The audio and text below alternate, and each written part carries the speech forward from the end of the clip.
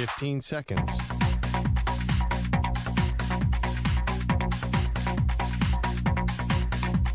Break ends in 5 seconds.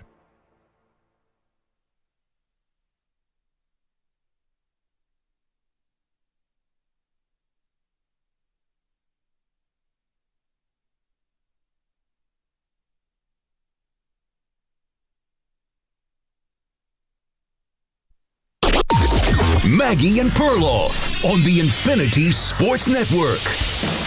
Here's a pistol. They ride the mesh point to Mason. Brockett, a throw out left. Wide open. Deebo Samuel makes the catch. And now speeding down the sideline. 30, 20, 15, 10, 5. Touchdown! San Francisco! First touchdown receiving of the year for Deebo. Yeah, that's when the Seahawks probably knew they were in a little bit of trouble. Hey, welcome to the show, Maggie, Gray, Andrew Perloff. But to their credit, the Seahawks actually did find their way back into this game. I mean, of course, it's a 49er game, so no lead is safe. But the 49ers end up prevailing 36-24. To be fair to the 49ers, they overcame injuries in this game. They overcame horrible calls in this game, ones that could have really changed just how the second half played out. Perloff, it was impressive by the 49ers, but have they answered all the questions that we've had about them? They've answered none of the questions because they were dying to let the Seahawks into that game last night. You cannot be a Super Bowl contender and have the worst special teams unit in the entire league. And they cost them the entire game against the Cardinals, and then they didn't fix a single thing last night. They're so bad at covering kickoffs that their kicker has to make the tackle. Gets hurt again at the end of the last because they cannot cover a kickoff. They should. I hate firing coaches. That coach has got to go. This is 2024 in the NFL. Nobody returns kickoffs, and you let the Seahawks get back in the game. So 2 weeks in a row, that is, to me, they have a 10-day bye. If they don't figure that out, that unit's going to cost them the entire season. On top of the fact that everybody, it wasn't, name a player who didn't get hurt at one point in the game. I mean, they're to their fifth running back, who's awesome, ironically. I mean, that doesn't seem to be a problem, but injuries, it's special teams. The third thing that I noticed, their defense is not scary. Had one sack. It was with 35 seconds left in the game.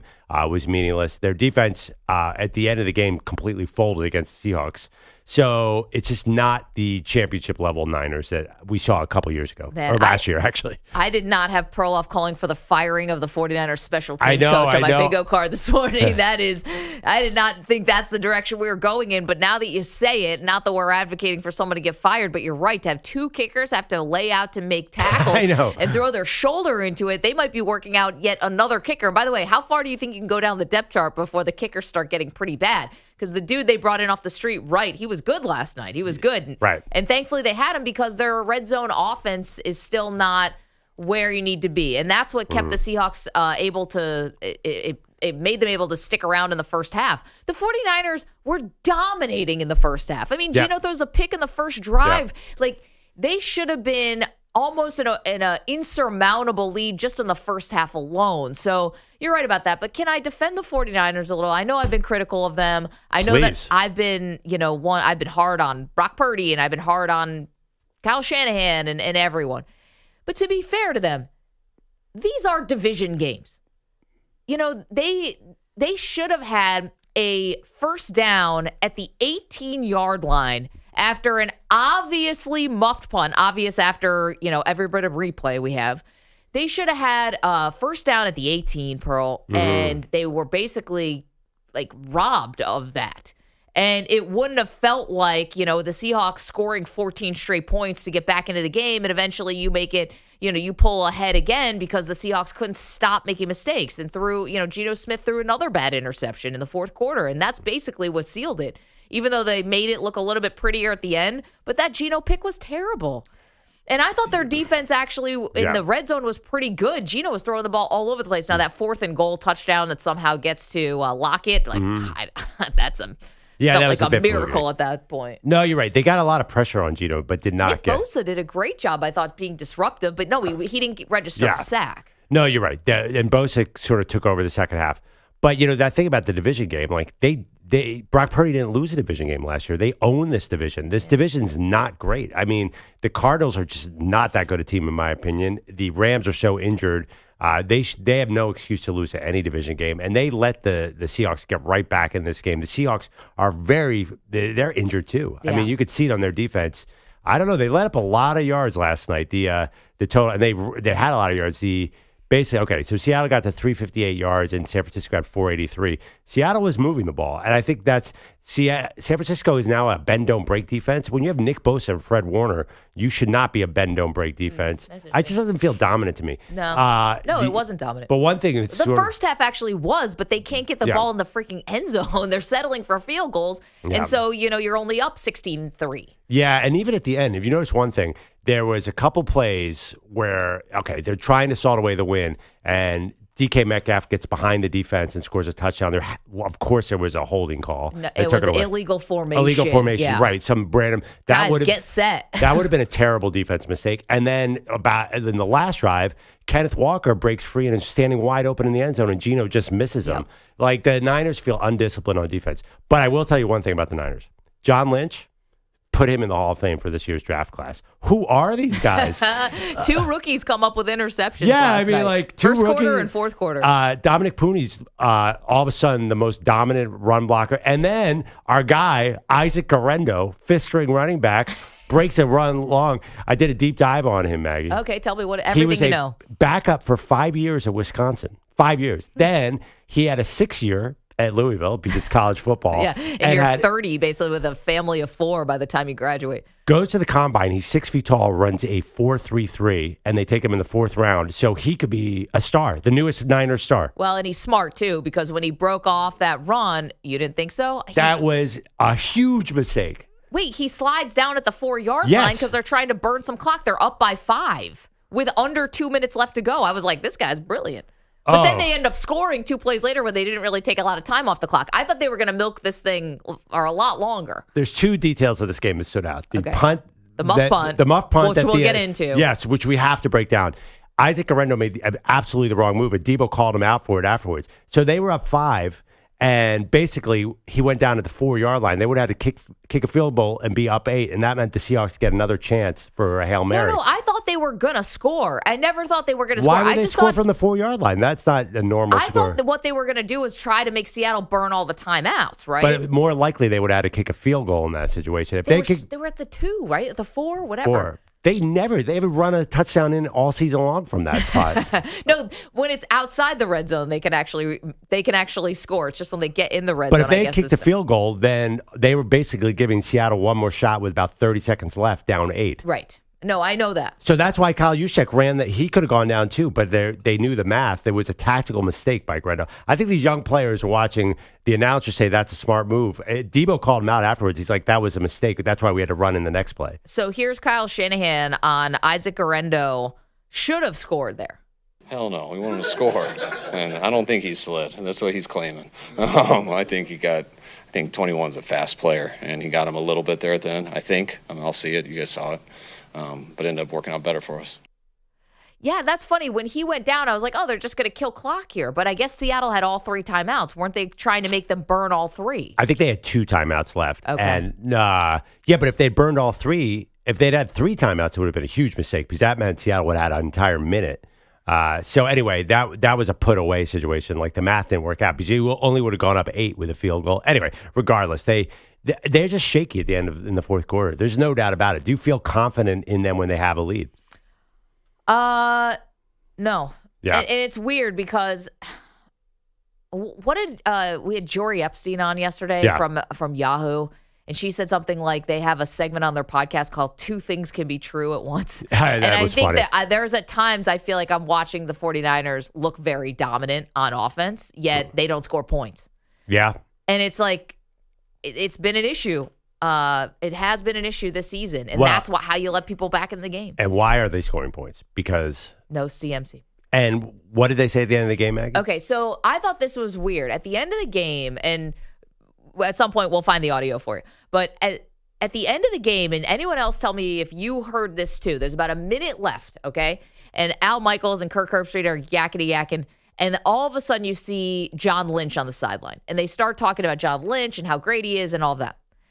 They basically made it seem like John Lynch told them that Christian McCaffrey won't be back for 3 to 4 more weeks, and that felt optimistic, Perloff. And now listen, maybe this is just John Lynch telling Al Michaels something or telling Kirk Herbstreit something because they want to throw their Chiefs off the scent, right? Their next opponent. Or maybe they're just trying to hold this thing close to the vest. Maybe it's just an outright smokescreen. But if there's any truth to it, that's not, I think, what we thought was going on with Christian McCaffrey. I think we're watching him practice or hearing reports of him practice thinking he's back for this Chiefs game. Now, again, could have been a lie, could have been a smokescreen, could have been John Lynch trying to play games through the media. But 3 to 4 weeks, that is not the timeline I thought we were working with. 10 days, they have a mini bye here. It seems like everybody else thinks that he's a possibility for the Chiefs game, except for that report. Actually, if it's 10 days, 3 weeks, it's not that different a timeline. No, like 3 to 4 more weeks, like games. Right, I think right. that's what they mean, like another 4 games. Well, if it's 3 weeks, okay. Like weeks in the NFL calendar. I don't know. I feel like Christian McCaffrey's going to gut it out because they're 3-3 now. Like every game is important, including this upcoming Chiefs game. I hear you, and that does. I'm not doubting the broadcasters, but I feel like I don't know what it is. Yeah. All the vibes are that he's going to be back sooner rather than later. A little Achilles tendonitis, wrap that thing up and get out there, CMC. A little Achilles tendonitis. He had to fly to Germany to get treated. Well, what happened? Pop some HGH in there. I don't know what you do in Germany. Just do it. Nobody knows, Pearl. That's why you go to Germany. Nobody asks questions, apparently, when it's overseas. True. Yeah, totally fine. Totally cool. But I thought it was an odd kind of throw-in at the end of the broadcast.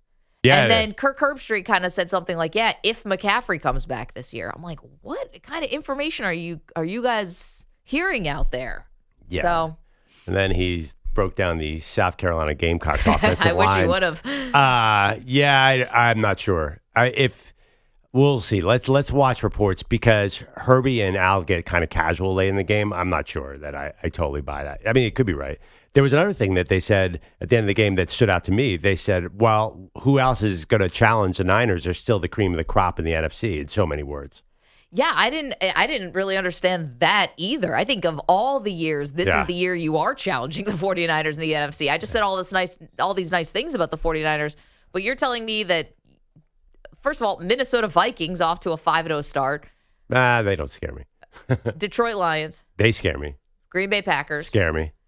Can I offer you a little Dallas Cowboys? No, you can't. How about your Philadelphia Eagles? No. Yeah, you guys feel pretty far away. Don't even try the NFC South, Maggie. They mentioned Tampa before they even mentioned the Lions. I don't even know if they even said the Vikings. Tampa's only a field goal favorite against Spencer Rattler and the New Orleans Saints. Well, no one can predict the NFC South. Yeah, the NFC South is quite hard to predict. I'll tell you one more. We have thrown a lot at the wall here about the Niners. You know who has snuck back into the MVP conversation? Brock Purdy. It's Brocktober. It's all happening. He had a big game yesterday. Now he has over 100 passer rating again. His stats are starting to climb up. He's clearly not a system quarterback because the system is totally broken because there are backups everywhere. Yeah, Brock had a couple good throws last night. Brock's numbers always look pretty good. I'm not trying to be a hater again, but what did he do on the Deebo Samuel touchdown that we played to enter to start off the show? Like, again, they're bad in the red zone. Brock Purdy doesn't take any heat for that. None. No. Okay. Well, you want to give the MVP, then crown him. But he fixed it a little bit last night because he did. He was not scrambling as much, I think. You think? Well, a little bit. He must have run 50 yards back on one play. Remember when he started, he'd spin to his right and just took off towards the opposite end zone and luckily threw the ball away? As a young quarterback, though, it's not a terrible thing if he's out there trying to make plays with the legs. At one point, he dove for a first down, too. I'm like, the head first stuff on a team that's had injury after injury after injury, I don't understand how. If you're Kyle Shanahan, you've got to get it through people's heads. Protect yourself. Well, I saw a metric. He's holding the ball longer than any quarterback in the NFL this year. So he definitely is. Everybody on the team is getting hurt, and you're out there taking big hits. I worry about Brock Purdy's health, too. They might want to protect him and tell him to stop scrambling so much. In the chat, youtube.com/infinitysportsnet and twitch.tv/infinitysportsnetwork. A lot of chat about the future of Geno Smith. Oh, now with Geno, the Seahawks. He's been so on point this year. I was surprised that he missed some throws that he's been hitting.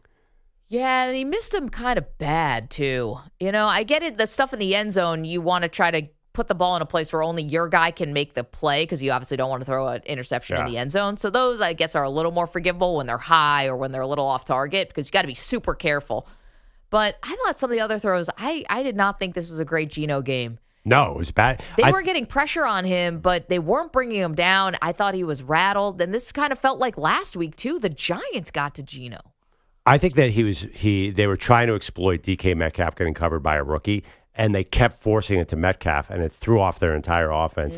Eventually they went to JSN, and he was a big part of their comeback. And then that Bobo guy came out, got 3 passes in a row. Like, they're like, well, DK's not working because they're bracketing him. I think the entire first half, they said, we want to establish a run. That was the big storyline. So they were feeding the run, and then they got away from it again. I think that they really they have to run, and they just are not comfortable. Ryan Grubb's just not comfortable. It was kind of effective. I mean, the 2 running backs combined for like 60 yards. Right? On 19 carries? No, eventually Walker broke one, I think. Yeah, right. Probably until that long. Actually, no, you're right. They only... Yeah, I thought these 2 guys didn't... Yeah, it was... Walker was 14 for 32 and Charbonnet was 5 for 20. I'm sorry, 52 yards. Yeah, 19 carries. 19 carries is not enough. How many throws did Geno have? 52 throws. Well, you're down 2 scores. You got to throw the ball to get back in the game.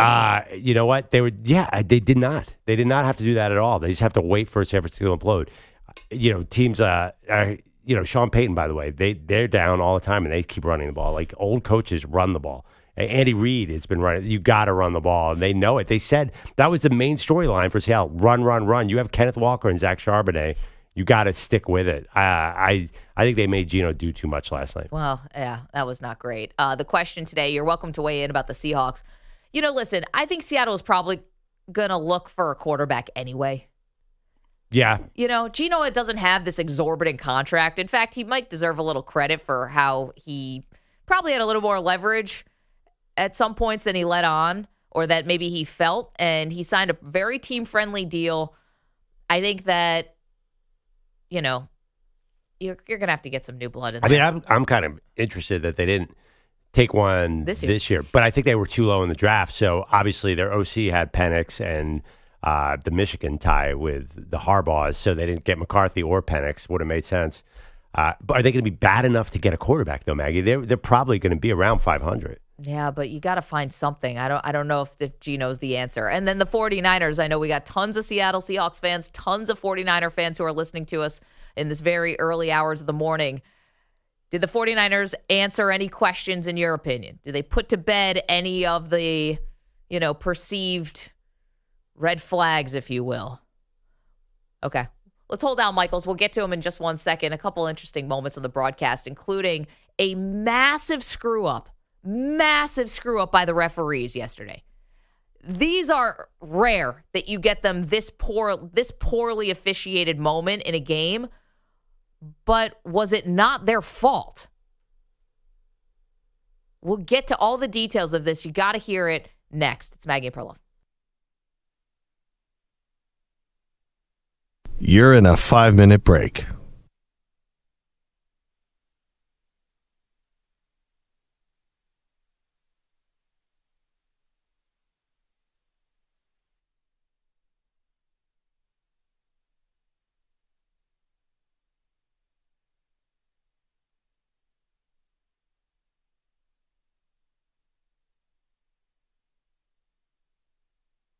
Four minutes, 30 seconds remaining.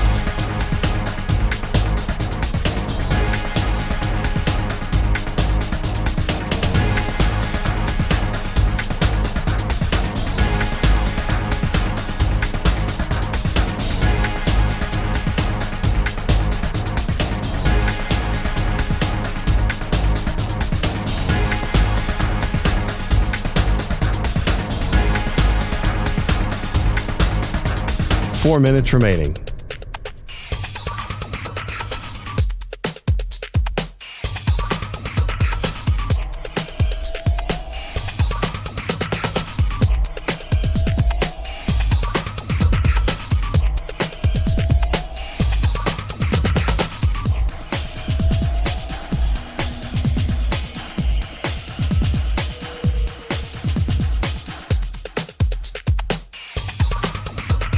3 minutes, 30 seconds remaining.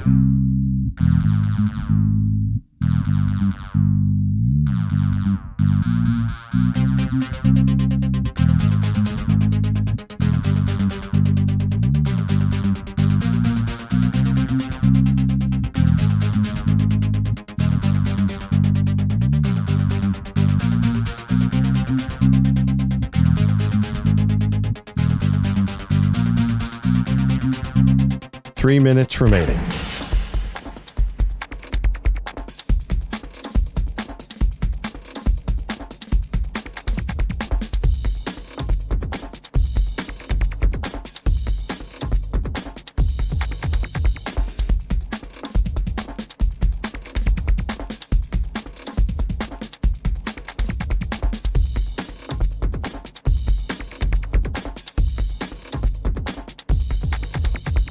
Two minutes, 30 seconds remaining.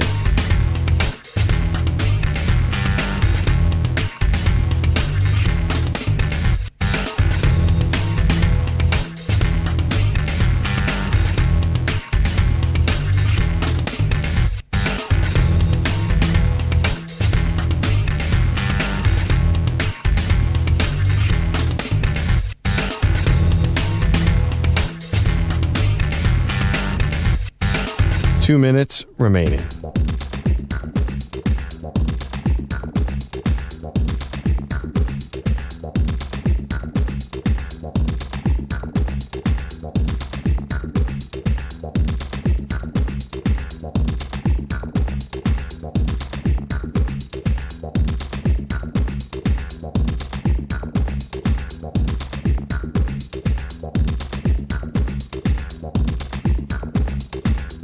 One minute, 30 seconds remaining.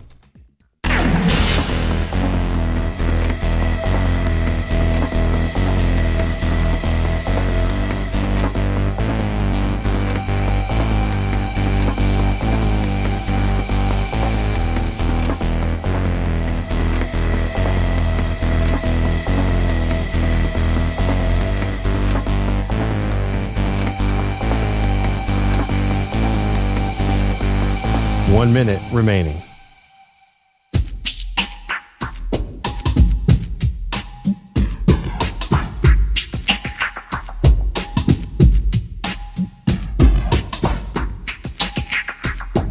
Forty-five seconds remaining.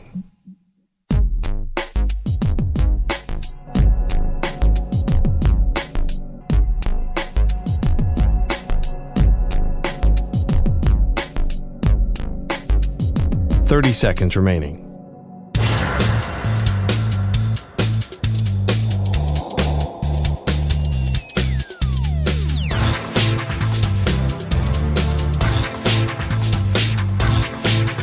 Fifteen seconds.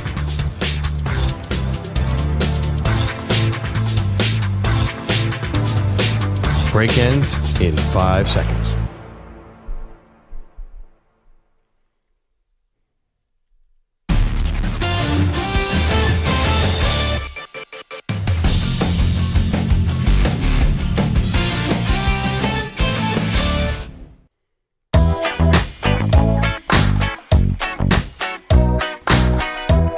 Welcome back, Maggie and Perloff. I'm always hesitant to criticize a potential corporate overlord, but sometimes Amazon is still finding themselves as an NFL TV production. First of all, last night was a classic situation where you had to go 2 screens because there was a baseball game in the WNBA Finals and the Amazon game, and 2 baseball games happening when that game started. It was the end of Cleveland and Detroit. Oh, that was still going on? Okay. Yankees Royals was like in the 3rd inning or so in that game. Yeah, no, I actually got caught up in an episode of Bones on TBS because I was trying to find it was Rizzoli and Isles? This is totally a side issue, but baseball not being on consistent channels is definitely a ratings kill. I mean, you telling me everyone knew where everything was last night?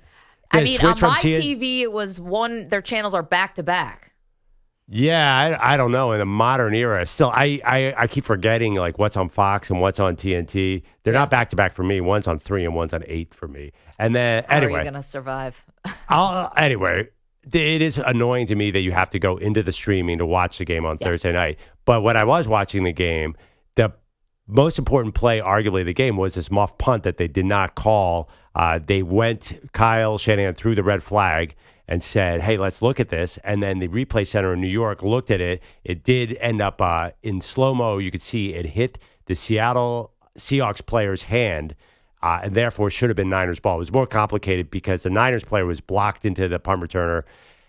Long story short, they screwed up the call, Maggie. And what was your reaction to this play? Or do we want to hear it first? So here's my reaction to the play. I think that we've seen enough football now that whatever issues you may have with replay review or whatever you think about where we are in sports when it comes to these kind of replays, I think we believe we have enough angles.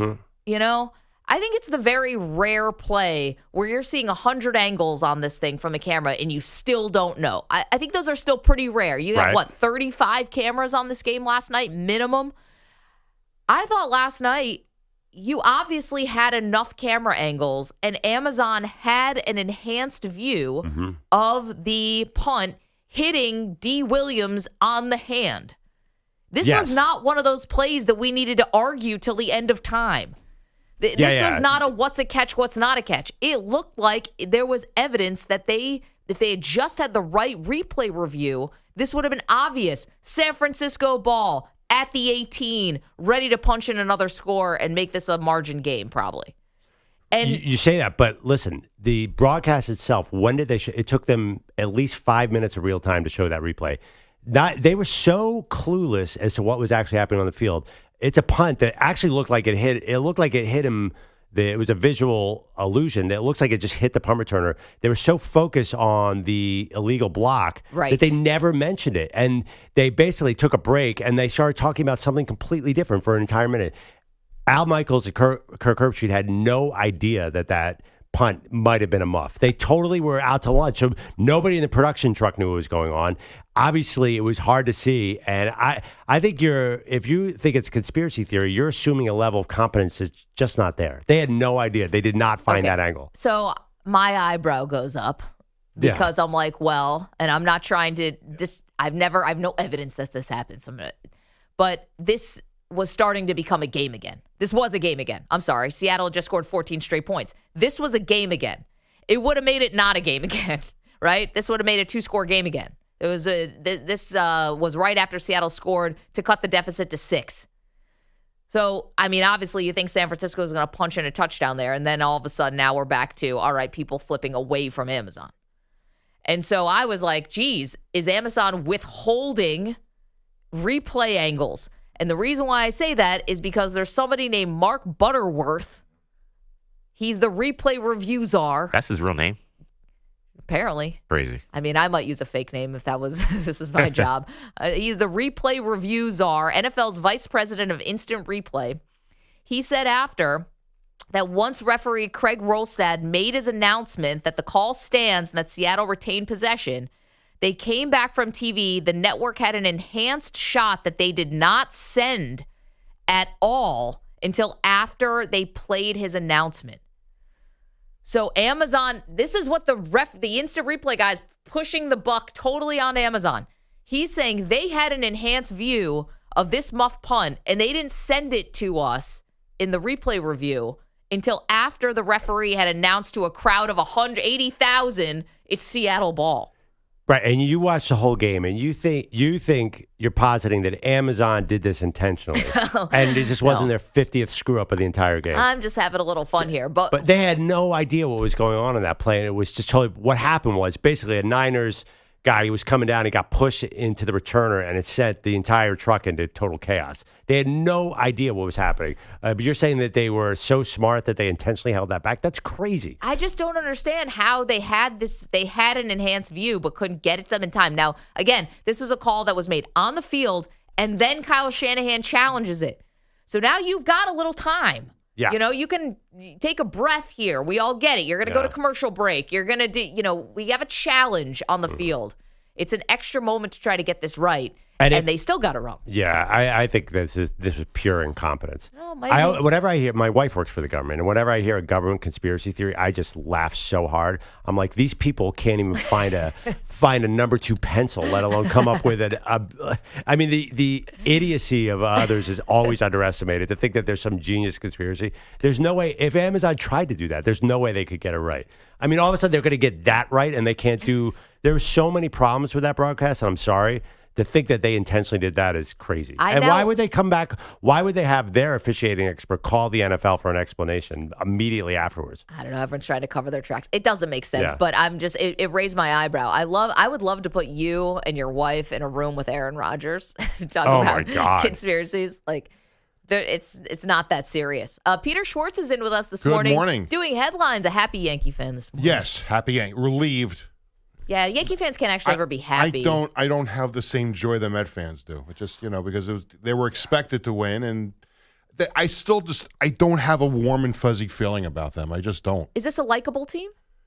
This should be a likable team. I think there's a difference between likable and just warm. Like, I don't have any confidence in them. Like, I'm like, a part of me is stunned that they won the series. Really? Why would this team be likable? Well, I think Aaron Judge is very likable. Well, likable to who? Likable to just the general baseball population? No, to the fans. Like, the Mets fans like this team. Yeah, I can see that because they're a plucky underdog. They're an underdog with, like, one of the highest payrolls. Yeah, I mean, you don't like Juan I like Soto? all. I mean, it doesn't matter to me whether like who's on the team as long as they win. I mean, it doesn't make a difference to me. I just don't. I still look at this team, and I just don't feel like. I just don't look at this team as a championship team. I'm actually stunned. Carlos Stanton's out here stealing bases. That won't give you confidence? I just I'm part of me is stunned that they beat the Royals. I'm going to be honest. We are friends with a lot of Yankee fans. Yankee fans are all over this country. This is not just a New York thing. It's the one baseball team besides the Dodgers probably that has this real national and international fan base. You guys seem miserable. It feels not fun to be a Yankee fan. You have 27 world titles. This should be so much fun. They don't owe me anything in my life. They really don't. I mean, I've seen them win a lot. So, like, it's not like the end of the world if they don't win. But, like, if the mission statement is to get to the World Series, then I want to see them get to the World Series. I just don't think they're going to. Yeah. Also, Juan Soto feels like a bit of a mercenary. Is he, does that really feel like a Yankee? No, if he signs an 8-year contract, then I'll consider him a Yankee. But no, I think he's a hired gun until he winds up signing, pen to paper. I think I disagree with. We've argued about this before. I think there's a large distance between Shohei's popularity and Aaron Judge's popularity. He's a number 2 player. Like I get it. I'm not sure like Aaron Judge making the World Series would be anything like Shohei. Well, I mean, Shohei's got a whole other country. I think so even behind him. Like, I don't even think it has anything to do with that. He's a phenomenon. I think he's but he's not freak. pitching this time. Yeah, but even at the plate, I mean, he's the first 50-50 guy. He's fast and he's got it all. Fascinating. Yeah. If he was pitching, it would be a no doubt. I mean, I was watching the World Baseball Classic, which I generally don't watch, just because I'm watching Shohei strike out Mike Trout. That was like one of the great baseball moments of the century, and it wasn't even a Major League Baseball game. Yeah, something about Judge. Judge is definitely way, way up there, but it's not like because he's not hot right now. Like, I don't need to see Aaron Judge in the World Series. Well, I think some of that is because we kind of went through our Judge moment when he broke the AL record. Yeah, he peaked already. Right. So now, like, I don't want to say he's old news, but like Shohei right now is the thing. So, right. We haven't had the peak Shohei on the field yet. Got it. Yeah. I mean, who knows? He probably won't even get there. I mean, we'll see. We'll begin in Kansas City in Game 4 of the ALDS. And Weaver deals to Curiel. A high fly to center. This is it. Judge is there. He makes the catch. Ball game over. American League Division Series over. Yankees win. The Yankees win. John Sterling on Yankees radio. Yankees beat the Royals 3-1. They win the series 3-1. Garrett Cole was outstanding last night. 7 innings, 1 run, 6 hits, 4 strikeouts. Cole and the Yankees moving on. We got a lot of work to do. I mean, we're going to face a really tough opponent, so it's going to come down to playing together as a unit and just continue to try to improve on the brand of baseball that we're playing. Yankees advance to the ALCS for the 19th time. Game 1 is in New York Monday night, but who the Yankees play in the ALCS, that has yet to be decided. The 2-2 delivery. Swung on, hit a ton, deep left, Green, back, track, wall, gone! David Fry! Off the bench, a 2-strike, 2-out, 2-run home run. Tom Hamilton, Guardians Radio. The Guardians beat the Tigers 5-4, evens the series at 2 games apiece, forcing a Game 5 Saturday night. David Fry said, a home run like that's a dream come true. You dream about it as a kid and think about it all the time, and in the off season and when you're working on stuff, and then it happens and it goes by real quick. I remember looking at the dugout and high-fiving Sandy, and then just black out, and then you're in the dugout cheering with the boys. Yeah, it was a lot of fun.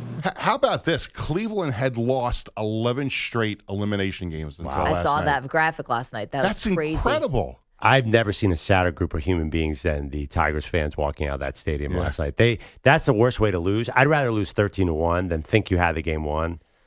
Yeah, but there was no way that Emmanuel Clase was going to be blowing more saves. He's too good, and it feels like such an anomaly that he gave up that 3-run home run in the last game. He's lights out. We talked about the people who like the Yankees. Can I speak for the Yankee haters here? Sure. Because this is one of those series where you have to make a tough decision.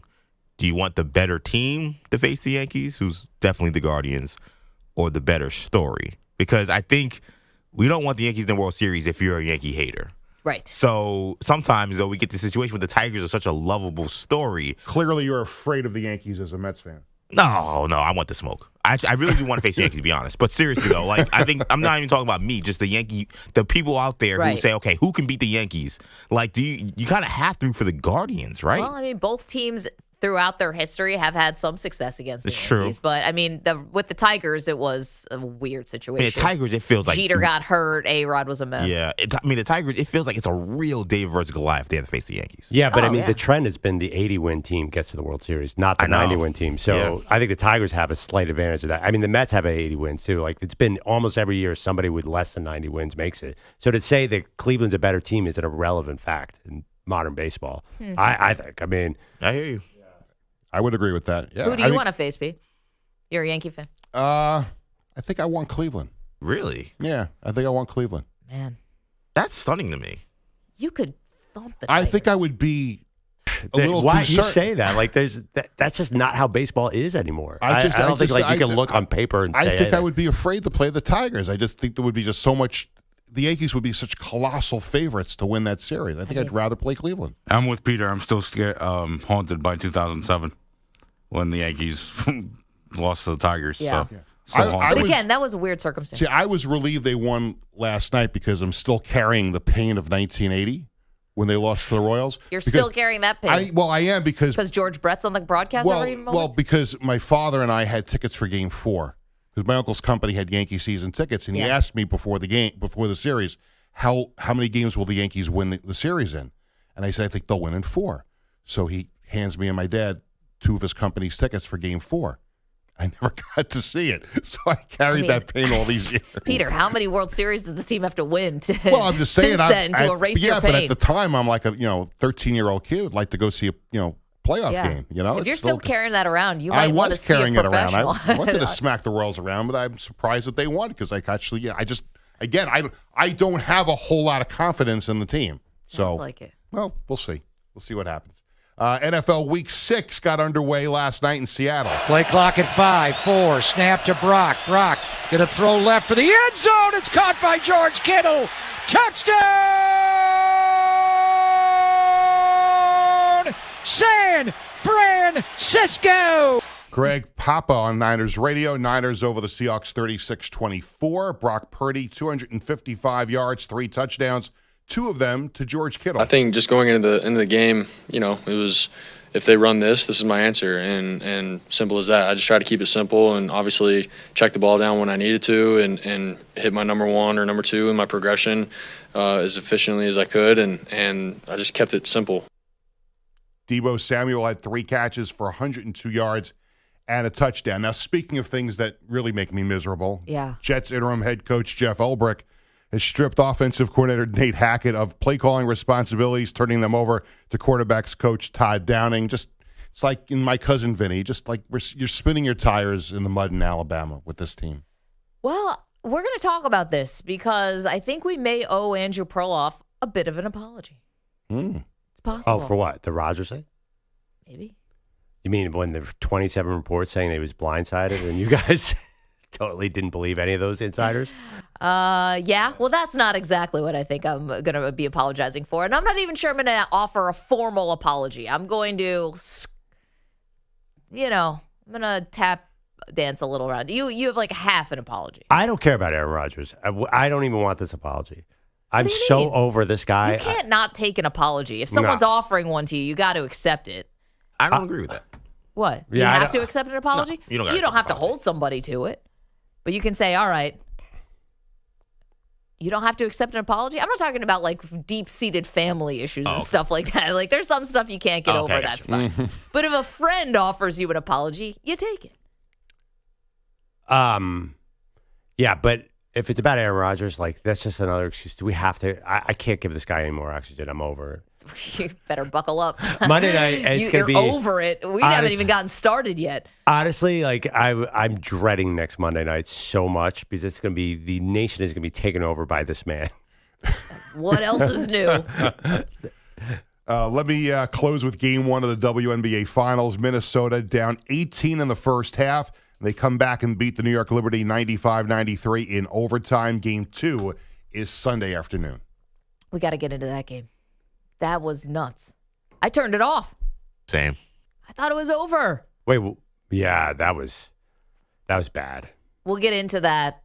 Stars coming up short in that game, so we've got a lot to do. Peter, thank you so much. We'll try to offer Perloff an apology if he's not going to take it. I also have a question for the group. I need a little help on something. We'll get to that in a moment as well. It's Maggie and Perloff.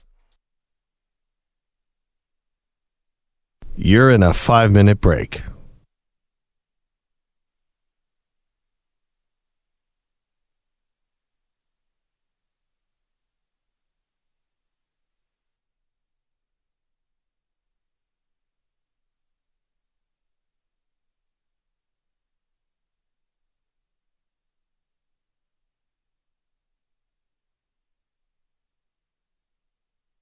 Four minutes, 30 seconds remaining.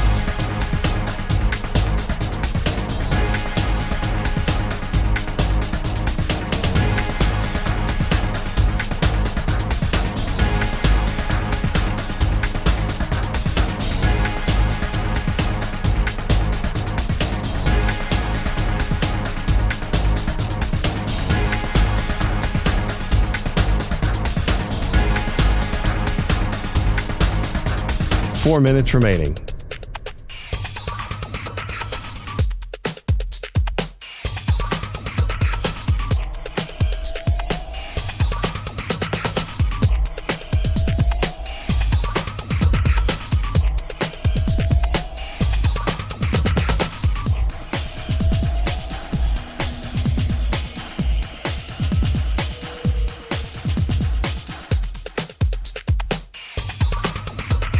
Three minutes, 30 seconds remaining.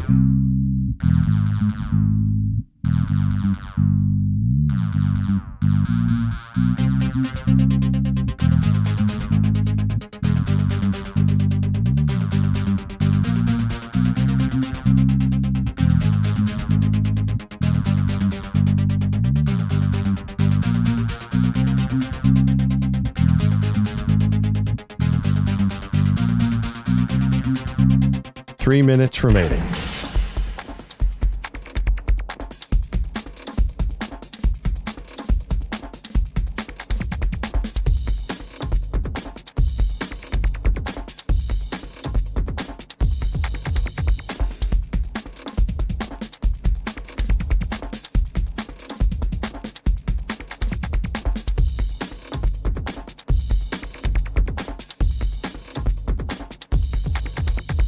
2 minutes, 30 seconds remaining.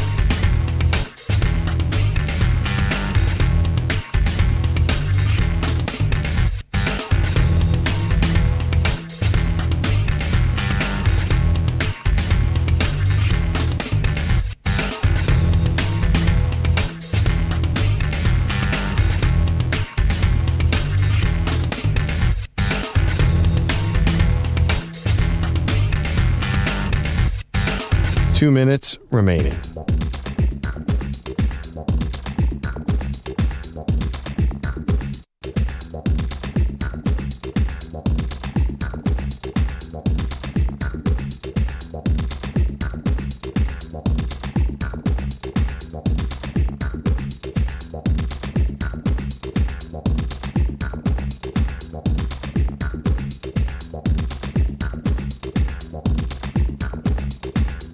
One minute, 30 seconds.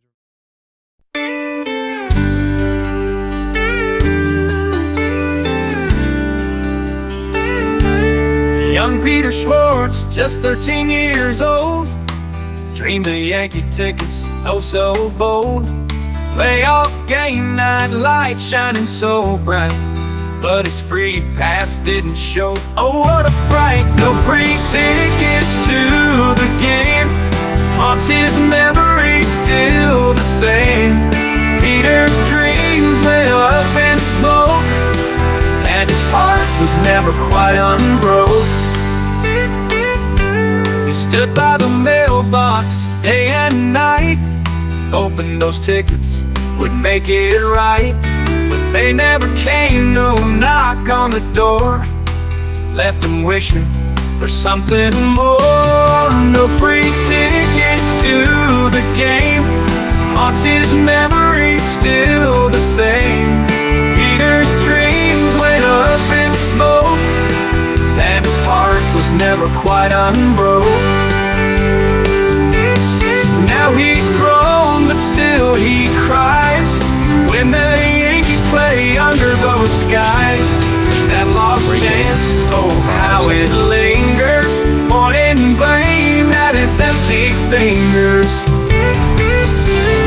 No free tickets to the game.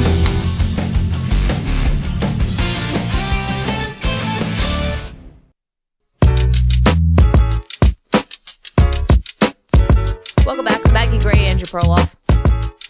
Get back to the 49er game in just a moment. 49ers beat the Seahawks last night, but did they really convince anybody that they've cured any of the problems, red flags that they've been showing over the last couple weeks? All right.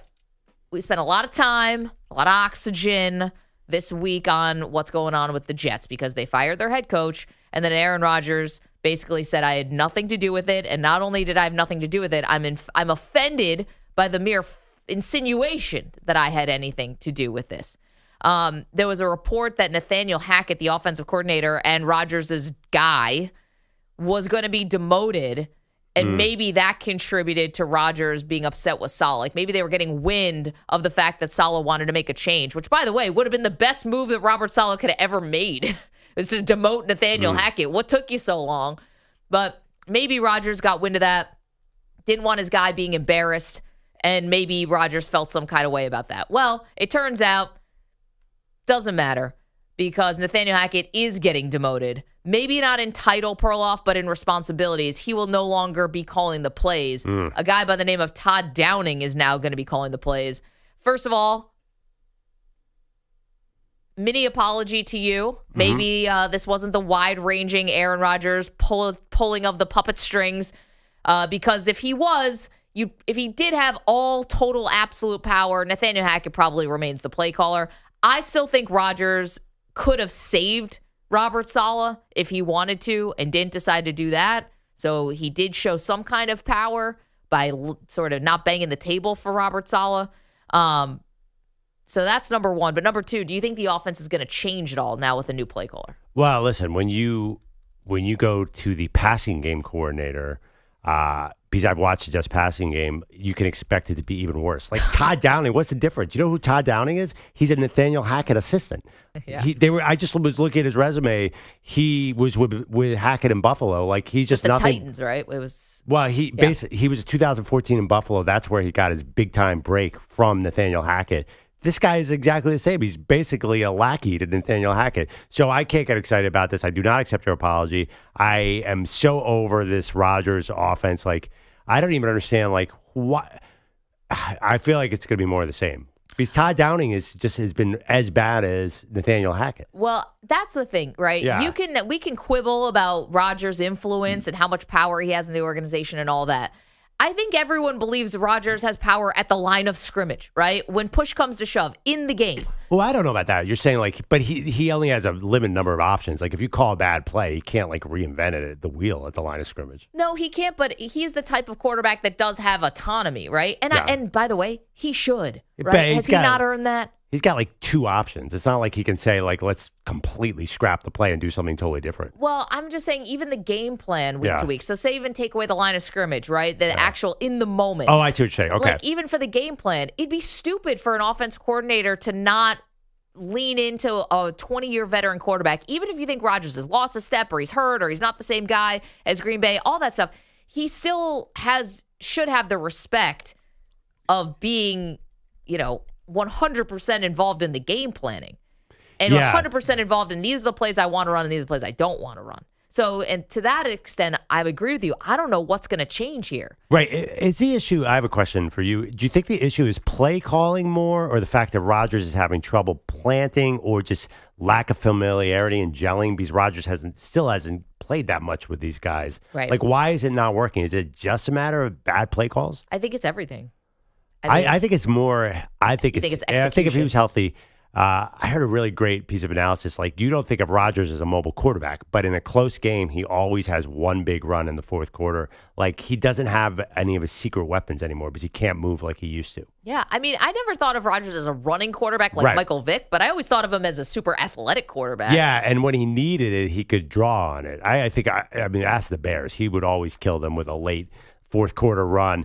I just think that he's not rounded into shape the way he wants. So I don't expect any major difference with play calling. I do think they'll beat your Bills because you've been telling me all year long that the Jets and the Bills will split till the end of time. It's just a fact of life. EJ, you're a big Jets fan. Are you expecting the offense to change now with Todd Downing calling plays? Nathaniel Hackett is going to be, pouring Gatorade.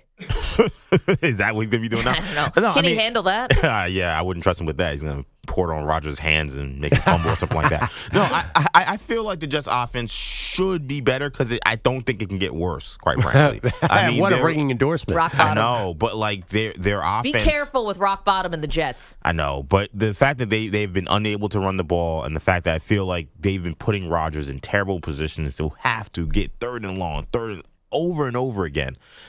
As long as they're doing something different than what Hackett's doing, I think that in the short term, it's going to change up things. And I think just changing tendencies will affect the defenses. But how receptive do you think Rodgers is going to be to Todd Downing now? When push comes to shove, when you're game planning, you're in the room, and he's like, I want to do this. Rodgers is still leading those meetings, and in my mind, it feels like he'd be leading those meetings. But by the way, Downey's been part of the game plan all year long. He's a passing game coordinator before this. Right. So he's there. Yeah, well, my hope is that because he's a passing game coordinator, maybe he will throw the ball on first down every now and then. Is that an idea? Nathaniel Hackett run on first and second down every freaking series. So hopefully they can maybe be more aggressive early in the drives. But I think he will be more receptive. Ulbrich said that he was supportive of the move to switch from Hackett to Downing. And when you're old and you're injured, you're beat up, and you're getting embarrassed because that's what's happening to Aaron Rodgers, I think you start to say, okay, someone give me, what are you seeing that maybe I'm not seeing? I think this is the moment where he'll be more receptive. Remember, this guy thinks he's Superman. He thinks he can do anything. He thinks he's above reproach. And for the most part, if you're Aaron Rodgers for your life, that's kind of been true. Right. MVPs, superstar, celebrity, you can't tell this guy anything. He's not that guy anymore, like Connor said earlier this week. So I think this was the only chance you have maybe to finally get him to be receptive to some different play calling schemes. I think that's I will believe that when I see it, because I think the opposite happens. I think when adversity hits, I think people revert back to what they feel comfortable with, right? What got me here? Yeah. And what got me here is me being the guy. And I know that he's limping around and it's not the same because he's definitely hurt and he's definitely older, Pearl. But I don't think he says, oh, this is the time I have to loosen the reins. I think this is the time where he feels like he has to hold them tighter than ever. That being said, I've watched your Bills play. Maggie, actually, they were better last week. They can't stop the run. No. I'm not passing once on first down. I am running right at them all game long, trying to wear them down. I don't know what the weather's going to be on Monday night, but yeah, I don't want a big Rodgers game. I want against Buffalo, the more Rodgers has to do, the least likely you are to win. No, I mean, the combination of Breece Hall and Braylon Allen should be able to win you the game. Right, Buffalo cannot, they don't have an answer. Right. But that combo should be great, and it hasn't been. EJ has a good point. That's the most disappointing part of this team is that they can't run all of a sudden. You can weigh in. Do you think things are going to change now? Are the Jets and Aaron Rodgers about to go on a little run here? 855-212-4227. Coming up, which college quarterback has the most on the line this weekend? Got a very busy and awesome college football weekend lining up. We'll get to that next.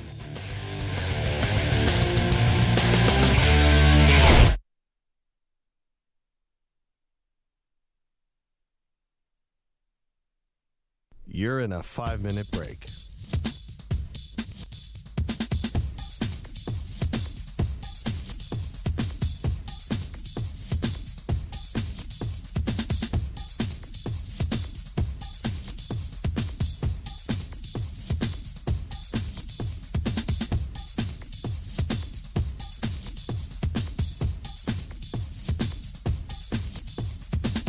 Four minutes, 30 seconds remaining.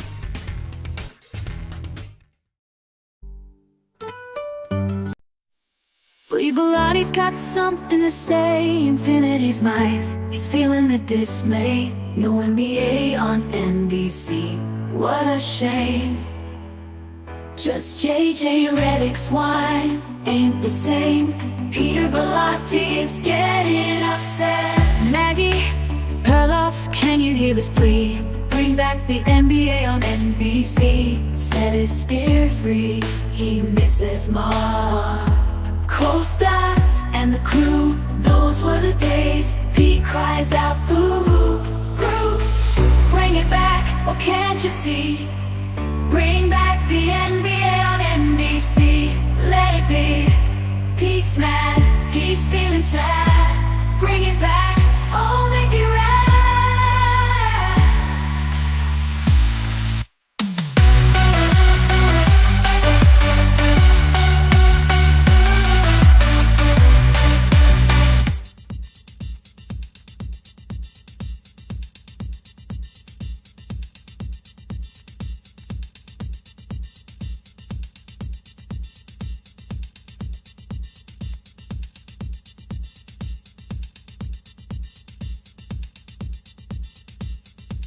3 minutes remaining.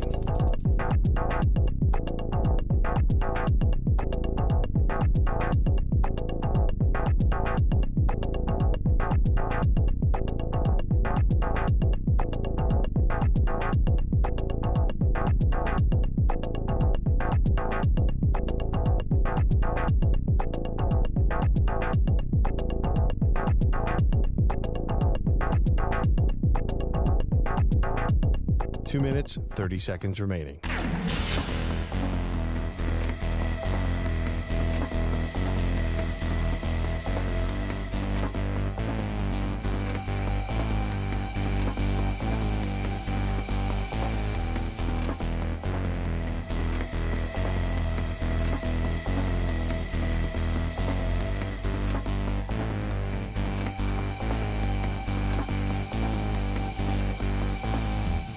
Two minutes remaining.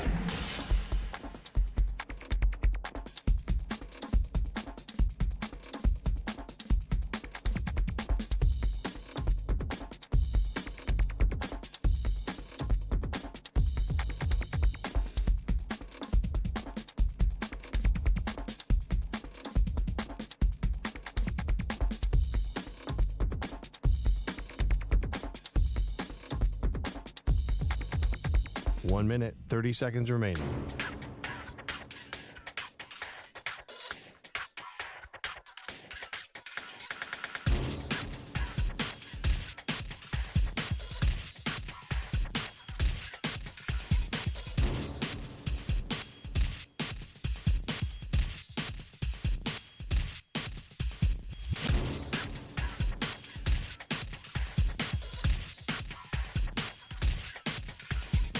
One minute remaining.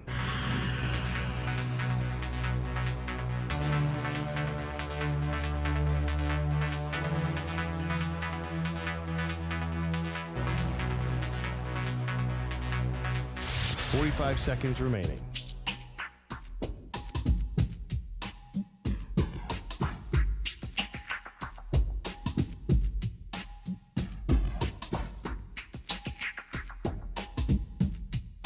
30 seconds remaining.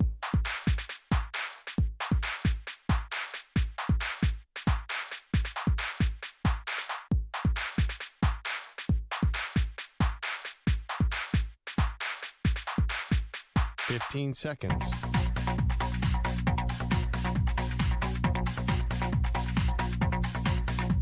Break ends in 5 seconds.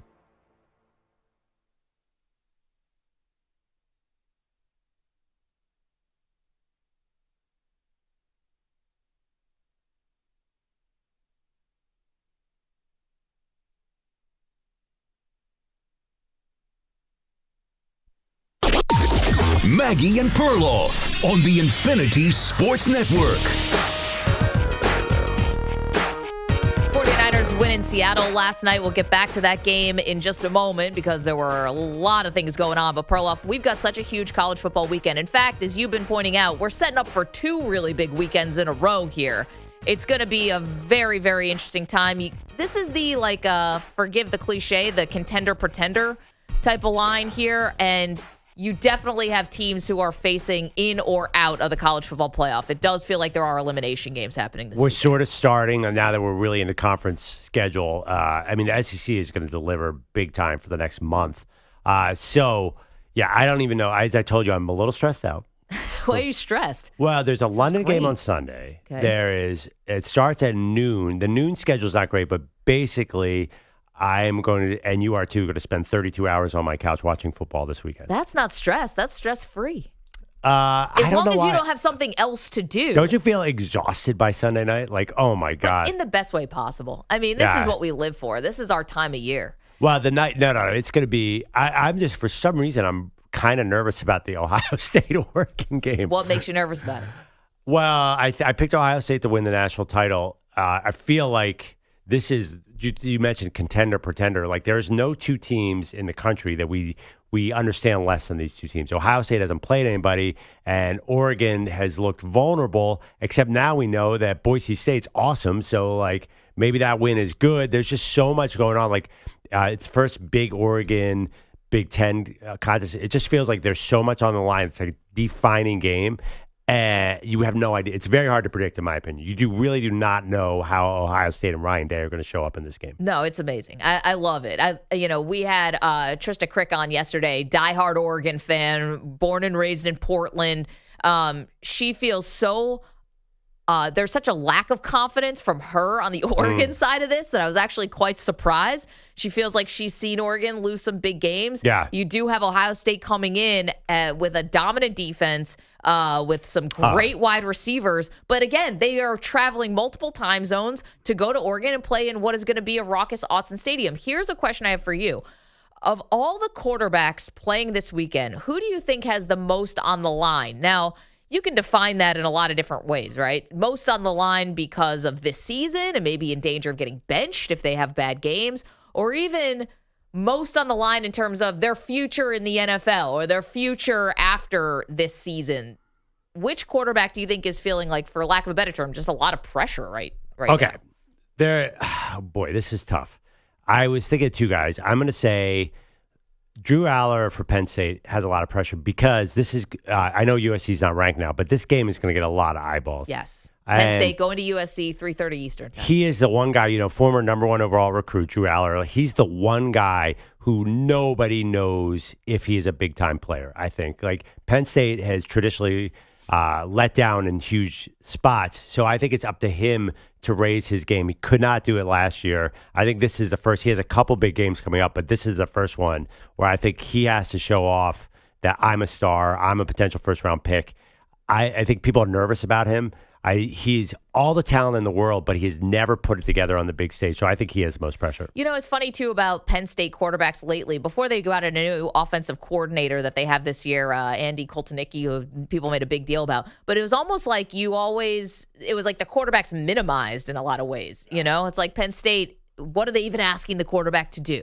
Right? It's like you're going to, it almost felt like they were escaping certain criticism. Not now, right? Now it's a little more of a downfield passing attack. It is a little bit more on the quarterback. I think that's a really good choice.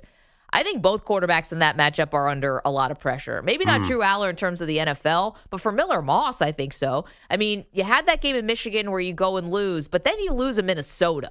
You got to look good. And Penn State's defense is very good. So it's not going to be easy. But, Miller Moss, Pearl, was getting a lot of positive attention after that win against LSU, and now it's waned a little bit. Feel like that dream is over. Well, I mean, we said to ourselves, okay, Caleb Williams is gone. Miller Moss will be the next Lincoln Riley out of nowhere. I think we were expecting Mac Jones at Alabama. I've given up. I'm sorry. Like I feel like there's not pressure. Then again, he could go out and just completely ball out this weekend and get back in my good graces. I'm not seeing him in mock drafts. He was there about 3 weeks ago. Yeah. You're right. People had him as a mid-first round pick, possibly. It feels like a long time ago. Well, he gets the Lincoln Riley bump. Guy's got a great coach. Can I give you the quarterback who I think is feeling the most pressure? Now, I don't know how he processes this, but just from the outside looking in, and that's got to be Quinn Ewers. Quinn Ewers, who's coming back from injury. Steve Sarkisian said yesterday he is starting. So, we've always been watching this very unique starter backup situation because Arch Manning is not your average backup. And so Arch got to play the last 2 games. He was playing against not great opponents, but he played well. And if Quinn Ewers, let alone if he gets hurt, but if he struggles, and remember, Oklahoma won this game last year. And so Oklahoma's defense is good. We'll see about the offense. They made a change at quarterback. It's a freshman who's going to be starting now in this Red River rivalry that you call the what? Everyone calls it the Red River rivalry. Right. So if Ewers, Pearl, let's say he throws a couple picks, early in the game, do you go back to Arch? And once you go to Arch, if that indeed would happen, now what do we do? So for Quinn Ewers, maybe not for the NFL, he'll probably be fine there, although he'll have some injury questions he'll have to answer. But for this particular season, you can only hold off Arch Manning, I think, for so long. Yeah, I'm not sure I see it that way. Arch was good, but that Mississippi State game, Mississippi State's terrible this year. Yeah. They would let him hang around. Arch, his final stats were amazing, but I was actually watching him. I'm like, oh my God, is Mississippi State going to make this a game late in the game? Then Arch got a couple fourth quarter touchdowns. I'm not sure it's that close right now. I feel like Sark loves Quinn Ewers running this offense. Well, even if they struggle a little against Oklahoma, I think they would chalk that up to, okay, well, Oklahoma brings their A+ game in this Red River rivalry. So I don't know that Ewers is feeling the pressure in this game. Listen, I also think that the Mannings, all of them, have taken a little pressure off of this because didn't Eli and Peyton basically say that you shouldn't lose your job to injury? I mean, they're kind of trying to do the right thing here. And Ewers would, if he gets injured again, all right, then you have to go to Arch. I just don't know how long you could keep him. How long can you hold him at bay if Ewers doesn't play well or if they find themselves in crunch time? I also wonder with that Mississippi State game, and were teams holding back? Don't you feel like that's been a theme this year? You don't want to show everything early in the season. Maybe that's always a theme. There's been a lot of talk going back to that Oregon-Ohio State game, that Chip Kelly has not actually shown everything he wants to do. That's a very optimistic read of modern Chip Kelly. Has Chip Kelly the last 8 years been doing that? He's been holding back the entire stint at UCLA. That was brilliant. It's a long play. Got him right where he wants him. I don't know. I've heard another debate. People are saying, is Quinn Ewers, can he still get the Heisman by winning those games? I mean, that guy knows how to run Sark's offense. Maybe Oklahoma gives him a hard time. I'm much more high on Quinn Ewers, especially as a college quarterback. I don't know if he's a high first-round pick. I mean, he's still injuries are. I mean, he's still, if you read any mock draft, he's 4 in most of them. He obviously, another, like Drew Aller, #1 overall recruit by a mile. I think they're probably going to beat Oklahoma. Because Oklahoma, how's Oklahoma going to score in this game? I don't know. That's why the spread is 14.5. Even if Ewers doesn't play well because he's rusty, I still think they have a great chance to win this game because Oklahoma can't score. So then you have the real test next week against Georgia. And now Georgia's defense all of a sudden isn't Georgia's defense. I think Ewers is in a good spot. I'm more confident in him. I think you've been kind of waiting for Arch. I don't know. I'd like to do some sort of show bet on Ewers. I'm really high on him. All right, but you could be right. Arch Arch is amazing. I mean, I've never seen a more surefire number 1 overall pick since Peyton. I mean, he's going to be the number 1 pick in the draft. I would start tanking now if I was a team. But I still feel like no, you can't tank because it's the Mannings. It doesn't matter if you have the number 1 overall pick. He's going to go wherever they want him to go. Didn't we learn this with Eli? And with Peyton, quite frankly. Peyton Manning didn't want to go to the Jets, so he went back to Tennessee. So Arch is in his second year, so he could presumably go pro after next year. But does he need to? He doesn't need the money. Why doesn't he just stay at Texas and do 2 years like Peyton did? Well, listen, you can say he doesn't need the money. That's fine. I still think it's what do we think the starting quarterbacks are getting paid in college right now? Well, a guy like Arch Manning, he's probably making $3 million now. He's not starting to probably make $10 million. Okay, you're a first-round pick. You're the number 1 overall pick. You get $20 million the moment you get drafted. Yeah, but you're signing a 5-year, $31 million. You definitely could make more, and you could make more in college than your rookie deal. I get it, but if you're looking, you could get injured at any moment. That still exists. Well, you're trying to get to your second contract, and you're trying to start the clock on your second. You would definitely. Deal. I mean, if you actually look at the math, you would definitely make more in college than the 5-year rookie deal. Right, but you're trying to get to that second deal. But why does Arch care about the second deal? He's got Omaha Productions money. It's $250 guaranteed probably by the time Arch is signing after the 3rd year that he's in the league. I think it changes. Let's be honest. It changes the math for Arch. I think Arch has sat there for 2 years, and back of his head, he's like, "Well, I could stay here another 2 years, try and win 2 national titles." Arch could be the first $70 million a year quarterback, and there's probably gonna be someone maybe even gets there before he does. Dak's at 60. Anyway. I mean, his father did the same exact thing and went back to college. Arch's not father? His uncle. His uncle. Yeah. His uncle. His father would have loved to, but had a neck injury. Yeah. But he does not need money. But I don't even know how he got here. Ewers obviously is gone after this year. It's going to be Arch's team. I think he can wait. I think you're very curious.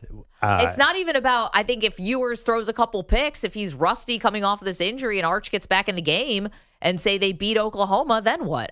It's not so far-fetched. We're talking about which quarterbacks have the most on the line this weekend. Perloff, you think that it's... I think Drew Aller is under a lot of pressure. I think the whole Penn State program is under a lot of pressure. Fair. I think that it's Quinn Ewers coming back off of injury. EJ, which quarterback is the most on the line this weekend? I think they're 2 good picks there. I'm going to go to the team with the $20 million NIL roster, the team that has all these NFL players. You say, wow, this guy's a star. This guy's a star. And you look at the quarterback and you're like, yeah, that's their quarterback? And that's Ohio State. Yeah. And look, Will Howard was a really good player at K-State. He's been really good this year. It just feels weird, right? Like we saw kind of Kyle McCord being the quarterback of Ohio State and how he clearly just wasn't good enough to kind of raise that roster that was clearly talented enough to make the college football playoff last year. I wonder if we're seeing the same thing again, right? Like Will Howard is not necessarily this Cam Ward talent or some of these other transfer quarterbacks. Dylan Gabriel, like he's not this guy's going to put up these huge numbers. He's putting up huge numbers now because they're playing against nobody.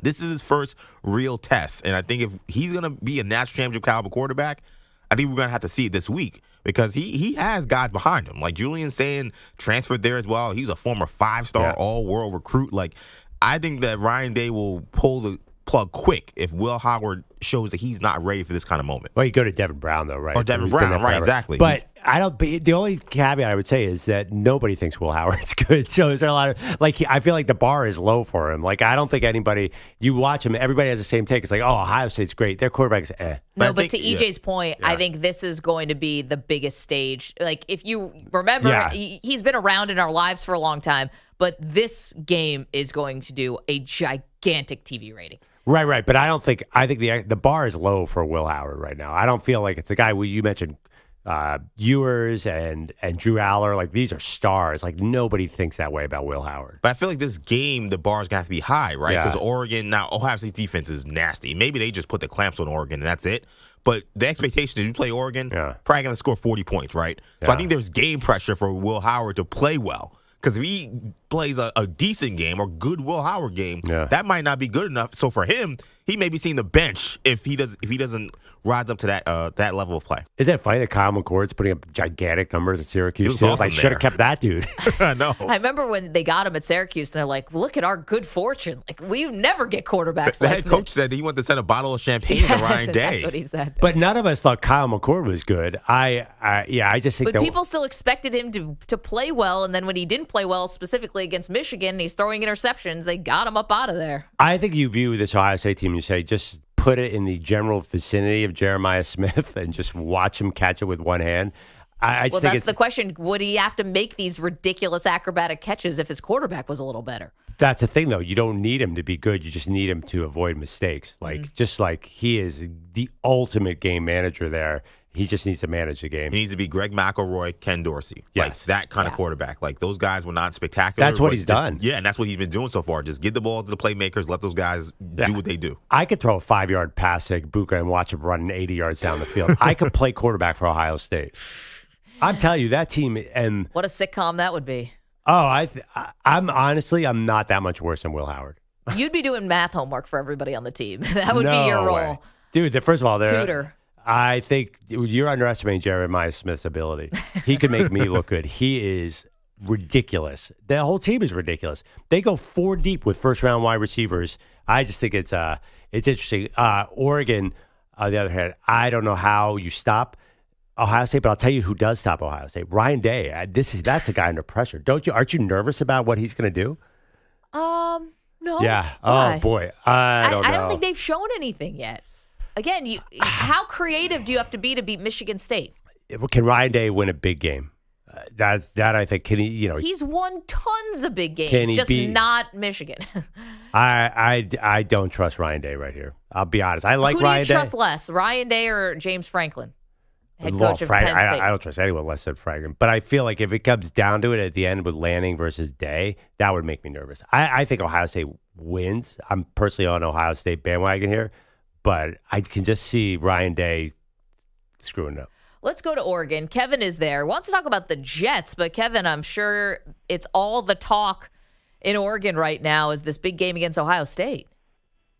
Oh, definitely. And this isn't what I called about. But I think Dylan Gabriel's got a lot of pressure. And the reason I say that is they made a big deal about getting him from Oklahoma. He's replacing Bo Nix, and he's supposed to be, all of that. And he's going to go up against the defense that he probably hasn't gone up a defense that is good as Ohio State. So I think he's got a lot of pressure. Yeah. It's a great point, Kevin. Also, the red zone interceptions for Dylan Gabriel, that's got to stop, or else you're not going to have a prayer in this game. Absolutely. I mean, I hate to say it because I really want Oregon to win, but I think Ohio State's going to win this game. Listen, I called about the Jets. Sure. I mean, Aaron Rodgers got either sacked or hit almost 20 times in the last game. They rushed for 14 times for 36 yards. I mean, Perloff could do that, I think. Yeah. I'm sorry, Perloff's playing quarterback for Ohio State right now. He doesn't have time to quarterback the Jets. On Sunday he can go play for the Jets. But I think their offensive line is the problem, and until they get that fixed, I don't think the Jets have a chance of doing anything. Yeah, I think, Kevin, it's a great call all around. I'm actually surprised. It doesn't seem like anyone in Oregon is really feeling confident right now. And I get it. I see how the season has gone. It has not been – you've been in some dogfights that you did not expect to be in. I understand that. But you look good against Michigan State. I don't know. Anyway. Against Michigan State. Yeah, I don't know. But it's like, you're getting the ship right. You're ready for this game. You're home. Anyway. I mean, you basically have the entire first round of the NFL draft coming into your building. Okay. You better get that stadium better be loud because this is trouble coming. I wanted to mention this yesterday because we were talking about what pressure maybe Dan Lanning be under. And for some reason, I have Oregon winning an national championship. And I am, too, very nervous about this game. Okay. Well, it doesn't matter. You could lose this game and be just fine. Yeah, in theory. But I just feel like as good as Oregon's looked under Dan Lanning, I still can't get that image out of my head of week 1 2 years ago against Georgia going into the Mercedes-Benz and just getting mollywopped. They didn't belong on the same field as Georgia. Yeah. And when Oregon plays some of these top teams, it just feels like they're a step below for some reason. I know, but that was almost 3 seasons ago. When you really think about it, it was opening game of last year. I did a whole season after that, then a whole other season. Now we're midway through another season. But it just feels like I watched them lose to Washington twice, and we know Washington wasn't, up to that level. Obviously, they didn't win a national championship. It just feels like Oregon is like the greatest of the very good. Like that's what when it's SEC or Ohio State time or Michigan time, it just feels like they're just not going to be as physical. They're not going to be as tough. And that's tough because Dan Lanning is a tough guy. Like, that's his whole image. He's a defensive guy. He's a defensive guy. He's a physicality guy. But, like, this is going to be a major test. And I think that's why Oregon fans are scared because they've seen these games before. Yeah. And that last one, the last big test, they failed with flying colors. They lost by like 40 points. Well, I mean, that was Bo Nix against Georgia. That is a special kind of living hell for a quarterback. Yeah. I mean, he never could. You know what's going to be fun is this. He's getting a lot of hype is Jordan James, the Oregon running back.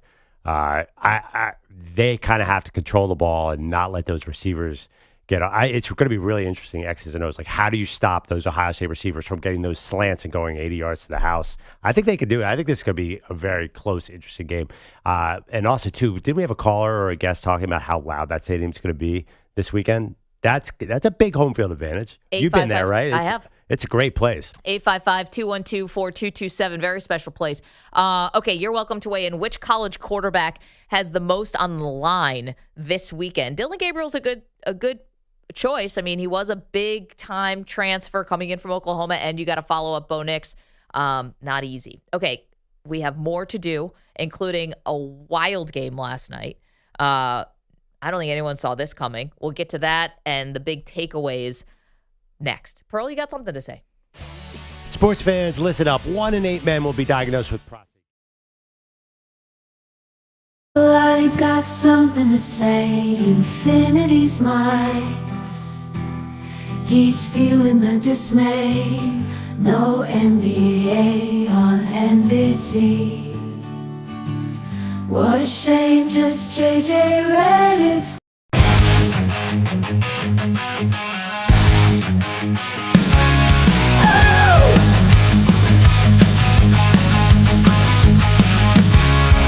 Packers won the game, Alec Willis led the way, throwing downs and running fast, made defenders pay. But we all know the real story ain't the win or play. It's Bellotti State back, they'll dodge another day. Where's the meat?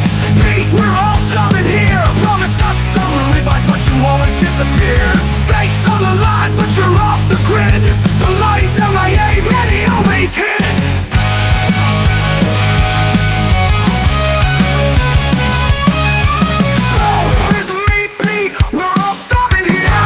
Some ribeyes, but you always disappear.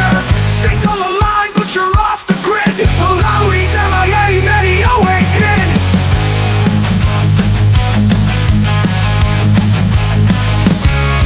Showing up to work, no, that's not his style. He's out on a vacation, gonna take a while. He bet us stakes, but we'll never get our share. Cause Belotti's at home in his favorite chair. Where's the meat? We're all starving here. Promised us summer ribeyes, but you always disappear. Stakes on the line, but you're off the grid. Belotti's MIA, many always hit. Where's the meat, Pete? We're all starving here. Promised us some ribeyes, but you always disappear. Stakes on the line, but you're off the grid. Belotti's MIA, many always hit.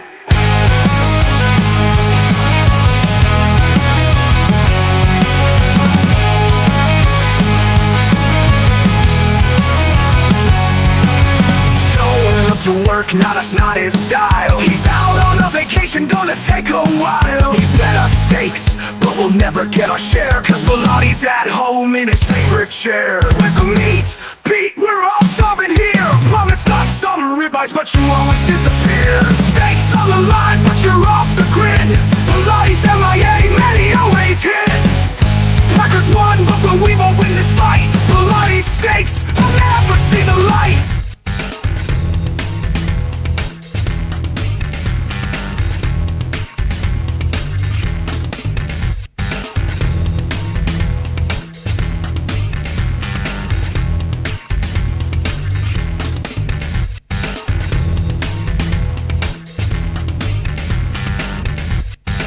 Two minutes remaining.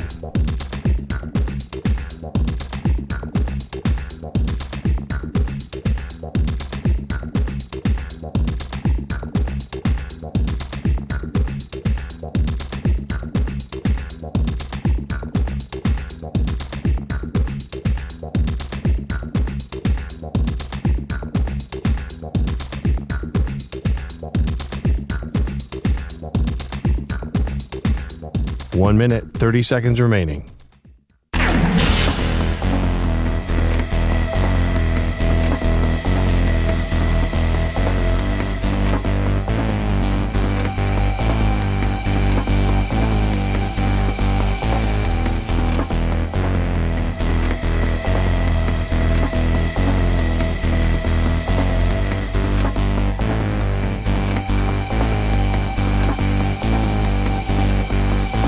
1 minute remaining.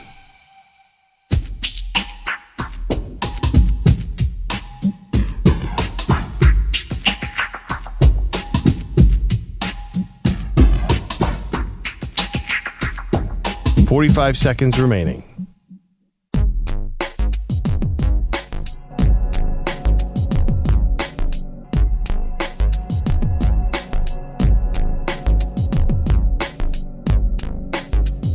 $30 seconds remaining.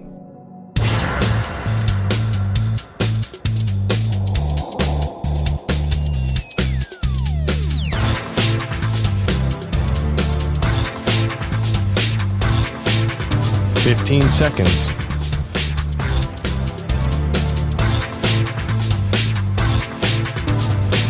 Break ends in 5 seconds.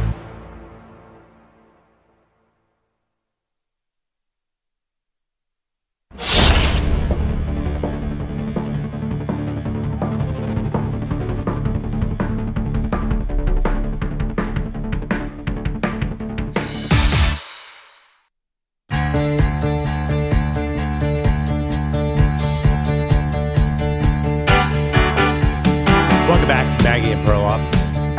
So this is Billy Joel, right? Okay. Peter Schwartz, how many times have you seen Billy Joel? I've seen it 20 times. But this is also the theme to the 80s sitcom Bosom Buddies, which did not make our, with Tom Hanks. Ah. And I consider us bosom buddies, Maggie. And I think that, wait, is our friend on the line? There's another bosom buddy who I know was very, very proud of you the other night because Maggie was honored as a Synopsis Game Changer, honoring women in sports media. Unbelievable night. A lot of celebrity sightings. There was food. I don't think we really had a chance to eat. There was a too busy schmoozing. One of our bosses stealing a trophy. It was a wild night, but I'm still coming off that high. Yeah, and it sounds like we've got one of our pals, your bosom buddy, but mine too. Sully's on the line. Sully. Sully is on the line. Yes. Sully finally got through. EJ answered. I called like the third phone number that I had from you guys. It took me, I had to do like some serious digging to get online. What's up, people? Why did you just text us? I don't want to interrupt the show. You're not supposed to be on your phones, Andrew. Honestly, Sully, a true professional and one of our great friends. Really, it started off as McLovin's friend, but I've just adopted you, Sully. Where are you right now? Are you in Vegas? I am in Las Vegas. Dropkick Murphy had to get up and go do his business an hour ago, and neither Schmoopy and I have been able to fall asleep since. I'm like, you know what? Let's call in. Let's give EJ some love because he's back on the set. He's able to answer the phones. He's not at home. Multiple things I love about you guys. Looking at the screen, Maggie, you got the football over your shoulder. McLovin's got the hockey puck over his shoulder. We got to get something for EJ, even though he's talking in the background. He doesn't know what's going on. We got to get some stuff for EJ's office. What's up? This is my favorite piece of memorabilia when Sully was so generous and sent me a Jim Kelly signed football. I mean, there's no better gift that I could ever receive. I don't think EJ's allowed to put memorabilia on that side of the glass, Sully. I mean, but you should come. You got to come to New York. You're going to be on the East Coast, I know, coming up soon. You got to come down and visit us, buddy.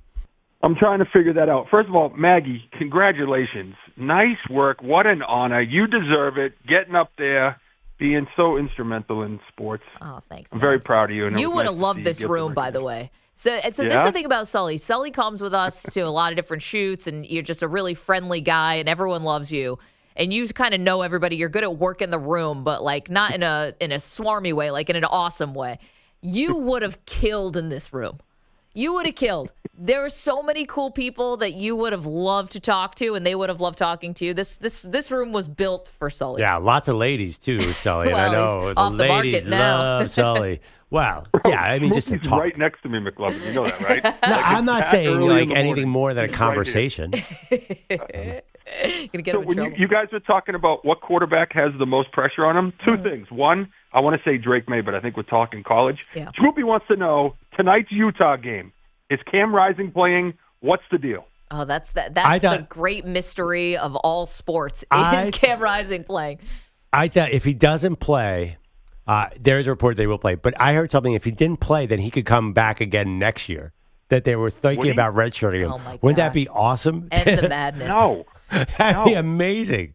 Okay, according to Brett McMurphy from 15 hours ago, he will start tonight against Arizona State. How does Schmoopy feel about that? Thumbs up. Big thumbs up from Schmoopy. Great. Schmoopy's like the Wizard of Oz. She doesn't say much. She's behind the curtain. She's the brains of this operation. She allows me to go and do what I do. And we got to get her out to some of these events. You guys got to come back to Vegas. Oh, I know. Got to get to Vegas again. I totally disagree with Schmoopy. Like, if he doesn't play, he's going to shut it down for the year and come back for his 8th season next season. His 8th season. He was in the Texas quarterback room in 2018. That's nuts. It's better than Zach Wilson's kid brother. He's god-awful. Oh, man. Runs in the family. Okay, Sully is on the line, friend of the show, but more than that. Sully, we'll give you a second for your Patriots. Perloff and I do not agree on this. Diametrically opposite. I say sit Drake May for the rest of the season. Your team is just not that talented right now. It's okay. You've seen a lot of winning. Why put him out there and risk him getting hurt? Obviously, McLovin feels the opposite way, thinks you got to get him out there. What do you think? Could you stop calling me McLovin, by the way? It's because Sully does it. Yeah. And I tells Sully not to do it either, and he just goes through that stop sign. All right, Andrew F. Perloff thinks that Drake May. Okay, I'm with Perloff. Maggie, this football that I've been watching for 5 weeks is awful. Yeah. It's pathetic. I don't care. Let him get out there. Look, Maggie, you know how I live. I take a lot of risks, risk, reward. Let the kid get out there. Let him learn on the job. He's watched for 5 weeks. It's got to be better than check down Charlie and 5-yard dump-offs. And, by the way, throwback Pat Patriot helmet, red unis. You know how I feel about all that. We're going old school. Drake May is going to be like Steve Grogan, running all over the place and bringing the Patriots a win. Sam the Bam Cunningham. Oh, Sam Bam. Stanley Morgan. So, by the way, the Patriots season's been bad, but Sully, I have a treat for you if you haven't watched it. If you guys have not watched the Aaron Hernandez show on Hulu. I've seen some clips. Oh, my God. It is the most wonderful recreation of the Patriots dynasty you will ever see. You've seen the clips, right? I have. Yeah, I started watching it yesterday because I'm seeing all these clips. It is so funny. It is so comically bad. It is one of those, it's so bad, it's good. That's what it looks like. Don't we all know the story? Why did they have to go and make a story that everybody already knows? Right. Well, that's a thing now. We can't get the truth about the Patriots from anyone else. Listen, Sully, thank you for doing this. Hi to Schmoopy. You're the best for calling, and thank you for reaching out and texting me about the award. You're awesome. You're a great friend. Thank you. Love and miss you guys, and it's always good to be on the show with you guys. Have a great rest of your Friday. See you soon, bud. Okay. I mean, listen, gotta love when Sully calls in. Yeah. Yeah, we had some interesting text back the other night. About Drake May? No, about Dave Marinick. Wait, Dave Marinick, our boss? No, yeah. Basically, I said the photos of the synopsis site. So it was you, me, Trista Crick, formerly of BetQL, who's awesome, and Dave Marinick was there. Showing his support. Showing his best. support. And I told him the story about how Dave almost stole a trophy. Yeah. Listen, Dave was problem solving. It was incredible producing. No, yes, exactly. Like, nobody had given us our physical awards, like these little, crystal things. And we kept asking, like, are we going to, get one because we're about to go on stage? And they asked everybody to have them with you on stage, and nobody could find ours, I guess. And so Dave just took 2 other women. So, could have gotten arrested. So Debbie and Lori, too bad for you. And he's just got such a positive vibe. Like, it makes it feel like Dave just stole these trophies, but it's okay because it's Dave. It's Dave. What, are you going to throw Dave in jail? No way. Also, he might not last 5 seconds. I knew Dave would do anything because remember Super Bowl week when something was left in my hotel room and I was like, hey, you need to go into my hotel room and get this. Yeah. And I felt so bad. We and Perloff were like, oh no, Dave's actually gonna kill us. That's the first time I've ever seen Dave Marinick frown in my life. Well, was when you made him go about 100 miles to get a mic flag or something. Well, that's the thing about Vegas. Sully was just calling from Vegas with Schmoopy, and obviously we love Vegas, but everywhere you go, it's like you have to walk 20 miles to get there. You get your steps in Vegas. Peter Schwartz is here. He's got headlines for us. Hi. Hi, how are you guys? Football season is here because this report is brought to you by Download Prize Picks. Football season is here, and Prize Picks is the best place to get real money sports action. Download Prize Picks and use code MANDP and get $50. Peter. M and P. M and P. Well, no, that's not the copy. It's not grammatically correct. Manned P. I'm like Ron Burgundy. I'm reading it off the teleprompter. It says manned P. Wait, this is the first time you're seeing it? I've never read this read before. Didn't want to take a peruse of it before you open the mic up? I did take a peruse of it. I'm reading it as manned P. Well, you can put in the promo code manned P. It's all good. It's still going to work. You still right? get the same boost. That's awesome. Put in manned P. Put in M and P. Whatever. Just have an M and A. Yeah. How do you spell the rest of this? An NDP. NDP. Actually, I love that. Forget M and P. Manned P. I'm going to try this. Whatever's again. easy to remember for you when you go there. It's great. What's worse, manned P or tequila? Tequila instead of tequila? Yeah. It's one of your classics. Oh, you said you thought it was a double L or something? No, I always thought that tequila was pronounced tequila. Huh. Clearly not a drinker. No, it's maybe you drank too much of it. That's a deep cut. Man, I had way too many shots of tequila last night. Let me try this again. Football season is here, and Prize Picks is the best place to get real money sports action. Download Prize Picks and use code M&P. Yes. And get $50 credit instantly when you play $5. Must be present and certain states. Visit prizepicks.com. I don't know who wrote this, but there are grammatical problems all over this read, but now I know. .com for restrictions and details. We lead off with the baseball postseason as one team has punched their ticket to the ALCS. Here's the 2-2. A ground ball up the middle, base hit center field. A hot shot. Judge scores, Stanton at first with a ribby single, and the Yankees take a 3-0 lead. That was John Sterling on Yankees radio. Yankees are ALCS bound for the 19th time in franchise history after a 3-1 win in Game 4 of the American League Division Series. They win the series 3-1. Manager Aaron Boone looked on as Garrett Cole gave up a run and 6 hits while striking out 4 over 7. I thought Garrett was great. Really efficient again. I thought right from jump his fastball was really good and he had the command of it, and then he was able to mix other things off of that, but it started again with the fastball tonight being in a really good spot. Now with Aaron Judge and the Yankees moving on to the championship series, they join the Mets in baseball's Final Four. It's going to be exciting. The Mets have had an incredible season. I know they didn't start off the way they wanted to, but they got a great manager over there in Carlos Mendoza who, I've had a chance to be around for quite a few years in the Yankees organization, man. What a leader.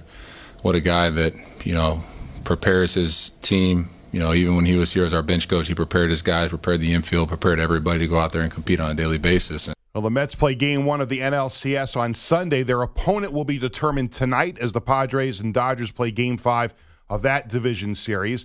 Game 1 of the ALCS will be Monday night, and the Yankees will find out Saturday night who they're playing. Clase brings the hands up chin high. He lets it fly. Veerling, a swing and a miss. Ball game. And this incredible division series has one more game remaining. Tom Hamilton, Guardians Radio, and the Guardians force a Game 5 with a 5-4 win over the Tigers in Game 4. David Fry had a go-ahead 2-run pinch hit home run in the 7th inning. Manager Stephen Vogt said Fry is terrific. David Fry is one of the best baseball players in this league, and he's just a baseball player. You saw it tonight. Pinch hit off the bench, home run, gets a safety squeeze down, game on the line. Just can't say enough about what David has meant to us this year. In Game 5 Saturday night, 8:08 Eastern Time. Padres and Dodgers, as I mentioned, Game 5 tonight of that series. First pitch there is at 8:08. And now to Thursday Night Football. Purdy under center. Juszczyk goes into an eye, and he's down to the three-point stance. A true eye ahead of Garendo. Debo comes in motion left. They give it on fullback force. Juszczyk! Touchdown! Juice! Greg Papa on 49ers Radio. It sounds a lot like the Kansas City Chiefs touchdown call also. Got a little similar vibe going on. It's a touchdown, Kansas City, that guy. What do you guys think of the celebration running in to kiss the wives? That was cool. I thought thought it was fine. It felt a little manufactured. But it did until Debo ran in the second time. Right, and then they're like, "Oh, Debo, what are you doing here?" Yeah. I was like, wait a second. What? The sanctity of marriage? Like all of a sudden, Debo's up there. Well, they're all that. I know I've talked about. I think the Niners are going to come apart, but they are like a family. You watch that wide receiver show. Like, right. Where was Debo's wife? I don't know. I don't. Maybe I she didn't didn't see make her the in trip. that little She wasn't in that group section, there. but they're all friends though. Like his wife. I don't know if it's his fiance, but George they're Kittle's close. wife, she is the center of the party. Like, you Definitely. can't not have a good time around her. I think that's what's going on. I feel like she'd be fun on a party bus. That's what we saw Yeah, in that documentary. She's often on a party bus, according to this Seems like documentary. she spends most of her time at a party bus, which I can respect. This was another thing. Speaking of the touchdown celebration, so guys, George Kittle scored, Juszczyk scored, and they both ran over to their wives who were on this field level like suite and jumped into the crowd. There were tons of 49er fans there last night. On the second George Kittle touchdown, when he scored, I was actually not. I was like away from the TV at that point, and I just heard the cheers, and I was like, oh, it must be an interception. It's like, oh no, it's a score. I couldn't tell. I thought the crowd was cheering because the 49ers made a mistake. There were so many 49er fans, it sounded like a home game. They travel so well for years and years. I mean, the Cowboys do too, but when the Niners go places, man, they have tons of fans. Well, the traveling fan bases, I think, that get the most credit are the Steelers. Cowboys fans, I think, are just all over the place. I don't even know if people travel. The Packer fans. I feel like for me, it'd be the Steelers and the Packers. And the Chiefs fans get a good reputation of traveling, too. Yeah, I mean, the Cowboys, I don't think as much. I think people just are Cowboy fans in every city. Yeah, they just show up, and your guy in Baltimore happens to be a Cowboys fan. Like everybody knows that guy, right? But I think your point is Seattle. You wouldn't think that's a place where you could get an in. I didn't think you used to be able to. This was one of the great home field advantages of all time with the Legion of Boom and the fact that it's so loud. Who's selling their tickets to 49er fans? Yeah, it did get cooking last night in the second half. It got pretty. You could tell the crowd was going insane. Oh yeah. If you're a Seahawks fan now with the secondary market and it's all legal and everything, like if you're a Seahawks fan, you probably pay for your whole year of season tickets. Definitely. By selling the one game. I know, but you're in first place. This is going into the game they were in first place. Now they're not. But this also could be the downside of Thursday night games, right? Like how many people said, I can't get to a Thursday night game. I have work tomorrow. Right. Like I have kids, whatever. Like they just can't get to that game at that point in the season. But on Sundays, you have in theory work the next day too. But yeah, I get what you're saying. Yeah, but Sundays, 1 o'clock game maybe for them locally. So yeah, I mean, but I agree. If you're going to sell a game, sell a Week 6 divisional game. Like you definitely don't want to. If it's going to be a good season, you don't want to sell Week 15. Yeah, I mean, I've always known season ticket holders that don't like going to the night games, so they just get rid of and them. also too, how many options do you have to sell? Like Cardinals fans aren't buying those tickets, so you got to take the Niners fans' money. I would totally do that. I had a friend, by the way. What happens if you get like a rare ticket who got 6 Taylor Swift tickets in the lottery and told his daughter, "It's like, hey, you can invite your 4 best friends and we'll all go." Turned out they were worth $30,000 a piece or something. Wait. Or no, $30,000 in total. Yeah, total. But yeah, they got 6 tickets in the lottery. Yeah. And this is for one of the New York shows? One of the New York shows. Yeah. I mean, it doesn't really matter where in the country. Yeah, got 6 Taylor Swift tickets. Wouldn't you? Okay, can't you split the baby there? Can't you be like, all right, you can bring you and one friend, and I'm going to sell the other tickets and pay for your freshman year of college? Wow, I don't know. Feels like you say that you would sell your Seahawks tickets. I mean, you're saying isn't the experience invaluable though? But for the friends, I mean, your daughter still gets the experience. I would just want to make my child happy and say, listen, I'm taking you to the show. You're a Yankees fan. What if you somehow they got to the World Series, you had tickets, and you said, "Oh my God, I can get $20,000 for these 2 seats." Which game is it? Oh, man. 855-212-4227. Good comeback. Okay, lots more to do. Thank you, Peter. We have a question for you about those Dallas Cowboys. We'll ask it next. You're in a 5-minute break.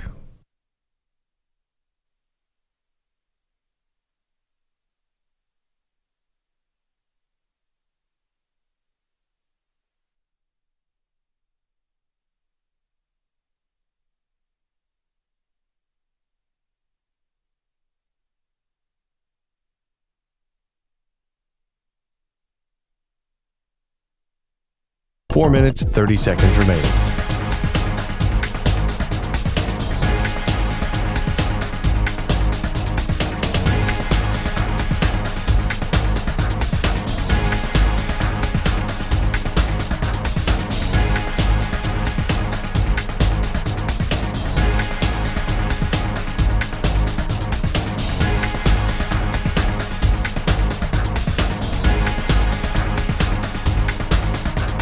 Four minutes remaining.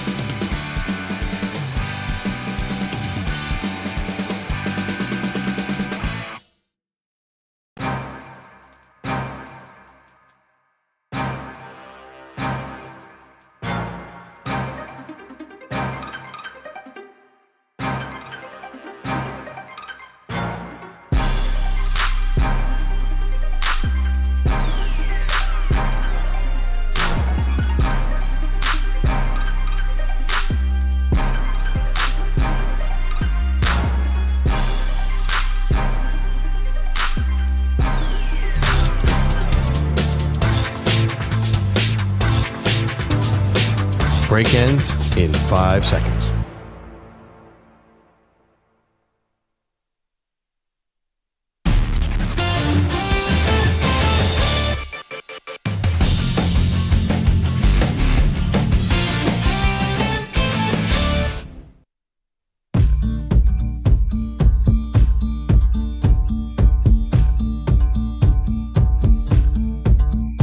Welcome back. Maggie Gray, Andrew Perloff, reacting to last night's Thursday Night Football game. 49ers, one of these, hate to say it, a classic 49er game. You get out to a big score, a big lead rather, but then you let your opponent back in the game. Ultimately, though, they do win and capitalize off of 3 Seattle turnovers that led to 12 points. Ryan is in California, wants to talk about his Niners. Ryan, do you feel better about the team after last night? I feel about the same, Maggie. Despite the whole issue with the red zone offense, the defense and special teams has been kind of pedestrian at best. Defense having trouble tackling and not getting to the quarterback at all with Bosa and Malik Collins in the middle. No one's really getting to the quarterback at all. I think they only got 1 sack last night. The special teams letting kick returns down the field. We've lost. We have 2 kickers that are making tackles and getting injured. Yeah. So I think there's more deeper issues, and they need to be addressed. That's it. Ryan, I'm going to tell you, we came on the air 6 o'clock Eastern time, 3 a.m. Pacific, and Perloff is shooting from the hip saying he thinks that the special teams coach needs to be fired. And you don't do that lightly. You never call for coaches to get canned. I mean, it 100% cost them the Cardinals game, special teams. Like, why does a team like this have special teams problems? The Niners are supposed to be – this team used to be tough, and now I feel like they're being carried by their offense. Like, I would call Robert Saleh and say, I know you said you don't want to coach again this year. They need somebody in that building to get everybody fired up. They just don't feel like the same team. But Bosa was being disruptive last night. Yeah, but I mean, that defense 4 years ago, they were the number 1 defense in the NFL. They don't look anything like that anymore. Are they even a top 10 defense now? I don't know. You had 2 rookies come up with big interceptions last night. I get it. It's not like the lifestyle you're accustomed to, but Well, why are they falling down in the defensive rankings every year now? Maybe because Saleh and D'Amico Ryan's left. I'm not sure. Like, there just seems to be a fire missing there. Josh is in Philadelphia, and you're welcome to weigh in, obviously, on the 49ers at 855-212-4227. All right, Josh, we'll let you and Perloff have a little post-mortem on the Philly season, but you only have 30 seconds. Good morning, Mrs. Gray. Good morning, Mr. Perloff. Morning.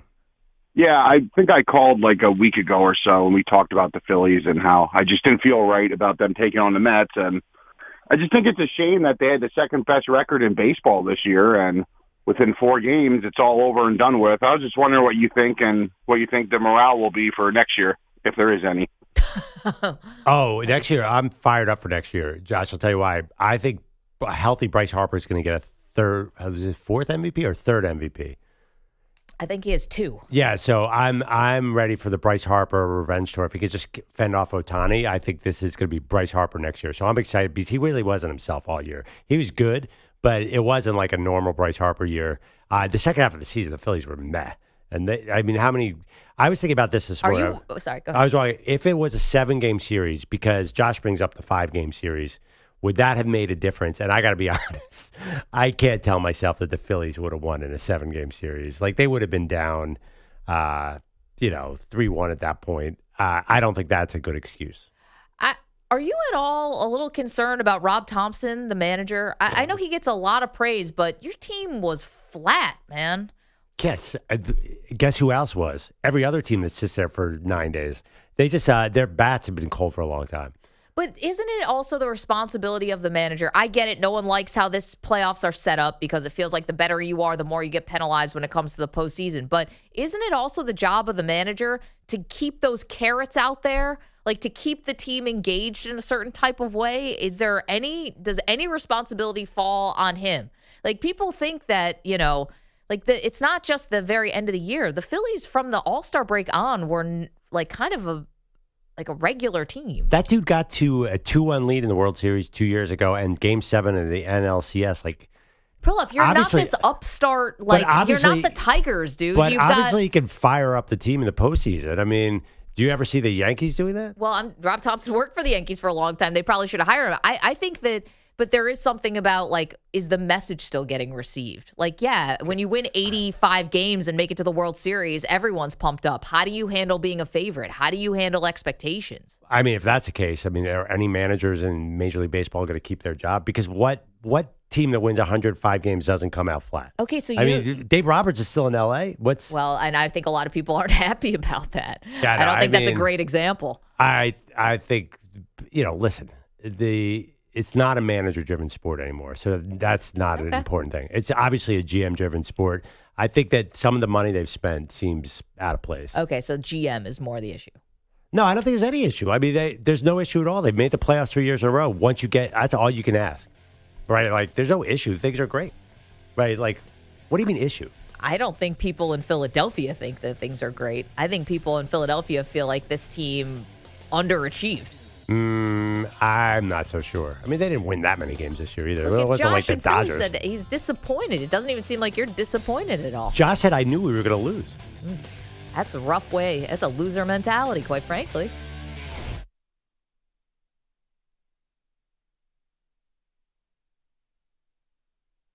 You're in a 5-minute break.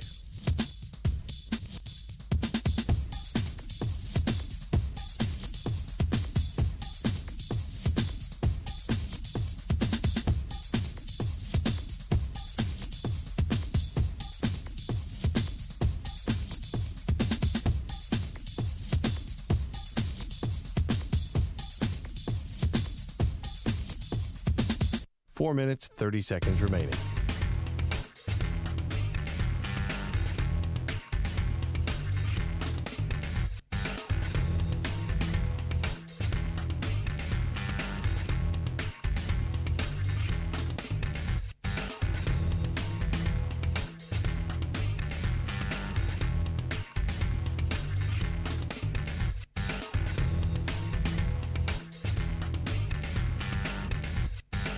Four minutes remaining.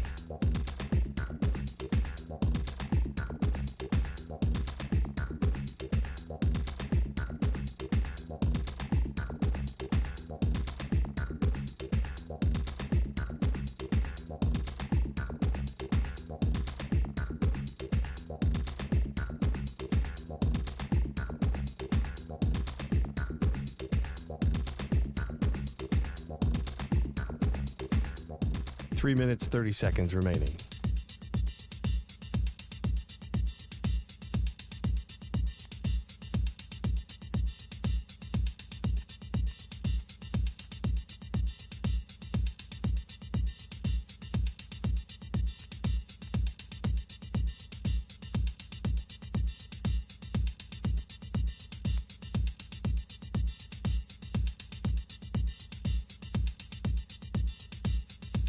Three minutes remaining.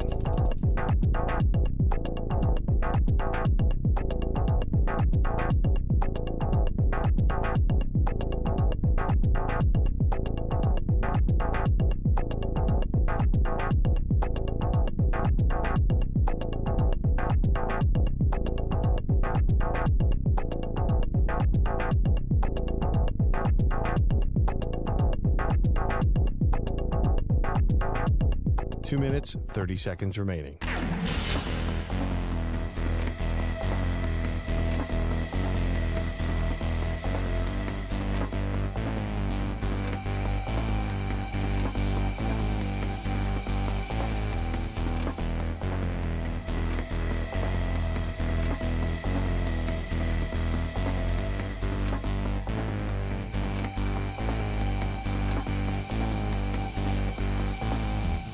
Two minutes remaining.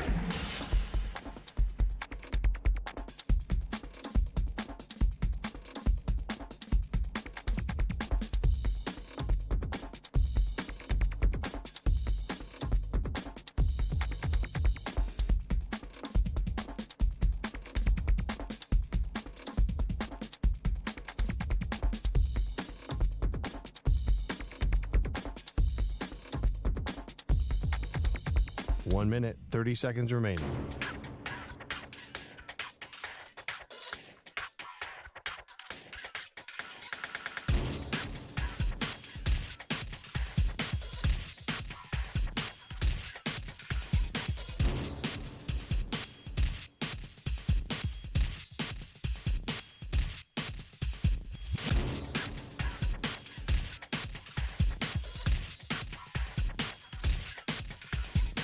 One minute remaining.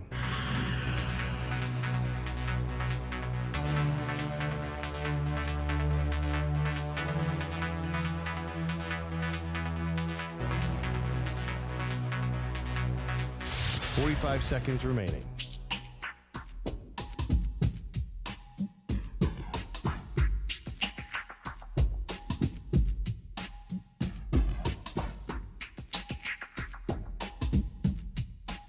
Seconds remaining.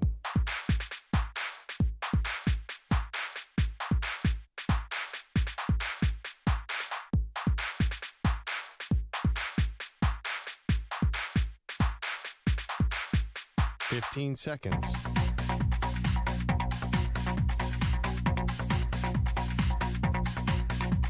Break ends in 5 seconds.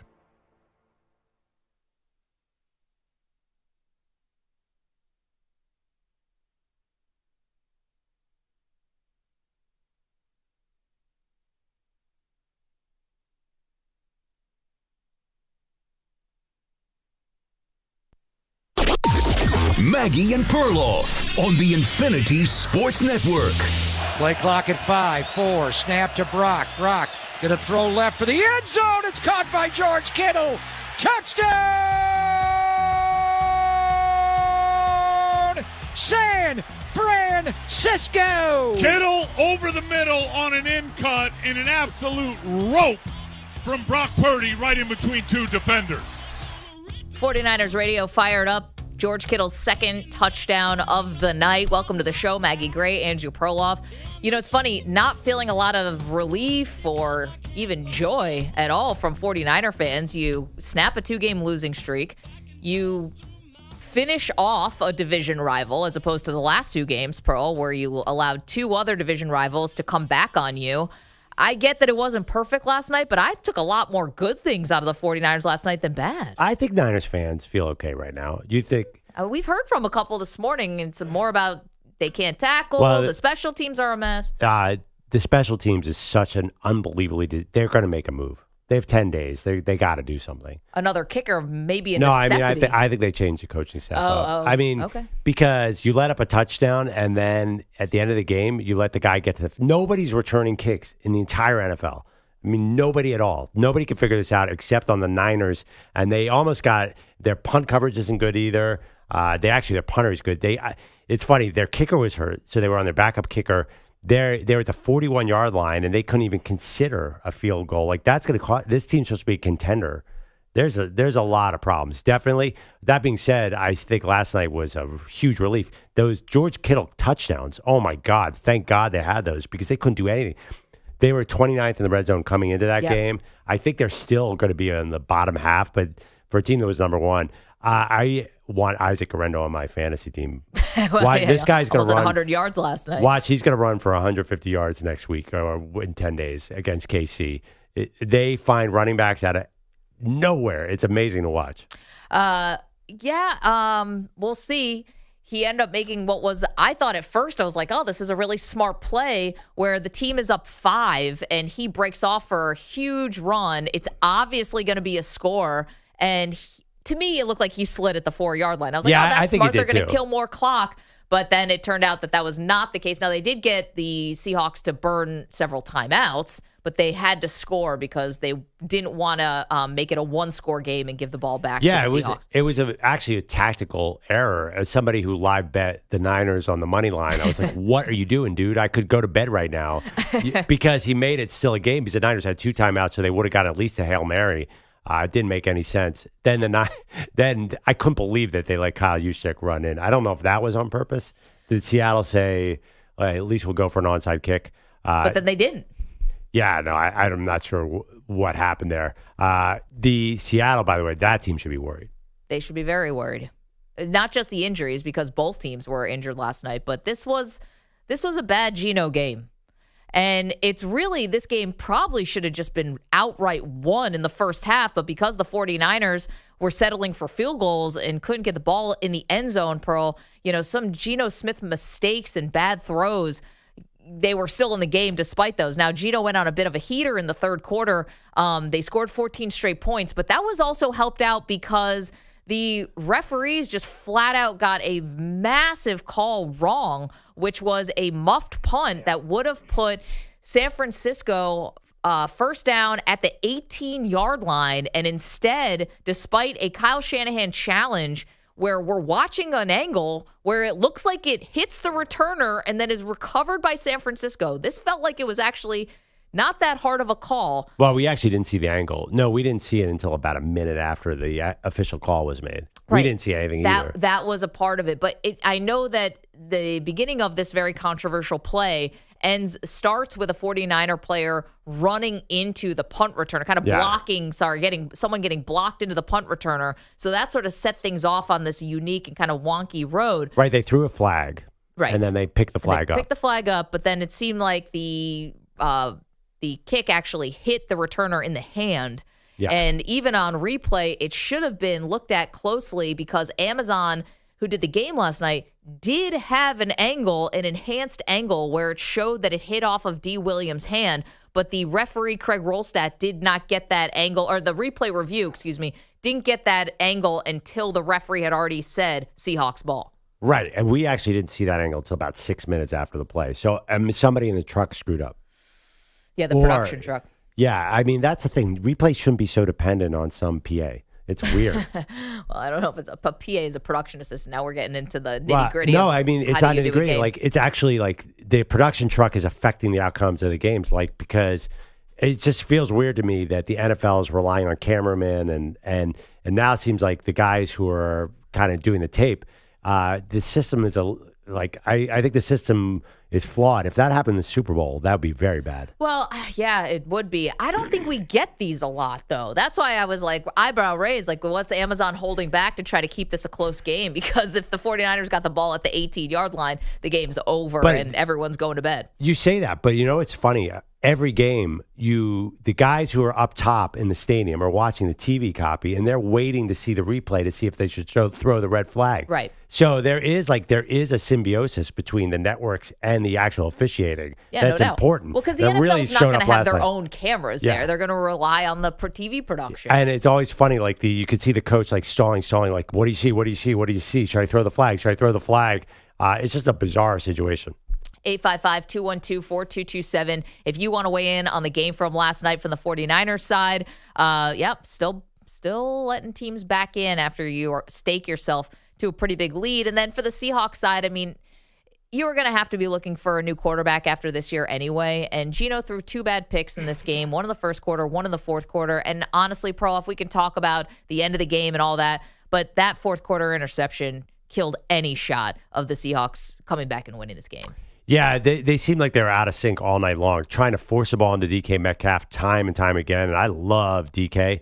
It just wasn't meant to be. You got to spread the ball around more. And I'm sorry, they came in the game committed to the run, Maggie. You and I disagreed a little bit with this. I don't care if you're behind 16-0. You got to run the ball. And you have Kenneth Walker and you have Zach Charbonnet.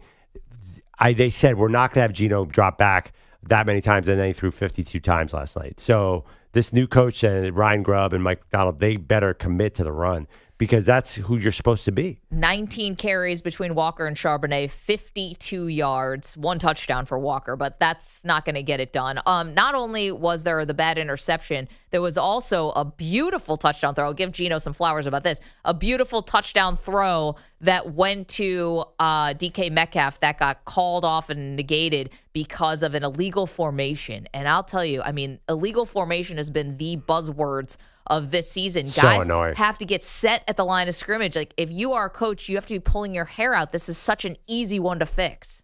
Or just like the rest of NFL history, just let it go once in a while. Like, dude, who cares? They're not letting it go.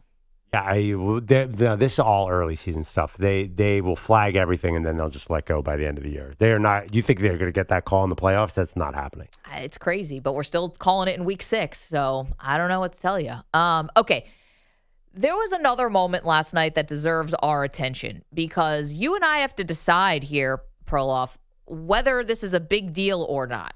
Okay. Now, this is the end of the game. There's 1:04 left on the play clock, and the camera pans to John Lynch on the sideline. So Al Michaels and Kirk Herbstreit start talking about the construction of the team because John Lynch is the GM, of course. And they say this about Christian McCaffrey as a kind of injury update. There's no real timeline scheduled to bring him back. Talking to John Lynch, there's John, the GM, Kyle Shanahan. They hope, maybe 3 or 4 weeks, they hope. We'll see. Okay, 3 or 4 weeks. Then we have a little Herb Street here, too. Let's hear from Herb Street. Nobody knows his body better than Christian McCaffrey, the way he takes care of that year-round. So he'll come back when he's ready, and hopefully it'll be this year, and hopefully it'll be during an opportunity for this team to make a stretch run. You just know when the dust settles in the NFC, Kyle Shanahan and the 49ers are still going to be a team you're going to have to deal with despite all the injuries.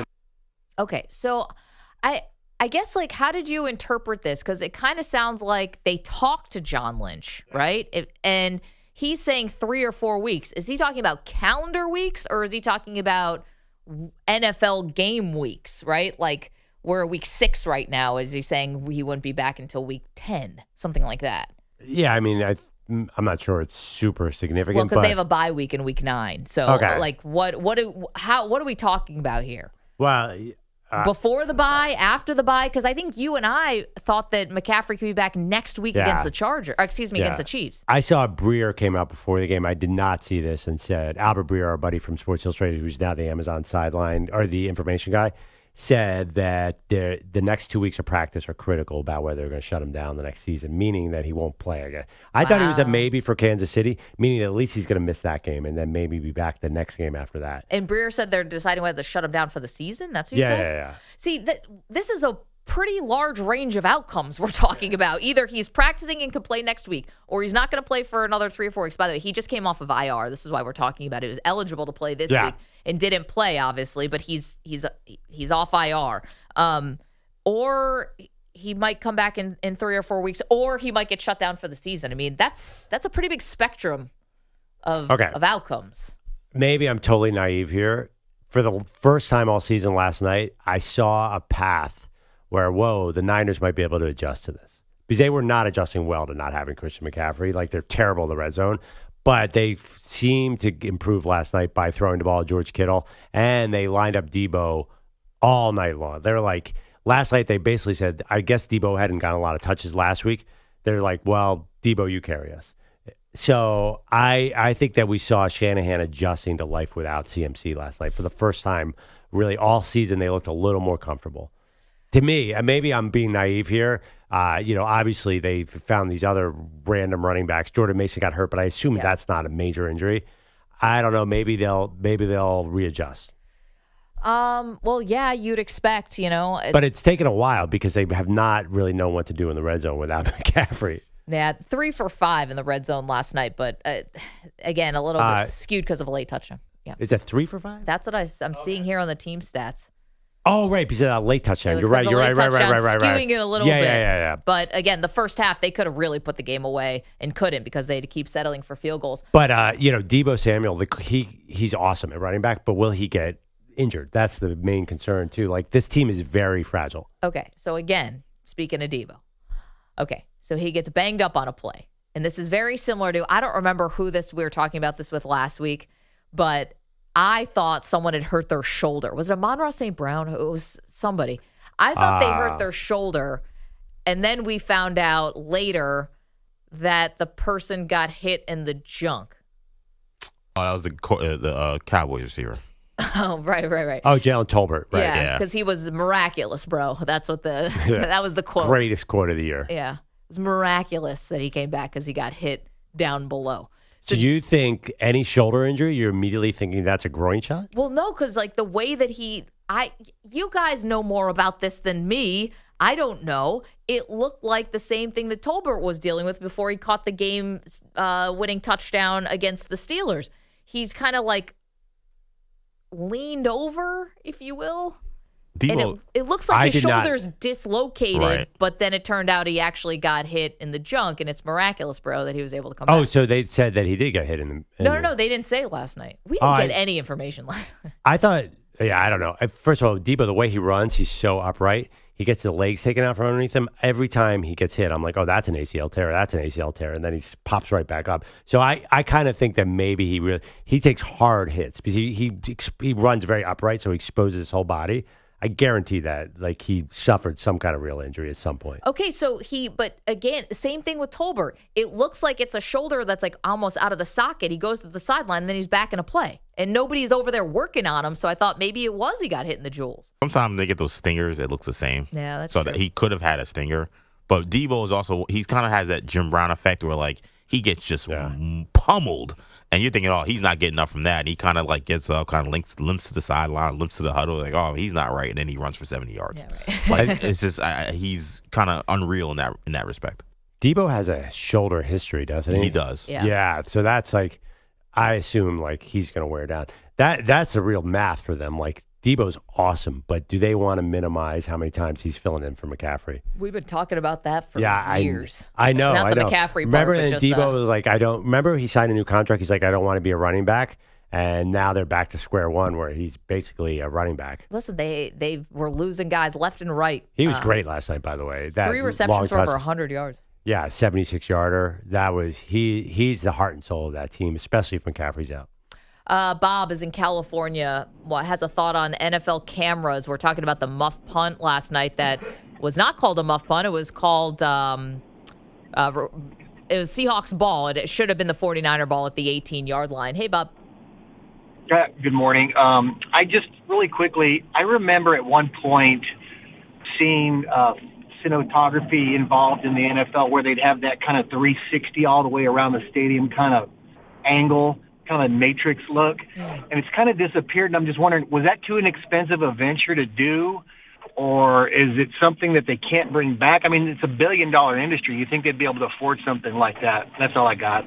Bob, it's a good question. Are you referring to the sky cam, like the ones that were on those like the wires, and they used to go across the stadium? Monday Night Football was really big with this. Do you guys remember that? Not the top down, but it was like. Oh, yeah. Right above. That's not there anymore? I never see one of those anymore. Huh, you're right. I don't see that anymore either. You always wonder, like, is that going to be the one that goes, like, flying? Yeah, over. I know it's invented in Utah. I've heard a whole backstory about it. It's called the Skycam? Yeah, that's what they call it. And not to be confused with the Sky Judge. Now, the Sky Judge is someone who's in a press box area who's looking down to see about penalties in place. Yeah, I definitely think there's some issue with it, right? Because if you go like I was at the U.S. Open a couple years ago, and like it's very front and center, like everybody sees the camera. I don't feel like I see it. But wasn't there a Jet game where like it broke? Some pieces fell down on the field, right? And it like delayed the game. Right. I remember the NFC title game, the Eagles-Niners. Remember a punt hit the Skycam? Yep. And totally screwed up the play. Yeah, what if there's been a change? Don't they use like drones now instead, or no? Could be. Probably drones. That's what I think. That's what I think Bob was talking about. I think he's talking about the drones. Maybe. They have flying drones around the field, or are they above the stadium? No, drone around cameras. the field. Yeah. I think they do. There are drones flying around that field? I haven't seen them. I don't know. The last time you went to the you went to a couple Eagles games last year, didn't you? Yeah, I went last year. I went to a game. Right, there's definitely. I would have noticed a drone flying around the stadium. There's I'm going to the game Sunday night, so I'll get back to you guys Monday. I'm here Monday, so I'll let you know. But no, you would see the drones on TV. No, because they're small, and maybe that's why they did it. Because like that was more noticeable. Like these small little drone cameras, not as noticeable. Maybe that's what they're. I mean, the UFL definitely is using drones, so I thought maybe that's something that came from the UFL. I think you would see them on TV. You saw the Skycam all the time. Right, but I mean, to Nick's point, maybe the drones kind of fly in, fly out. You know, it could be a lot quicker. Because they do get these weird shots of the stadium. That's what I was referring to, these shots where they kind of just come in from out of the stadium and they kind of just zoom in and then come out. I thought that was part of the production. Yeah. I don't know if it's a thing where they're doing this for the whole game. I think it's one of those like get our swooping shot at the stadium and then we get out. Well, the Skycam I thought gave people a view that looked a lot like the video game Madden. Right, like that was where you got that sort of just behind the quarterback view. That was awesome. Yeah, again, like picture you have a stadium full of people and you're flying an expensive camera up on a drone. Like, what if you go 80 feet to the left and run into the crowd? I just don't think this is happening a lot. I don't know if it's a and maybe this doesn't make it a drone. I don't know if it's like not wired, but I think there is something that's not the Skycam that's a lot closer to the stadium. I think there is something that they have a little more control over. I feel like I've seen those shots during these games, and I'm like, wow, that's a cool shot.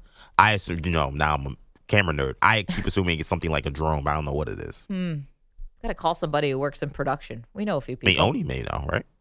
Oh yeah, Ani Bose might. Ani, think he's awake. Here's a headline: 2023 Fox Sports expands Skycam use for NFL coverage. So they still have some form of Skycam. 855-212-4227. I always think of drones that like Super Bowl is always freaked out. Like they have a no-fly zone all around the Super Bowl, so nobody tries to fly a drone in with a bomb. Yeah, I don't think drones in stadiums is as easy as you guys do. We'll find out. 855-212-4227. All right, nothing like a little camera talk on a Friday. Coming up next, our pal Nick Kostos will join us from You Better You Bet. Let's win some money, all right?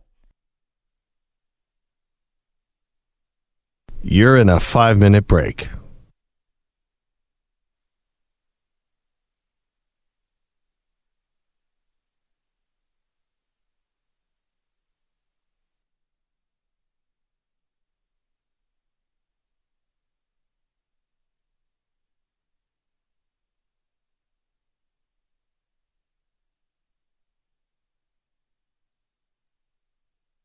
Four minutes, 30 seconds remaining.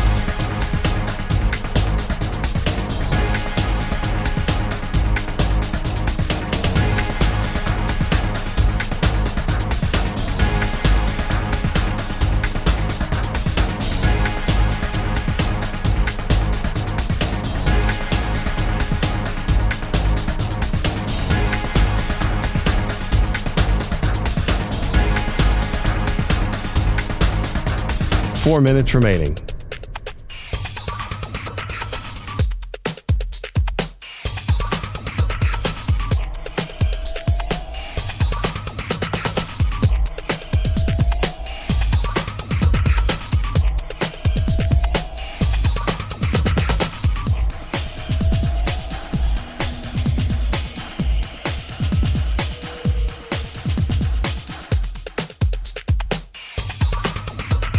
Three minutes, 30 seconds remaining.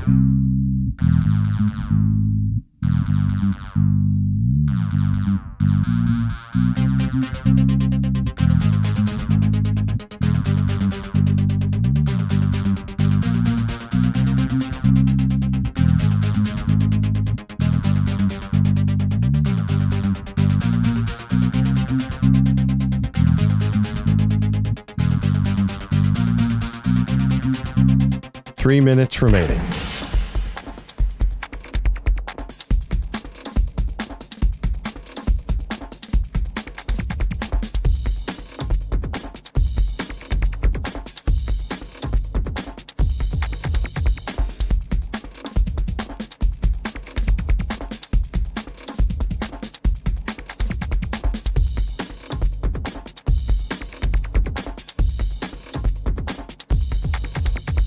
Two minutes, 30 seconds remaining.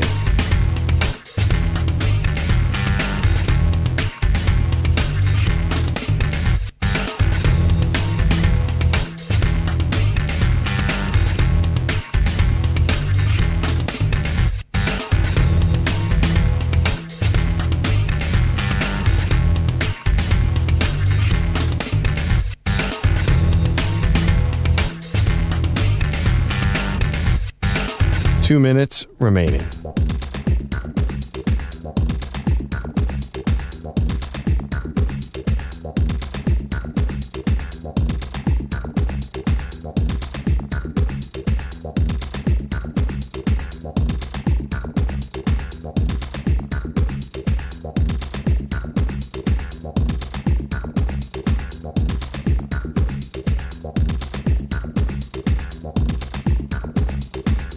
One minute, 30 seconds remaining.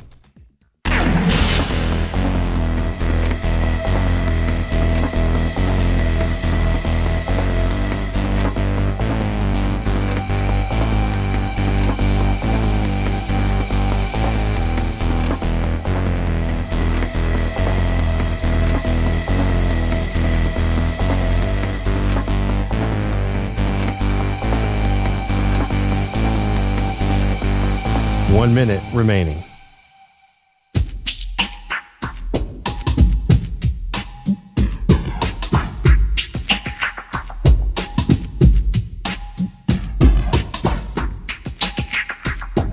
.45 seconds remaining.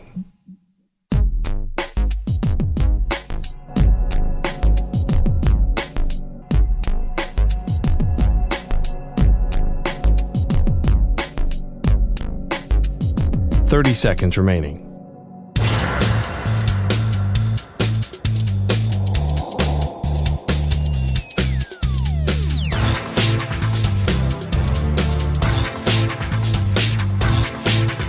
15 seconds.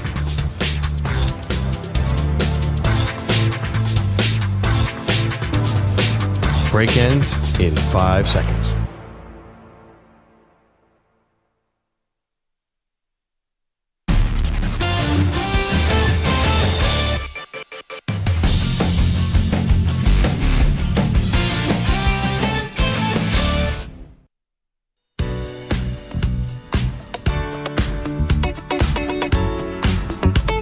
Welcome back, Maggie and Perloff Show. I put out a poll of my own. I went rogue today, as I want to do. If you could watch one player in the World Series, who would it be? Shohei Ohtani or Aaron Judge? 87% Shohei. Just proving my point. Like, this is all about Shohei. If MLB is going to fix this World Series or fix this whole thing, you got to get Shohei through. This is the most. Now that my Phillies are out, I just want to see him do something spectacular. This is the anti-New York bias that is bleeding through. Let's get the thoughts of a diehard Yankee fan, Nick Kostos, the host of You Better You Bet, BetQL Network. One of our faves joins us every week to try to help us win some money. Nick, congrats to your Yankees. Oh, yeah. Yeah, it was awesome. And more importantly, congrats to Perloff's Philadelphia Phillies on making it 4 games in the National League Division Series against the Mets. Good job, buddy. Whatever. Sorry, when's the last time your team was in the World Series? Less recently than mine. Well, I mean, I can tell you that the last time our teams played in the World Series, I remember what the result was back in 2009, 15 years ago. It was a long time ago. I'm not sure if you remember what happened. Yeah. I'm sorry. Are you not? Where's your A-Rod jersey then? You can have that team for all I care. I promise you, I do have one. It's probably upstairs. I do have an A-Rod jersey. It was a funny, we'll talk baseball another time. Nick, we got some college football and NFL to get to with you. Great. But I did see a tweet last night from a friend of mine, Andy Martino, who works for SNY. He's a great baseball writer, and he said if the Yankees win the World Series, Giancarlo Stanton becomes an all-time great Yankee. And I love Andy Martino, but I was like, that one kind of caught me a little because basically Giancarlo Stanton has been the scapegoat of this underachieving Yankee team, or one of the scapegoats of this underachieving Yankee team for a long time. Yeah, I think Andy Martino does a great job also locally here in the New York area. It's a really hyperbolic comment. Right. I don't even mean this as criticism. I'm extremely prone to hyperbole also, as people who will know me will attest to. But yeah, like what happened if the Yankees win the World Series and he bats 100 in the ALCS in the World Series, like no one's going to think he's like goes down as an all-time Yankee. Yeah. Like someone else will be the hero if that happens. But you have to acknowledge like he's the star of this American League Division Series. He has had some postseason moments for the Yankees, and I'll even go back to the wild card game the Yankees lost in Boston a couple years ago when Garrett Cole started the game, and Stanton hit 2 like seeing eye doubles off the top of the Green Monster that are homers in any other ballpark. And like if those go out, maybe it changes the trajectory of like the way we talk about him as a Yankee and that particular Yankee season.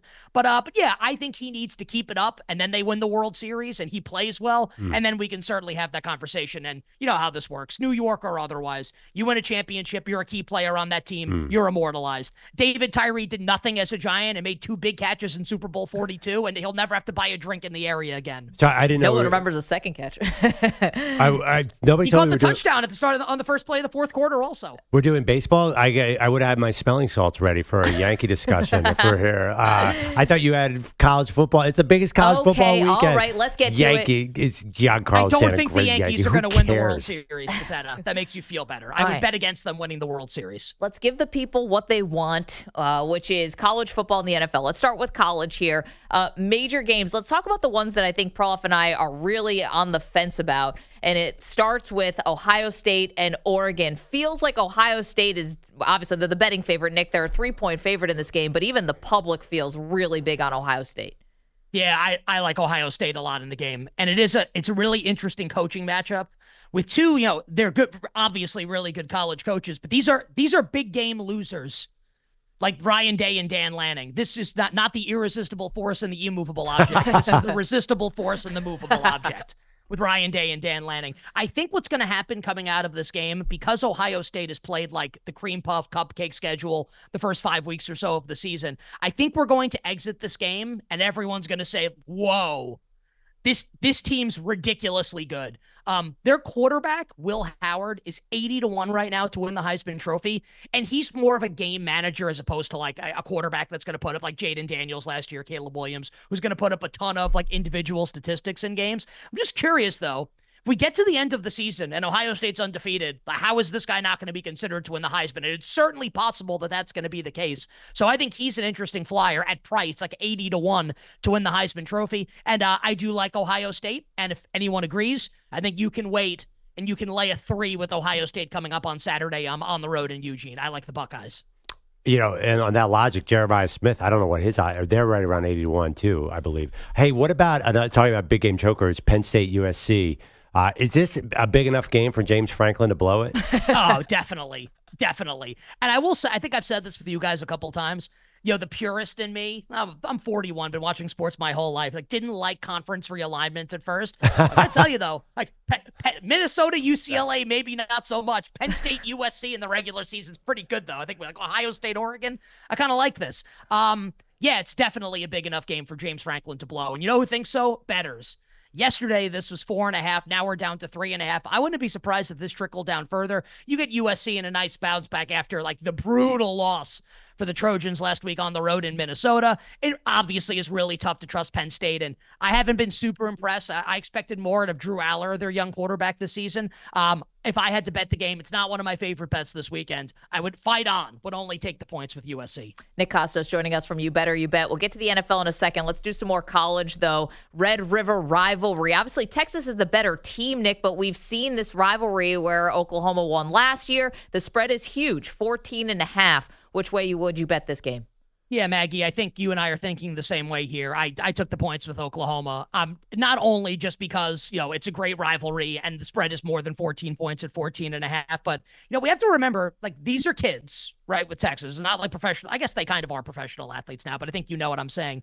Next week, Texas hosts Georgia. Game of the season in college football. And I know Sark's a great coach, and I mean that sincerely. He's a great coach.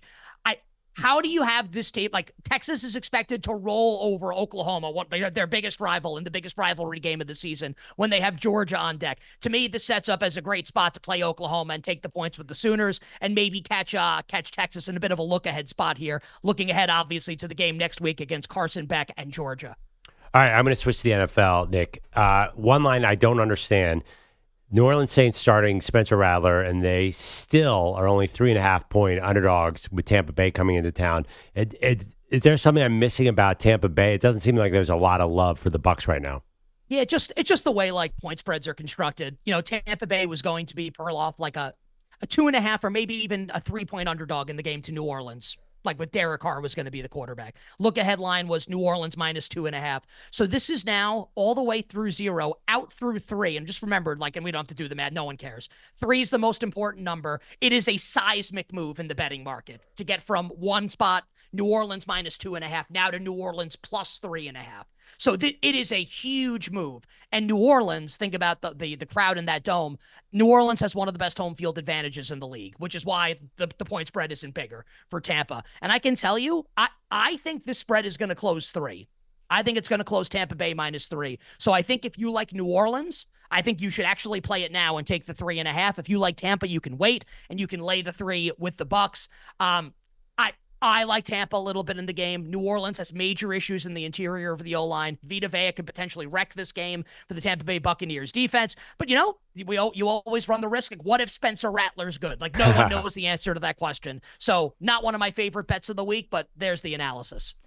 Nick, Lions, Cowboys, this was one of the games of the year last year, and I know it probably had to drive you nuts because Nick's all about, competent coaching and whether coaches are and officiating perform like idiots or not. And that was who wants to lose this game, Mike McCarthy or Dan Campbell. It ended up being Dan Campbell. But now the Lions come in as a 3-point favorite into Jerry World. How would you bet this game? I'm going to wait. And I'm hoping to get, and I don't mean to bogged down in numbers. You're just if you want to make valuable bets. If you want to bet the Cowboys in the game, I would suggest trying to get it plus 3.5. With Dallas. So you win if they lose by 3. I do like Dallas in the game, and I like the over also. The total is 52. So Detroit's coming out of the bye. Frank Ragnow is going to be back there all-world center. They're going to be able to run the ball on Dallas's defense with Jahmyr Gibbs and David Montgomery. Now you might think, okay, under. These are going to be explosive runs for Detroit. And we saw Jared Goff, how efficient he was the last time we saw the Lions Monday night a couple weeks ago at home against the Seattle Seahawks. So I think the Lions are going to be able to score. And I know Dallas guys only scored 20 points on Sunday night last week against the Steelers.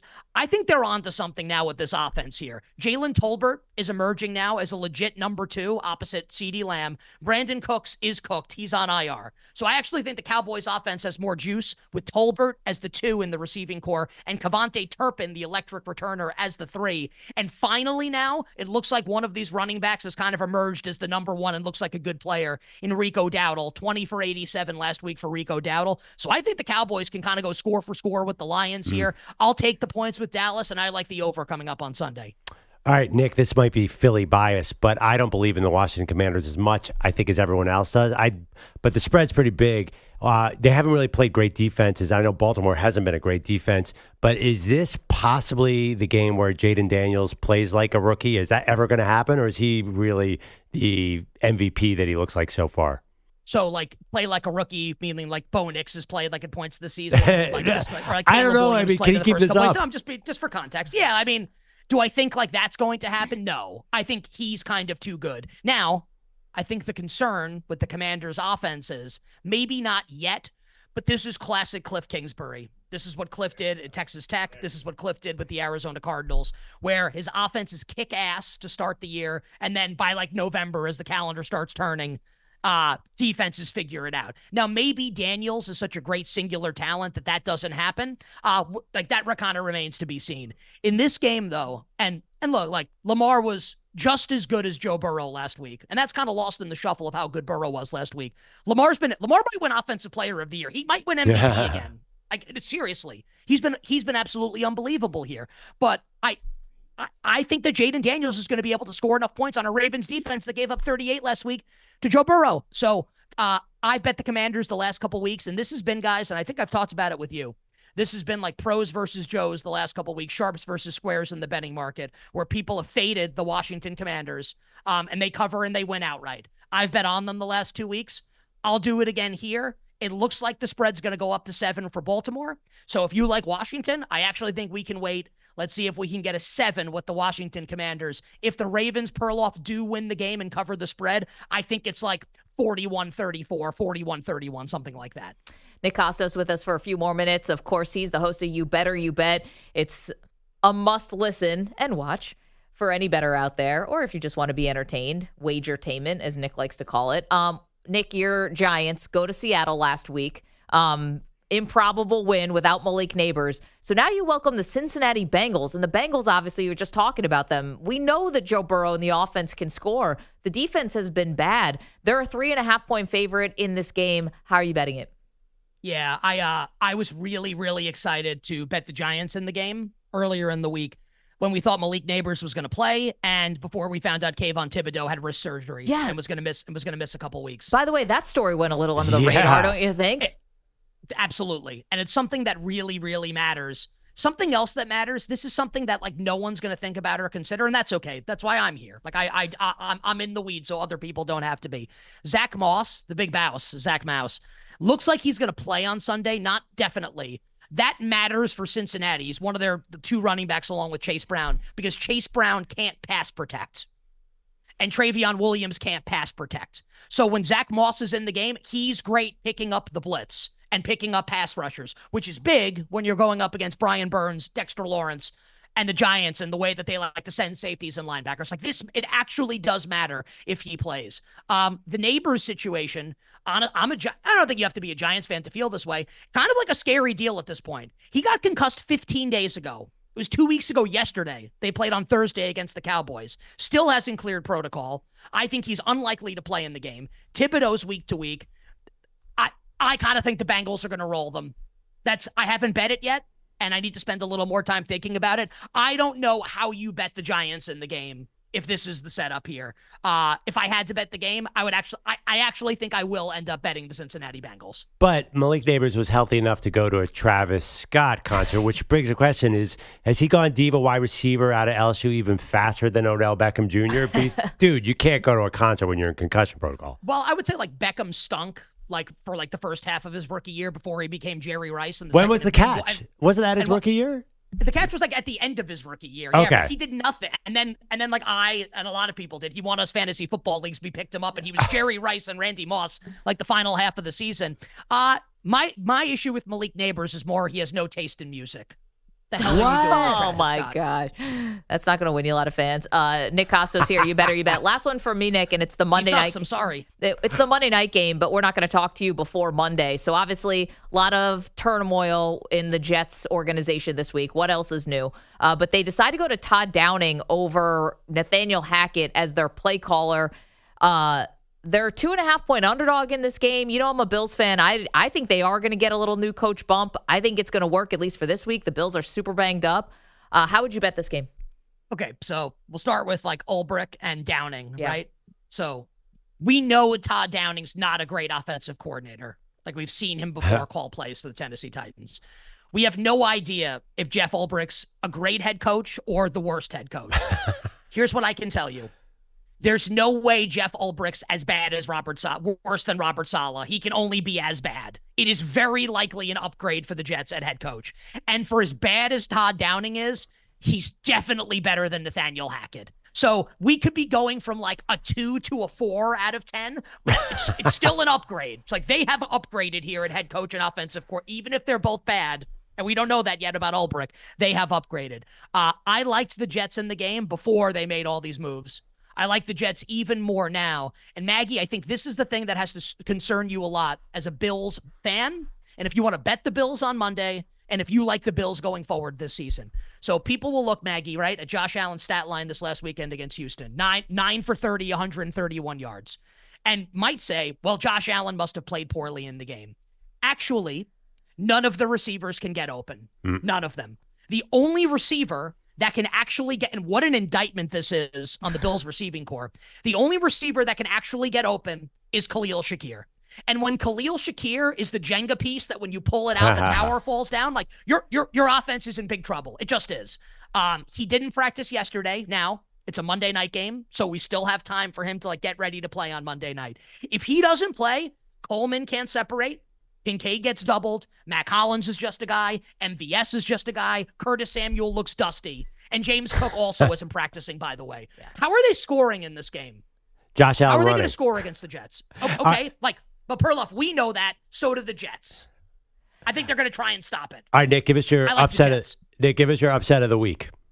Give me the Browns to beat the Eagles on Sunday. What? Get out of here. No. And absolutely. This is personal, right? Like, you can't really think that's going to happen. No, I mean, well, how about this? I bet the Browns to cover the spread. I think it's going to go up to 10. I'll take 10 with Cleveland. Nick Sirianni's a terrible coach. Kevin Stefanski's a great coach. Watson might stink. Also, Jalen Hurts turns the ball over constantly. I'll take the Browns with the points. How about this? I'll give you an outright upset here, but I'm going to give you a different way to bet it. So Patriots-Texans on Sunday. Drake, It's going to be May is starting, right? If you like the Patriots in the game, don't bet the 7. Bet them to win. Because if Drake May's good, why can't they just win the game? Conversely, if you like the Texans, don't lay 7, bet them alternates, like minus 13.5, 14.5, 16.5. This game, I think, goes one of two ways. Texans win by 30 or Patriots win outright. Hey, Nick, I was going to go with the over on the Eagles-Browns, 42.5. What do you think of that? Because I can't tell, is this going to be like a 19-13 game, or can Deshaun move on the terrible, terrible Eagles secondary? I think he's so bad. He's horrible. Honestly, like the more I talk about this, like I like the bet conceptually, and then I think of Deshaun Watson, and I don't know if it passes the smell test. He's so bad. But this is like I hate analogies like this. This is like the stock market, though. It's like this is the ultimate like buy low on the Cleveland Browns, unless like this is Enron. Oh my God! I'm being serious. I'm being serious. Like. Because it's possible, like this is what's fun about betting sometimes, you think about it like this. It's possible, guys, that the betting market, it's kind of similar to Washington on the flip side, where the betting market didn't know how good a couple weeks ago Washington was, right? With some of the way the point spreads were. It's possible that the betting market has not yet caught up to how dreadful the Browns are with Deshaun Watson as the quarterback. Maybe they're worse than this. Maybe they're the worst team in the league until they bench Watson for Jameis Winston. My bet will be, with the acknowledgement that it could be a disaster, would be for the Browns to keep the game at least reasonably close. Perloff, if I had to bet the total, I would bet the over in the game. Man, it's so funny. I imagine in a boardroom at Enron once back in the day, they were like, well, at least we're not the Browns. Like, that analogy could have gone either way. Nick, you're the best. Also, the outfield in that stadium sucked back in the day also for the Astros. Thank you for being a good sport. We kept you for a long time. Nick Kostos, you can listen to him and watch him on You Better You Bet on the BetQL network and all across this country. Nick, thank you. Wishing everybody Minimal Sweats winning bets the absolute very best of luck. Let's go, Yankees. All right, we can cut his mic now. Thank you, Nick. Talk to you next week. Okay, we got to take a quick break. Peter Schwartz is here with headlines in just a moment. You're in a 5-minute break.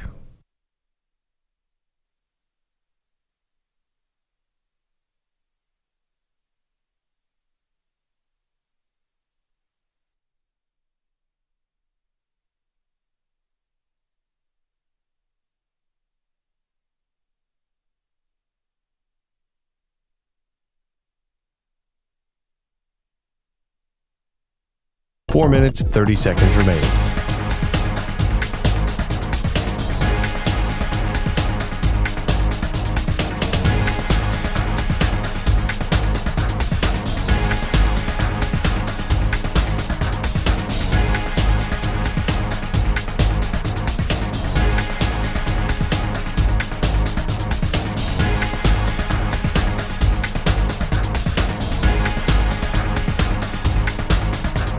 Four minutes remaining.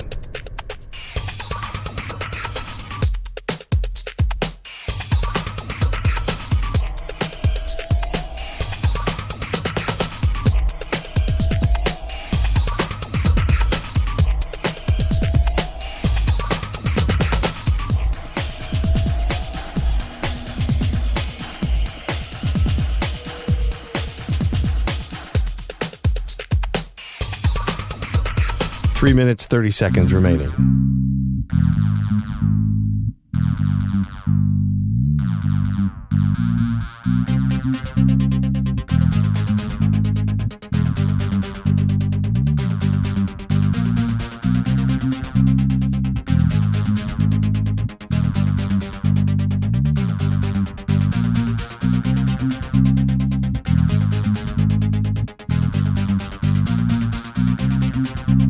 Three minutes remaining.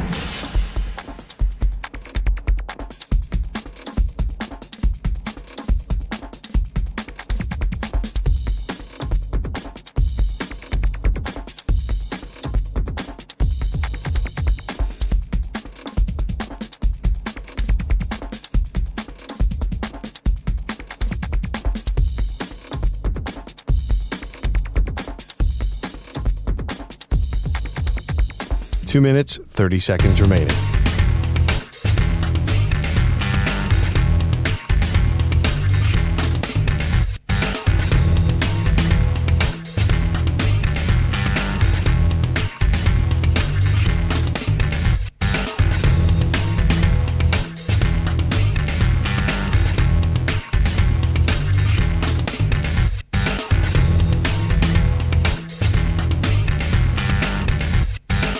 Two minutes remaining.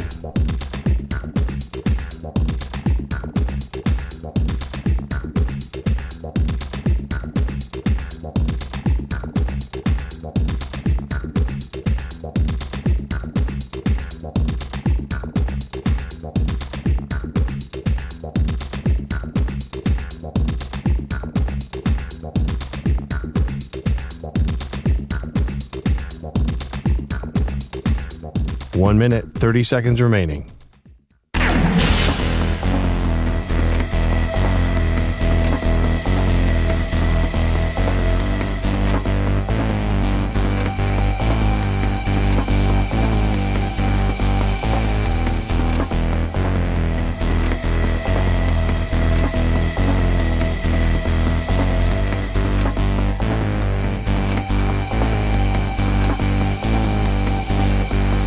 One minute remaining.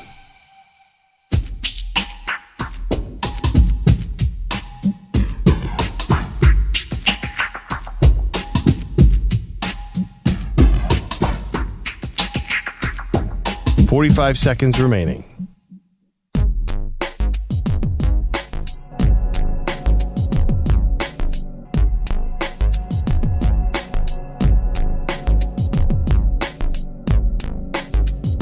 30 seconds remaining.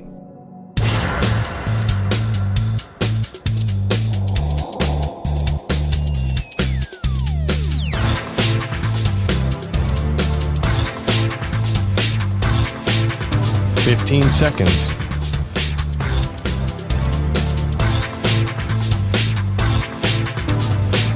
Break ends in 5 seconds.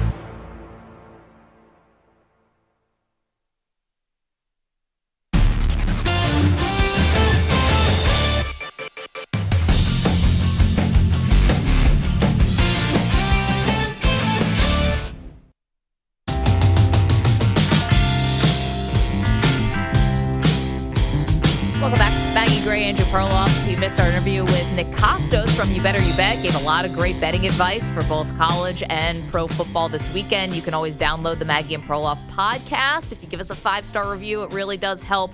Small thing goes a long way.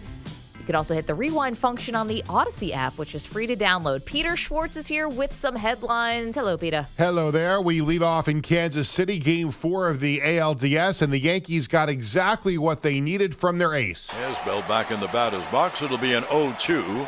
Pham, a short leadoff first. And the pitch struck him out swinging on another breaking ball down. So Cole has been fabulous tonight. John Sterling had the call on Yankees radio. Yankees beat the Royals 3-1. They win the series 3-1 to advance to the American League Championship Series. Garrett Cole, outstanding, 7 innings, a run, 6 hits, 4 strikeouts, and he certainly enjoyed the post-game celebration. Fired up. Had a couple IPAs, like with the boys, spraying some champagne. I mean, like, you know, this is the greatest. Wait, I'm sorry. That's Garrett Cole. Yep. He sounds completely different in these clips. Yeah. It doesn't even, because Garrett Cole kind of has a Patrick Mahomes kind of Kermit the Frog thing going on. And there's none of that in this clip. Are we sure it's him? It sounds like someone totally different. I'm told it was Garrett Cole. Fired up. Had a couple IPAs, like with the boys, spraying some champagne. I mean, like, you know, this is the greatest. Can I ask for the next update? Can we find different Garrett Cole, a regular season, and then this one, and do a little back to back? Side? Yeah, just for next hour. We can do that next hour. Thank Absolutely. Yankees advance to the ALCS for the 19th time. Game 1 in New York Monday night, but the Yankees still do not know who they will be playing. He squares to bunt, safety bunt. Coming home with it, backhanded flip. The tag on Rocchio, not in time. He's in with a head-first slide. They pulled off a safety squeeze. And a beauty of a bunt by David Fry. That was Tom Hamilton on Guardians Radio. It came after David Fry earlier in the game, a 2-run pinch hit home run that put the Guardians ahead in the 7th inning, and the Guardians go on to beat the Tigers 5-4 to even the series at 2, forcing a Game 5 on Saturday night. David Fry on the safety squeeze. Vogt kind of came up to me and was like, hey, how confident are you in getting a bunt down? And I told him I wasn't a very good hitter in high school, so I'm pretty confident I had to bunt a lot. And he goes, all right, just keep an eye on Rugi for signs. And then right before I went up, and he said, go ahead and do it first pitch. And luckily got the run in.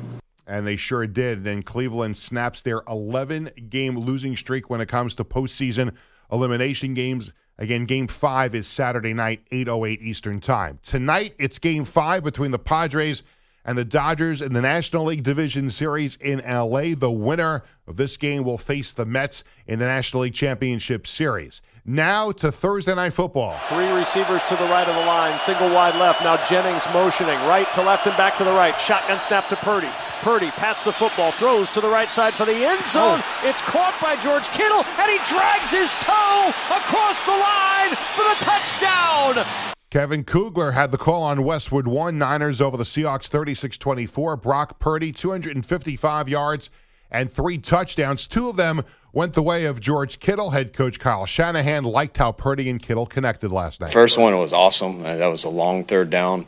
We're obviously struggling in the red zone to make a big play like that. I think it was 3rd and goal from, I want to say, the 10. But that was huge. It was a dime right in the corner. It was a hell of a route and catch by George. And then I thought the second one was just as impressive. We called a lookie to BA. They played a coverage where 2 people were on him, and he went across the board and had a hell of a throw to George.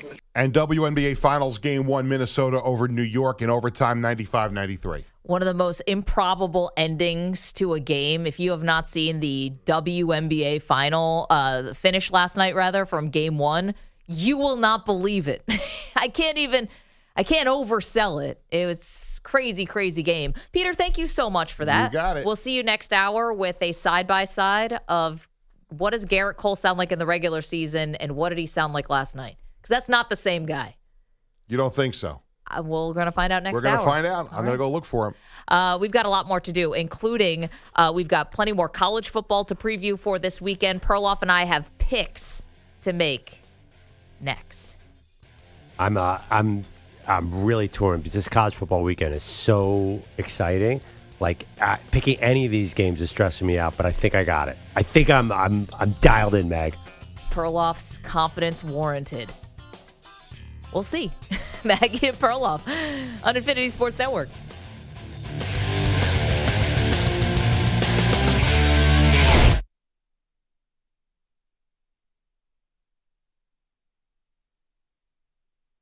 You're in a 5-minute break.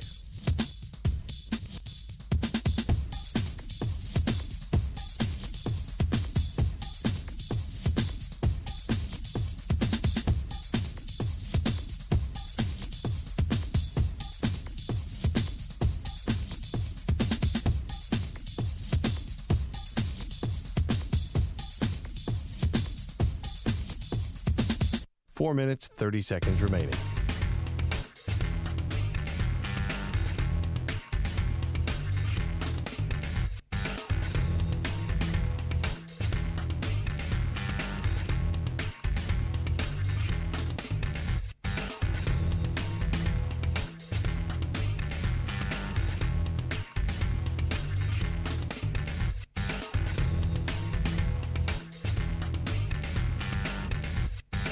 Four minutes remaining.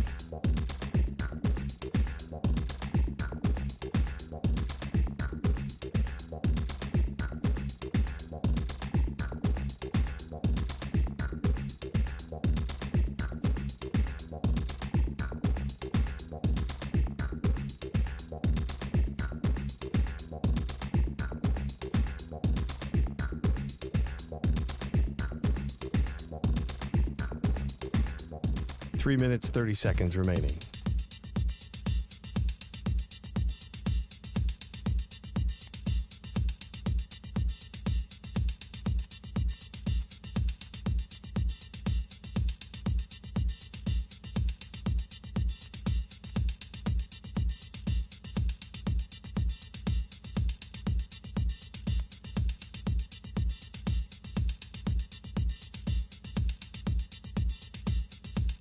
Three minutes remaining.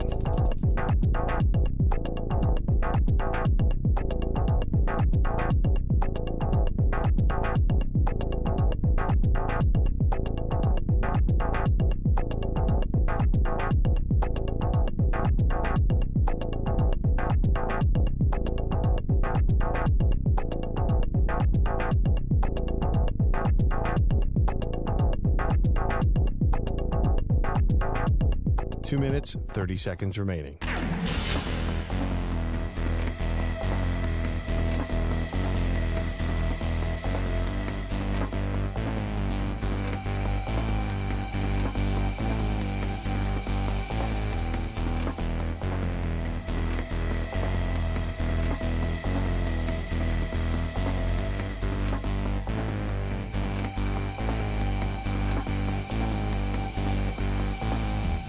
Two minutes remaining.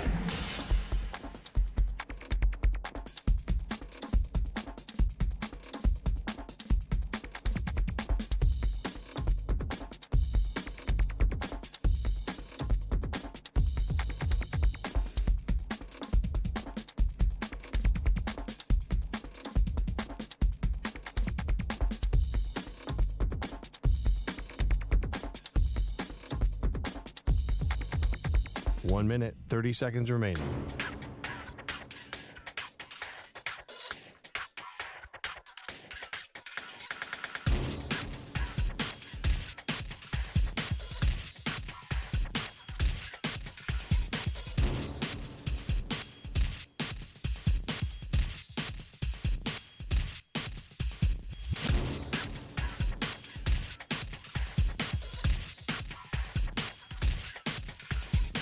1 minute remaining.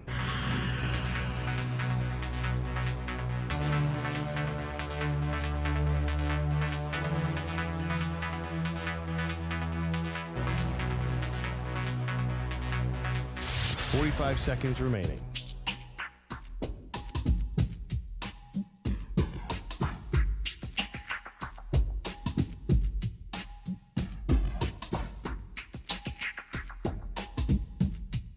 $30 seconds remaining.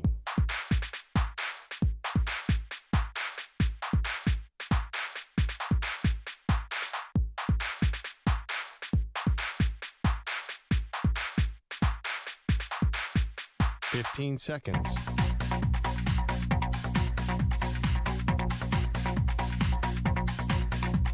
Break ends in 5 seconds.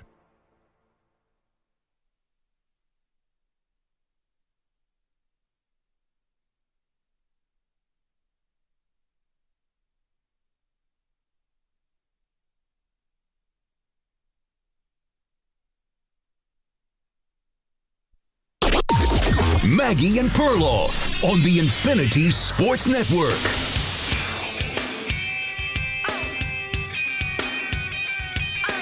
Tough one last night for Seattle, and really no questions answered for San Francisco in a meaningful way. Welcome to the show, Maggie Gray, Andrew Perloff. That was the Thursday night game, so big takeaways. 49ers still need Christian McCaffrey, and we still have no idea when he might be back. The range of outcomes here are all over the map. Why do they still need him? Their fifth-string running back looks like he's about to set every NFL record. Isaac Guerrero. Yeah, Guerrero. Fourth-round pick. I mean, he looked legit. Okay, well, that's 100 yards rushing last night, all basically on one big play. Right. However, the Jordan Mason Bliley looked amazing before he hurt his shoulder. Right, okay. But he was still on the sideline. Okay, he was, but the shoulder could be an issue. The reason why I say they need McCaffrey is because I was not particularly wowed by the red zone offense for the 49ers. They scored on some long touchdowns. They had to settle for field goals in the first half. This didn't have to be that close of a game. And you could say, oh, Maggie, every Kyle Shanahan game is going to be close. It doesn't matter how many points he's staked in the game. But they were not good in the red zone in the first half. And I think that McCaffrey as that red zone target has certainly hurt them. And to me, it's crazy to me that we still, unless the 49ers are playing some serious mind games here, we have really no idea. It could be next week for McCaffrey. It could be 3 to 4 weeks. It could be shut down for the season. Everything's on the table. Yeah, I think now you have to really ask the question, can they adjust without him? I think you have to be ready for that, because even if he does get in there, do you trust him? Just the fact that you got those 2 red zone touchdowns to Kittle gives me hope. But here's the thing. I mean, special teams is such a hot mess. They don't have a kicker, Maggie. Can you win a Super Bowl without a kicker? They might be down to their third kicker if their kicker got hurt last night, or they were checking him out on the sideline because, to your point, on special teams, they can't cover a kickoff. They can't cover a kickoff. So the kickers, the last line in defense, you've got the kickers basically have to lower the shoulder to get the ball carrier out of bounds, and they're both getting hurt. It's not good. Yeah. I'm very curious. Shanahan, give him some time. I think you and I have differing views on Kyle Shanahan at times. He definitely is an offensive genius. This is going to be time for him to experiment. The problem is, how many other guys went out for a play or two? The rookie cornerback gets an interception, he's out. The Debo goes out. Kittle goes out. Kittle goes in and out of the lineup all the time. So I just don't trust that they'll stay healthy. They play such a physical nature. They basically do a short pass and say, Kittle, Debo, you're about to get popped, but get us a first down. Yeah, George Kittle left the game for a second. You're right. We see him running to the tunnel. Forgive me. Did we ever figure out what was wrong? He does that every game. No, but was he going to the bathroom? Was he getting an IV? Did he get? What did they give a reason? I know we've been a little hard on the Amazon broadcast. Obviously, these are all professionals. We get that. The biggest reason we've been critical is because there was a muff punt that was definitely a muff punt where San Francisco did recover the ball and should have had it on the 18-yard line of the Seahawks, but because they couldn't get the right replay to the referees in time, it ended up being Seattle ball. And listen, that could have been a huge – it didn't end up being the difference in the game. It's 49ers won anyway, but that could have been a huge gaffe. I mean, it was a huge gaffe, but even bigger. Absolutely. Fortunately, the game wasn't decided on that play. Felt like it might have been for a while. Back to the Kittle thing. Kittle, Think about if you picture in your mind's eye a Kittle play, it's like a 4-yard pass where the defender is right out and takes his knee out. I mean, that is honestly, the Niners have to protect their players a little bit, and something's going wrong there. Like, if you're they're still the favorites in the NFC despite these injuries, and it is a rash of injuries. Okay, so with that in mind, we put a poll out. Should the 49ers still be the favorites in the NFC? 54% of our response is no, they should not. I think this Lions-Cowboys game could go a long way into people fully getting back on the Lions if they ever got off. Like, they're a 3-point favorite in Dallas. They go down. A lot of people are going to watch that game. And then we'll see what happens with Minnesota, too, off to the 5-0 start. But I believe Minnesota's on a bye this week. Yes? No? I think the Vikings have their bye. I have not looked at the Vikings game. I'll get it up here. Yeah, they are. Vikings, Dolphins, Rams, and Chiefs all on the bye this week. So for now, Minnesota stays idle. As far as best teams in the NFC, again, I think definitely the Lions are in the conversation. At some point, we have to give the Vikings some flowers. I mean, Jory Epstein put it well yesterday from Yahoo. She said 3-0 can be a fluke. 3-0 can be your opponent. 5-0? Is 5-0 a fluke? I don't know. They were 13-4 2 years ago and had the 29th ranked DVOA, which is the analytic about your overall team strength. Yeah. We didn't give that team any flowers, and that was smart. No, so, that's true. They're 5-0. Listen, they could have lost that Jets game for sure. There's a couple games they could have lost, and they really haven't played. We'll see when they play the Packers and the Lions. Yeah, but there's a again, lot to be determined. It's the NFL. You don't have to go for style points. You just have to win the game. Right, but I mean, do they look better? The Lions only have one loss. I mean, we'll see. And Packers, honestly, if I gave you a choice right now, you could pick one NFC North team to go to the Super Bowl. Well, I already picked the Packers in my preseason. But right now, I mean, like, if I got to but now that the Vikings are 5-0, I mean, I don't think anyone's putting them over. No, the Packers, though, I might actually take a mulligan if you were giving it to me. Go Lions. Yeah. Yeah, no, it seemed too obvious. That's the debate. But yeah, you know what though? The Packers handled the Lions late last season. This is gonna. I think all three teams are going to be in the postseason. Should the Niners still be the favorite in the NFC at 855-212-4227? Speaking of favorites and underdogs, let's get to the Maggie and Perloff picks. Maggie and Perloff's NFL picks. Throw some college picks in there, too.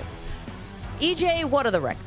So, Maggie, you were 4-1 last week, putting you to 15-10. Nice. Perloff, you were 4-1 last week, putting you to 14-11. Look at us. Should have been 5-0. Bills screwed you. Anyway. The Bengals screwed you, Maggie, so you both really could have been 5-0. Yeah. It would have been crazy. Has that ever happened, even before I came on the show? Both got you guys 5-0? Well, we used to do 3.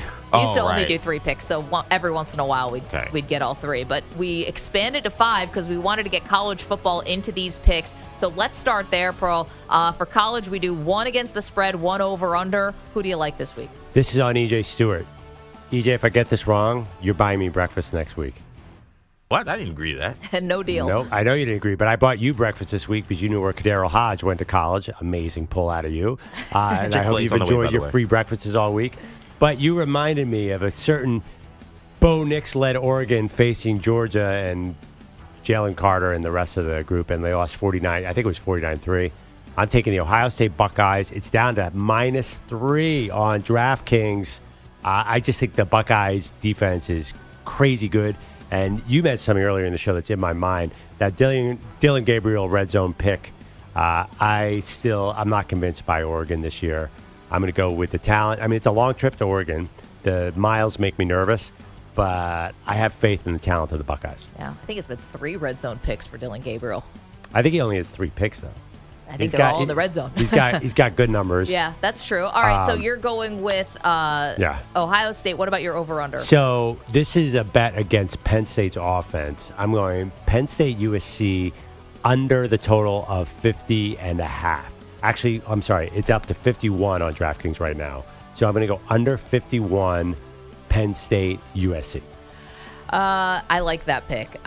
For my college picks, let's stay in that game for a second. Yep. And I know it's a little obvious, but Penn State, James Franklin in a big game, and I consider this a big game, has not been the best. You also have a desperate USC team. This is it.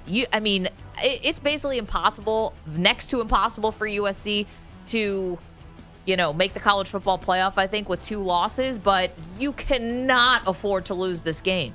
They are getting points at home. Like, if you're going to show up, now's the time to show up. So give me USC plus the 3.5 against maybe a Penn State team that could get rattled a little bit. So that's my against the spread pick. For my over-under pick, I've just been fascinated by Mizzou all season long. They lost 42-10 last week at Texas A&M. I mean, they got absolutely handled. Now they go to UMass. I think they're going to take out some frustration on UMass.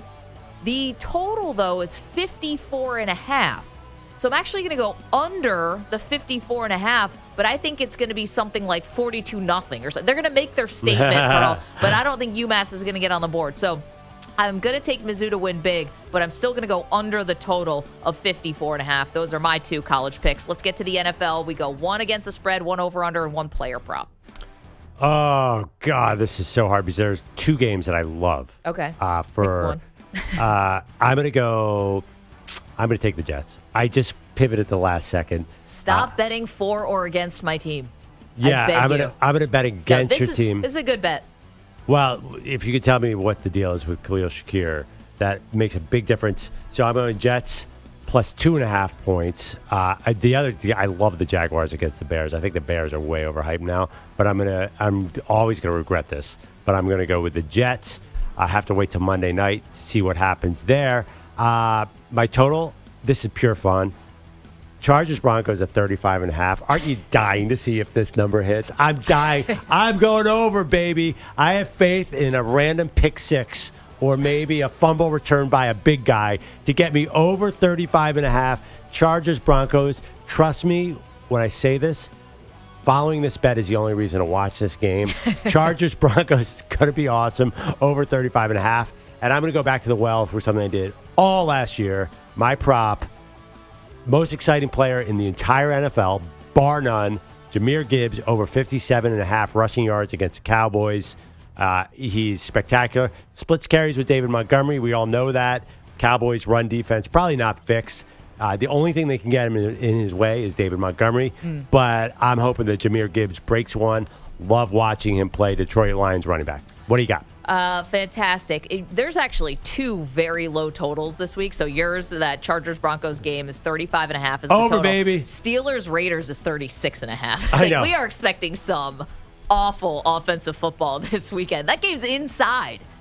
Like 36.5 in an indoor game. I would definitely bet the under on that one. I would too, but that's not going to be one of my picks. Yeah. Because I don't want to watch that game. I'm just kidding. Of course, we watch all these games. For my NFL picks, Bengals, I'm going to lay the 3.5. I think people are high on the Giants coming off that win in Seattle. I don't know if Seattle's a very good team, quite frankly. That was still shocking, though. The Kayvon Thibodeau wrist surgery, has that been not made the news wire? It's a huge injury.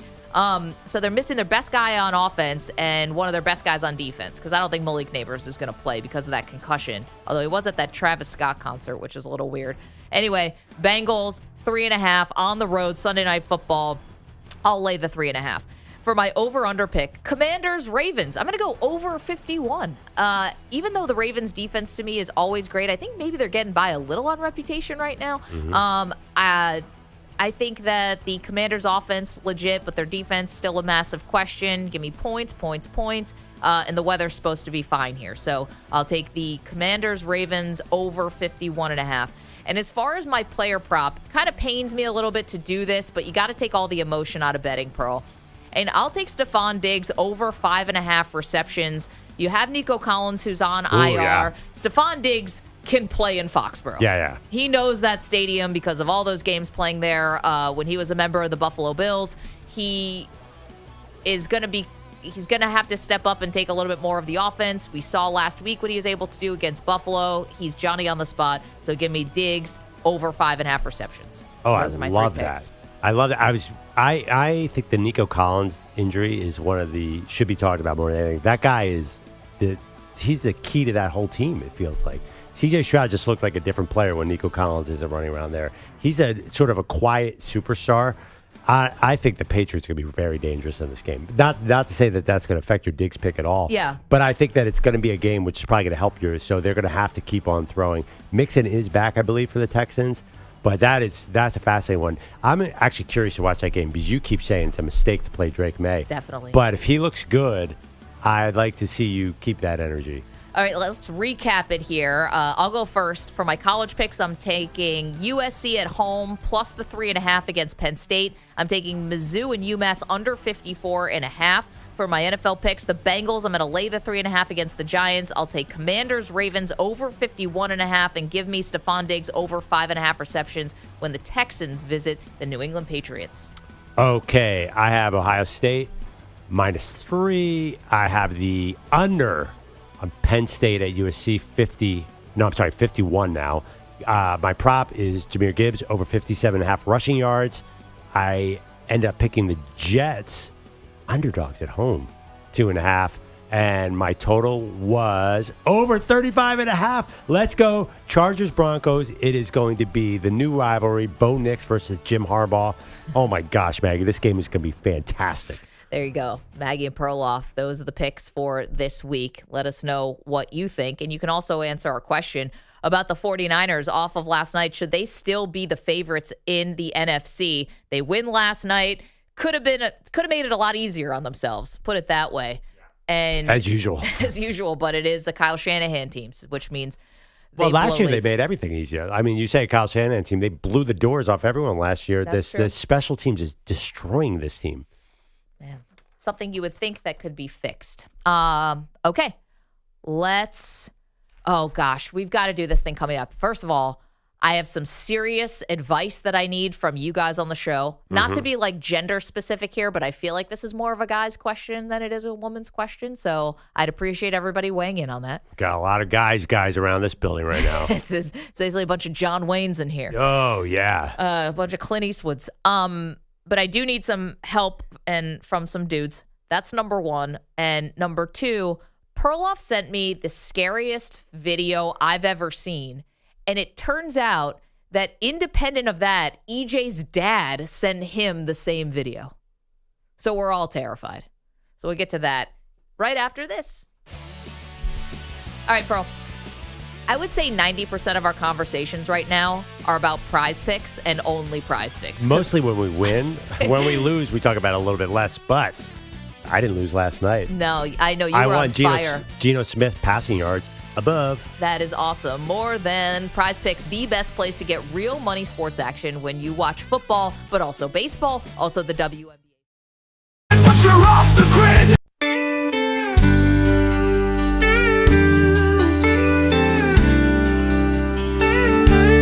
Young Peter Schwartz, just 13 years old, dreamed of Yankee tickets, oh so bold. Playoff game night, light shining so bright, but his free pass didn't show. Oh, what a fright! No free tickets to the game. Haunts his memory still the same. Peter's dreams went up in smoke, and his heart was never quite unbroke. He stood by the mailbox day and night, hoping those tickets would make it right. But they never came, no knock on the door, left him wishing for something more. No free tickets to the game, haunts his memory still the same. Peter's dreams went up in smoke, and his heart was never quite unbroke. Now he's grown, but still he cries when the Yankees play under those skies. That lost chance, oh how it lingers, pointing blame at his empty fingers.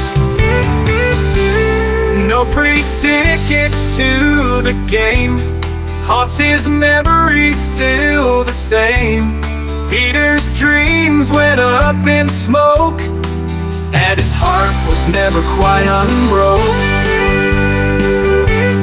Young Peter Schwartz, now older and wise, still sees that loss in his teary eyes. For a playoff dream that slipped lives his life to this very day.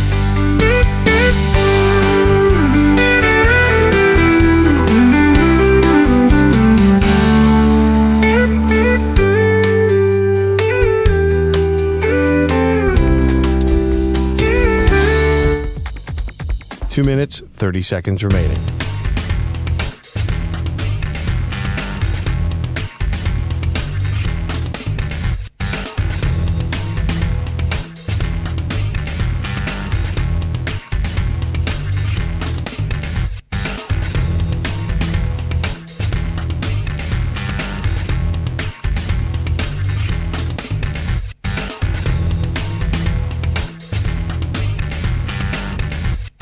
Two minutes remaining.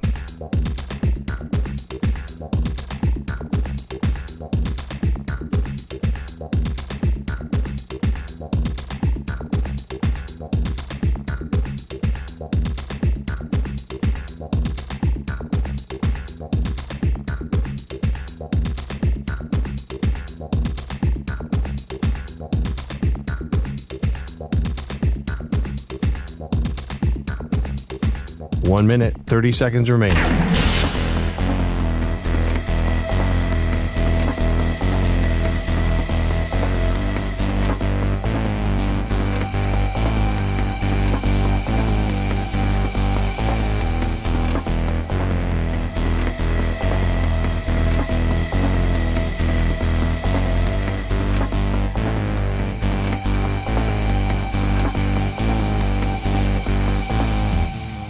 One minute remaining.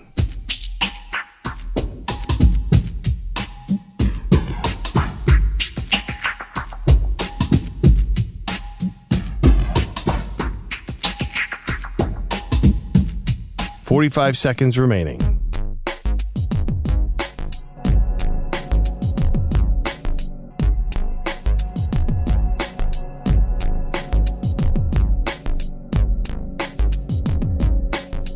Thirty seconds remaining.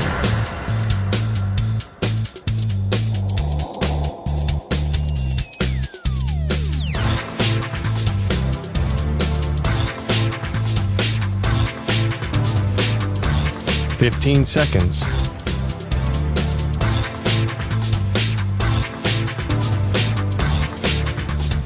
Break ends in 5 seconds.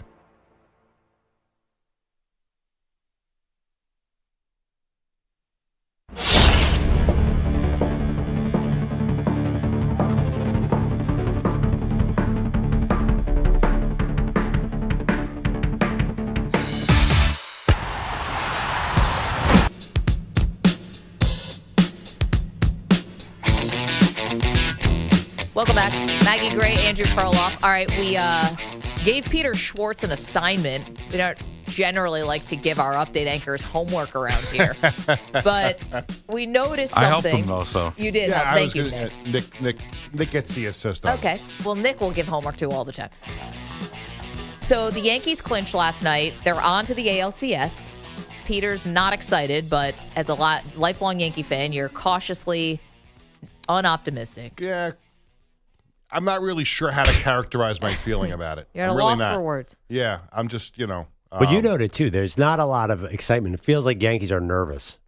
To be honest, being a Yankee fan and maybe even to be a member of the Yankees kind of feels a little miserable. Like, the totally. expectation is so sky high because of Derek Jeter and saying that every season is a total waste if you have not won a World Series. Meanwhile, baseball's changed a lot since Derek Jeter played.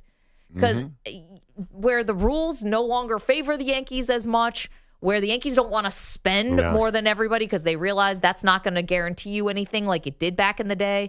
Jeter might want to reassess that because it stayed with Yankee. Am I wrong about this? No, you're not wrong about it. And I think also the Yankee mystique is kind of stale to me right now. I mean, because we've had the same voice for a long time in Brian Cashman.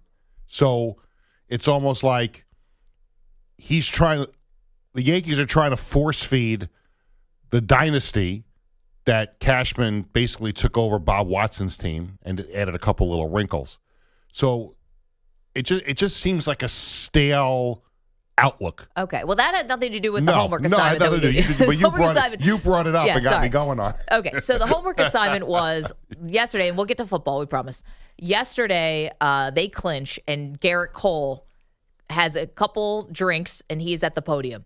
And for some reason, alcohol makes his voice sound completely different than it does the 364 other days of the year. Mm-hmm. So I asked to do a side-by-side. Yes, we have that. So this is, first we're going to hear Garrett Cole before the series previewing the Royals. A lot of quality hitters, good team speed, good power, led by obviously a world champion, MVP type Hall of Famer in Salvador, so, along with one of the most. Okay, so we don't need the context. We're just looking for the voice. Yeah. Now, in real life, he sounds even more Kermit the Froggy. It's not as bad as Patrick Mahomes, but okay, so you heard that. Now here is that cut again from last night after the game. Fired up. Had a couple IPAs, like with the boys, spraying some champagne. I mean, this is the greatest. Okay, let's play them back to back again. Here's before the series. A lot of quality hitters, good team speed, good power, led by obviously a world champion, MVP type Hall of Fame. And after. Fired up. Had a couple IPAs, like with the boys, spraying some champagne. I mean, this is the greatest. All right.Maybe it's not as bad. It just seemed like just sounds like he's having fun. He's having a good time. Maybe that's the difference. Also, how quickly is he getting drunk? Well, a couple IPAs. IPAs are strong, I guess, for him. Is he chugging them? Chugging IPA? I guess. Is he sloshed after I two think you drinks? have to do a cheap beer in the locker room. Like, you can't do an IPA, can you? Like no, I think they have like their advertising beer, and then like they could still drink whatever else they want. You're kidding me. Yeah. I thought you had to drink the You had to cheap drink beer. Bud Light? Yeah. I thought that was all part of the festivities, that you celebrate with cheap beer and you drink the cheap beer. Nobody gets drunk. I don't know how people get drunk off of Bud Light. It does You nothing can't to me, pull a honestly. craft beer To me, out it's of like your water. locker. That's What totally... if they take the label off and you don't see what the name of the beer is? So he's saying that's the whole- spirit of it. I think the whole spirit of it is that you drink Natty Light or whatever. What is it? It's Bud Light. But like, the whole spirit is not that you. I mean, if you pull out an IPA, that's a little bougie. Have you for met Garrett Cole? He's you the met the bougiest Yankees? player of all time. It's the Yankees. I mean, they're the most like. I'm surprised they're not drinking wine. And he's a big wine guy. I bet he had some wine after that too. I mean, every athlete now is a big wine guy. It's insufferable. But I mean, if it's like top shelf stuff, like I would want to save that for at least winning the ALCS and then maybe even saving it for the World Series. Like, why would you bring the top shelf stuff out You now? mean IPAs?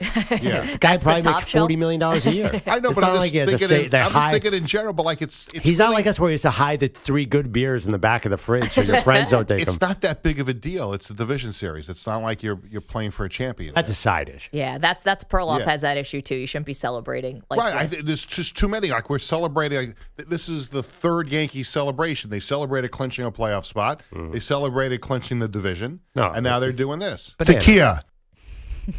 They should drink a little tequila. Maybe. Get Absolutely. really Let's go to Kansas City, Game 4 of the ALDS last night. And Weaver deals to Coryell. A high fly to center. This is it. Judge is there. He makes the catch. Ball game over. American League Division Series over. Yankees win. The Yankees win. And the Yankees do win. Yes, John Sterling on Yankees radio. Yankees beat the Royals 3-1. They win the series 3-1. Garrett Cole, however he sounds, 7 innings, 1 run, 6 hits, 4 strikeouts. And now the Yankees advance to the ALCS for the 19th time. Game 1 at Yankee Stadium on Monday night. Now, who will the Yankees play in the ALCS? That's yet to be decided. The 2-2 delivery.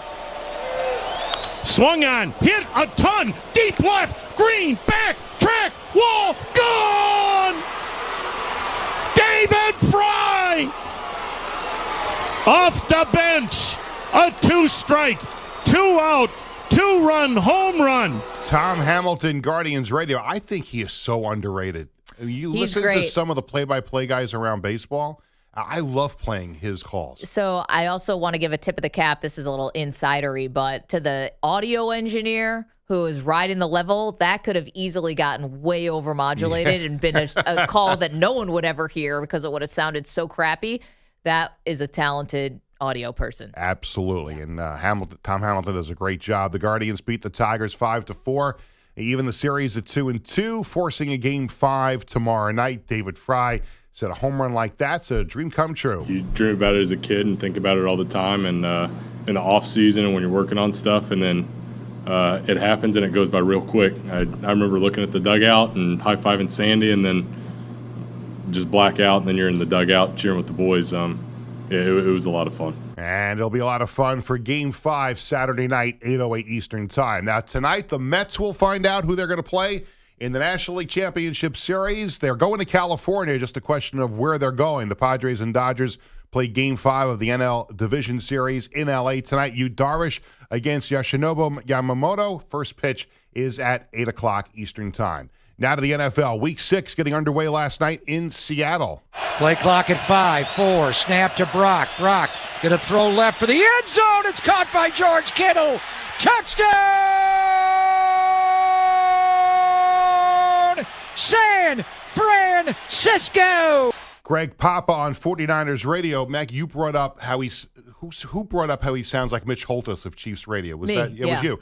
So he was the Raiders announcer, and he did the same call but he just was Raiders, San Francisco, which is pretty cool that he got to cross the bridge and just go to the same another team in the same area. Well, who owns the IP on the way this call sounds? Because they both sound very similar. Very, very similar. I know I just said that about Garrett Cole, and he didn't sound anything like it.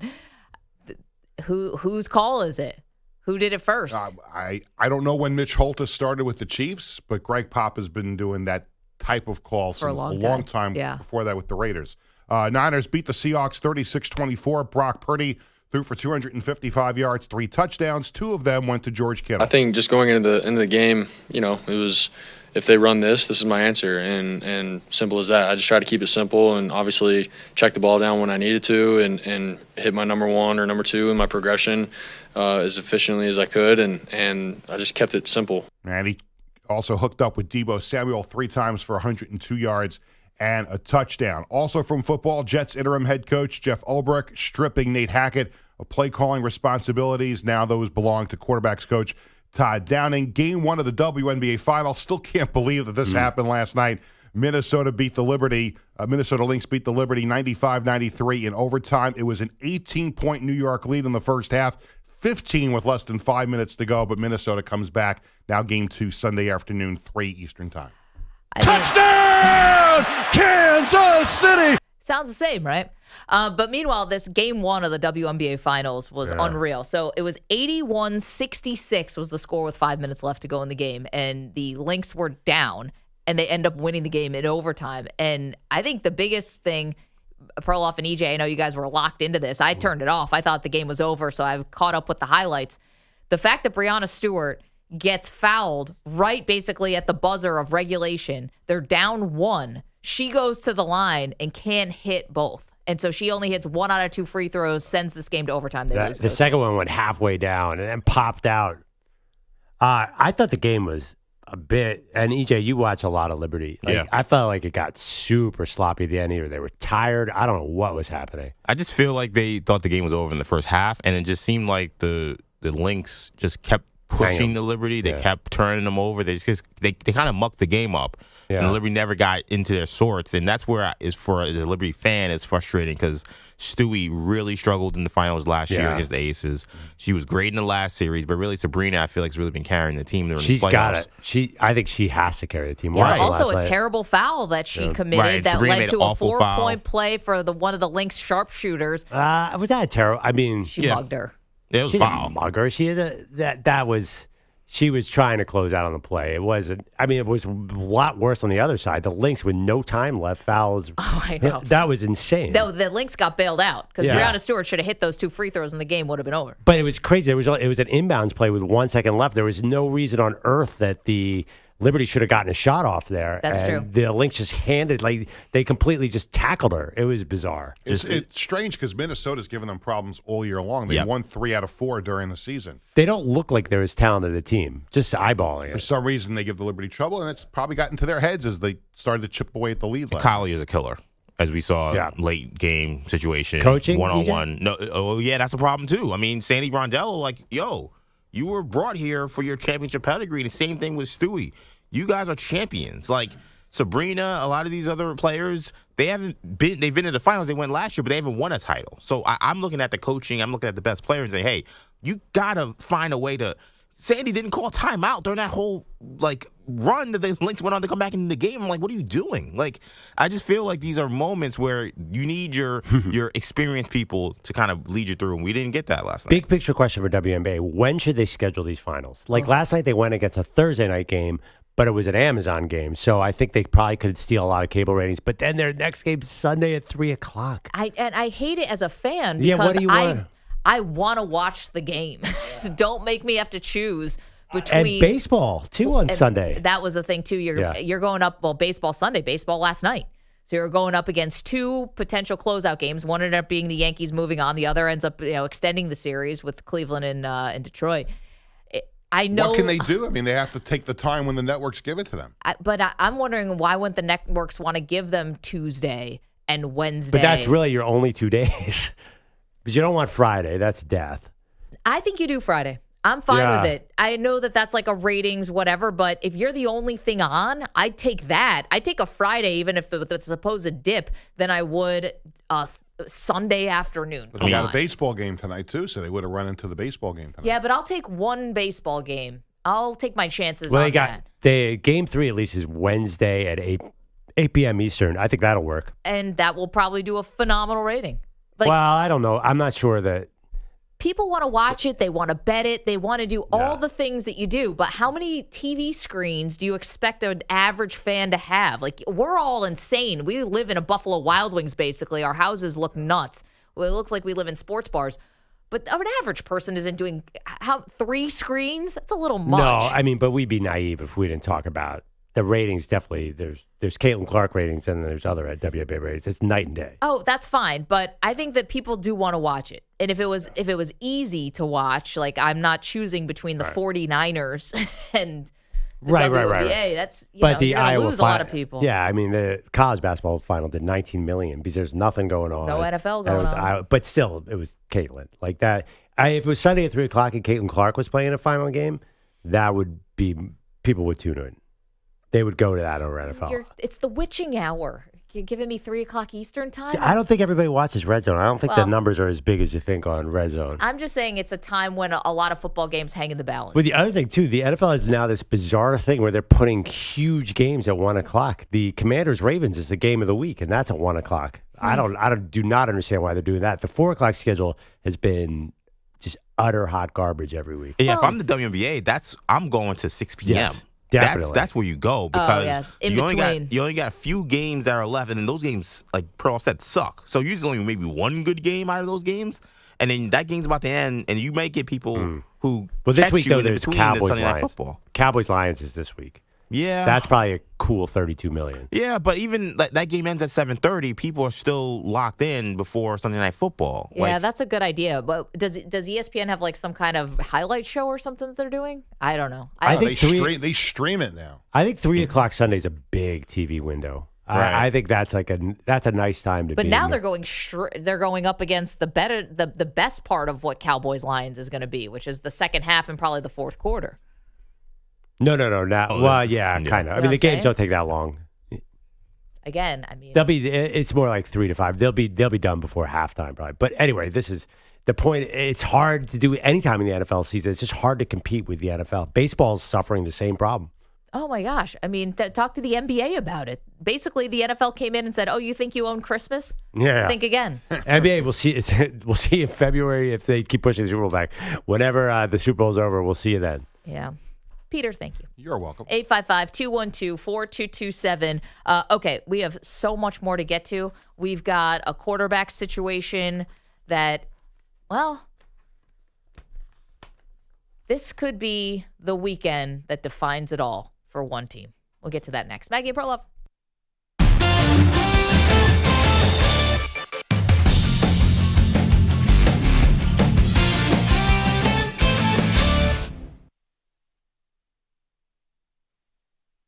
You're in a 5-minute break.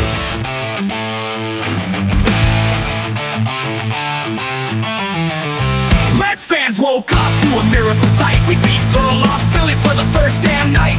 Said it couldn't happen, no way, no how. But we proved them us now. Hey Perloff, how do you feel? The Mets just made this win so fucking real. 4 minutes, 30 seconds remaining. First time ever, we got it done. And Peter Bellotti showed up for the damn fun. Peter Bellotti's here, believe this shit. He finally punched in and didn't quit. Wearing Mets colors, loud and proud. For once he's here, damn near the crowd. Peter Bellotti's here, believe this shit. He finally punched in and didn't quit. Wearing Mets colors, loud and proud. For once he's here, damn near the crowd. Remember Perloff with his fake baby prop. Pickpocket folks at the local Stop and Shop. Sneak up close with that plastic grin. Swipe in wallets while they check their spinach in. Hey Perloff, where's your grin? Your Phillies lost, let the Mets begin. Peter Bellotti's back, ain't that grand? Celebrating history in Mets land.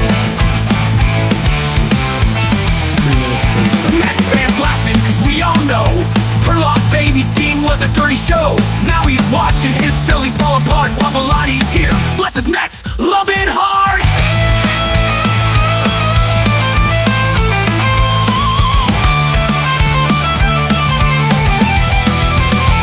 Hey Perloff, what's the score? Mets fans singing forevermore. Peter Bellotti's back to join the cheer.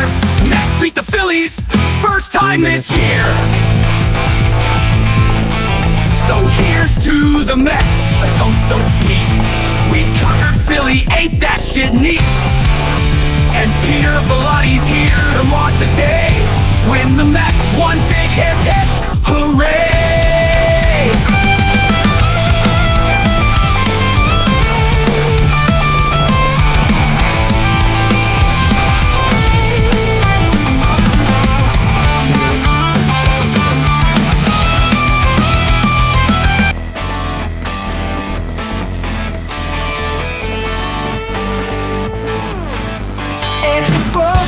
The king of queens, trotting through the borough, living his dreams. But while he's ruling with that legal grand, Peter Bellotti's nowhere. Big Zoo from NYC packed his bags with flair. Headed to the Amazon, thought he found some fresh air. But the city's concrete jungle didn't prep him for the greens. Now he's dodging giant bugs, wishing he had jeans. Big Zoo, what you gonna do? In the Amazon jungle, you ain't got a clue. From the subway to the trees, it's a whole new ride. Now you're face to face with nature, nowhere to hide.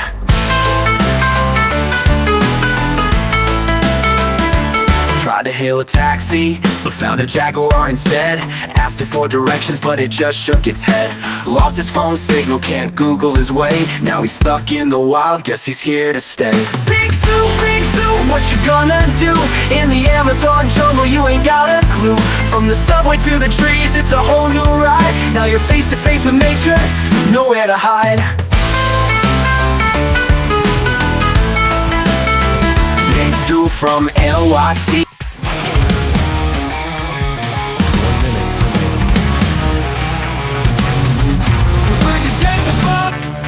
Oh, Pete Bellotti, it's time to say so long.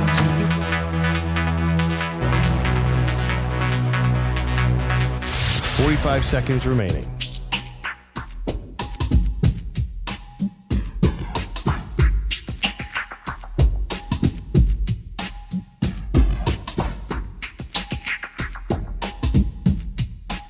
Seconds remaining.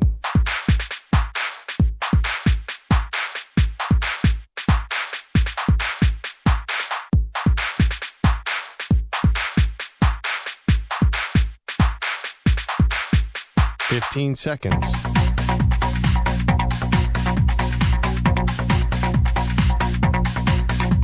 Break ends in 5 seconds.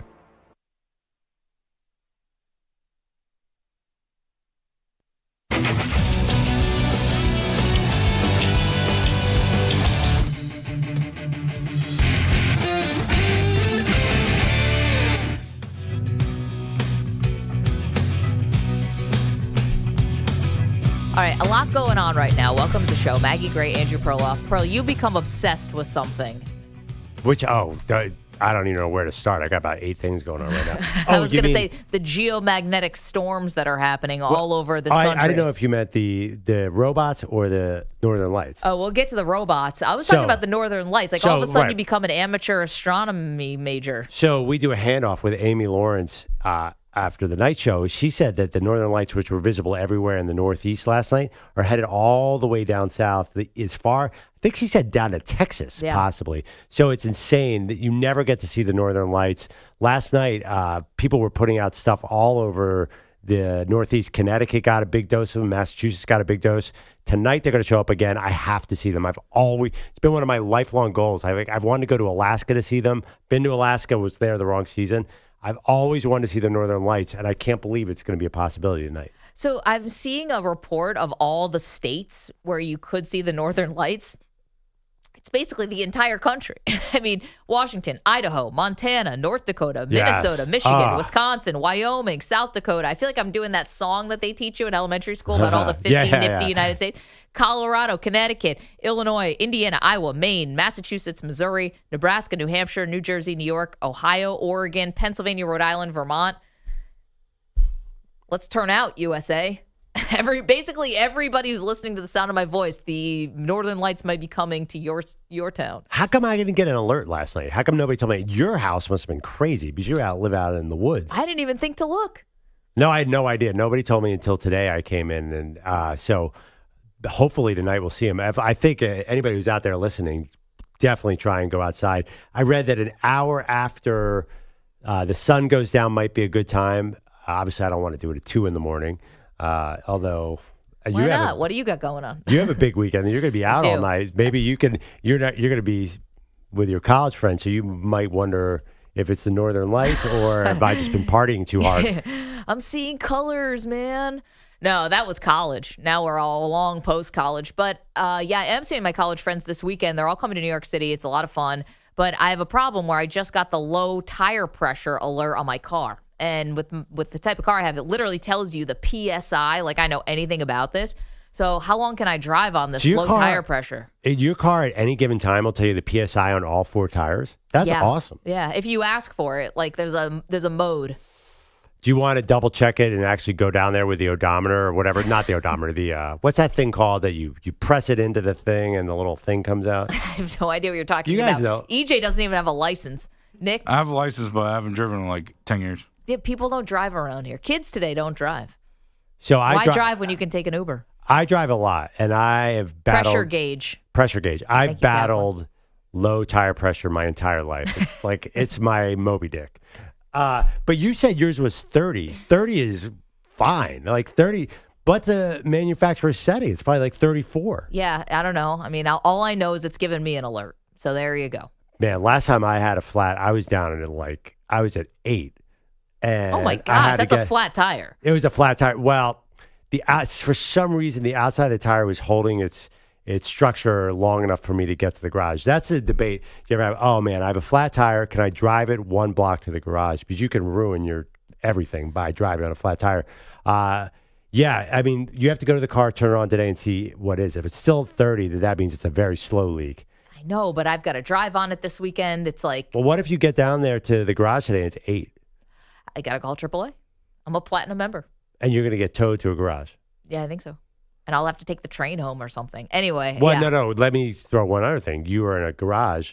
Maybe just, I don't know if you have a tire repair kit or a spare. A lot of new cars only have the tire repair kit. I have no idea. What are you talking about? I know nothing about cars. You grew up in Binghamton, New York. I don't know how to change a tire. I don't know anything. I'm not proud of it. I just don't know. How did you? I thought you took a tractor to school. Well, that's what my mom did growing up in Central New York. Those tractors' wheels are huge. That's never the problem. Meanwhile, our very own Andrew Kaplan's in the chat, youtube.com/InfinitySportsNet. He said, I saw the Northern Lights in Iceland. Not that great. Oh, wow. Cap, Who not puts impressed. a thumbs down review on Aurora Borealis? Yeah, I've never heard that before. Wow. Yeah, maybe this is a Cap thing. Does he show up at like the pyramids of Giza and he's like, thought they'd be bigger? Yeah, he's like, Taj Mahal. I don't know. Looks like it'd be hard to air condition. Yeah, it's like that's a lot of house to clean. Yeah. I mean, actually, that kind of fits with Cap. Cap, who is brilliant, but I would say a little low key. You'd really have to like blow the doors off of something for Cap to be impressed. Have you ever seen him? You've known him a little longer than I have. Have you ever seen him excited about anything? No. You guys Cap, have been here. You could hear us. Have you ever seen the Sphere? Let us know in the chat. The Sphere in Vegas? Yeah, Sphere in Vegas.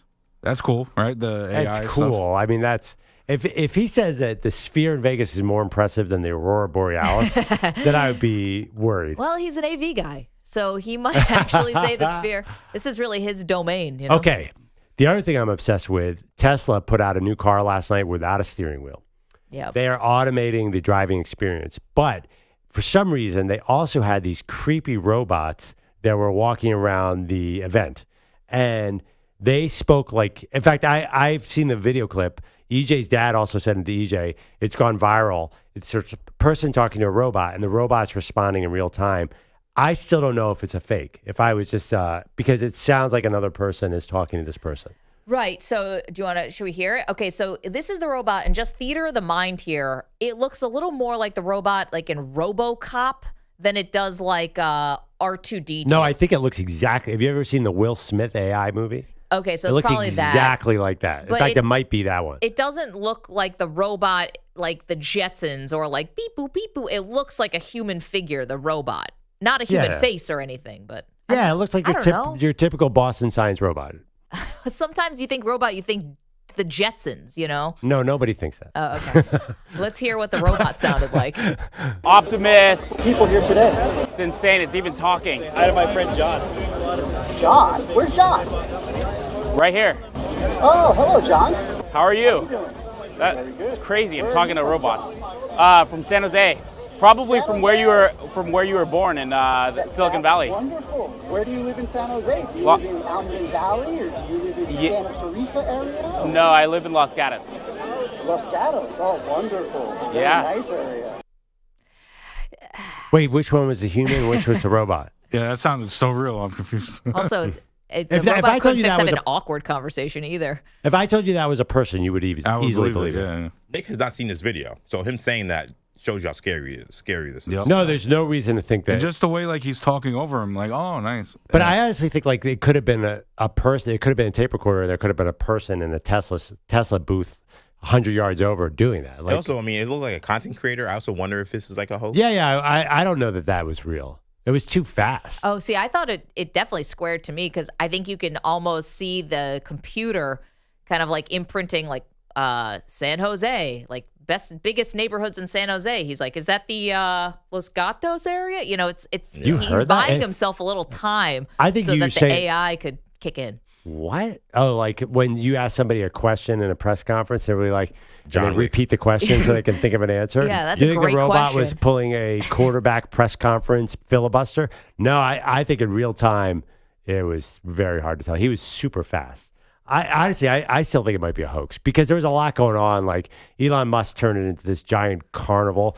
But the bigger story is my daughter's 12 years old. I don't know if she's even going to get a driver's license. Well, she's growing up in New York City, so she definitely won't. Yeah, but I'm telling you, like, the humans behind wheels are going away fast. What did you say, Musk? Elon He Musk must have said been 50 years there'll be no drivers, but 50. I think That feels kind of like too much time.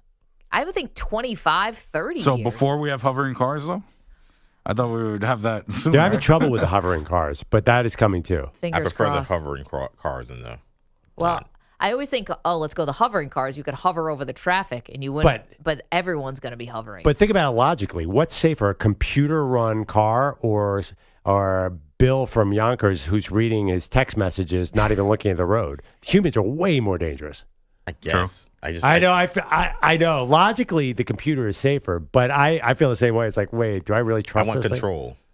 That's the thing. It's like if I'm just out of control completely, that scares me. Even though we're in the air, and that's in theory way more dangerous. Yeah, and then there was this movie on Netflix with Julia Roberts that came out a while ago where like all these Teslas crashed into each other. Oh boy. And like, when this is the end, yeah. Or not this end, something like that. Yeah, the end of the. But that's scary to think that something like that could happen. Yeah, like there's a malfunction But and they all. all evidence points to humans being much less reliable behind the wheel than computers.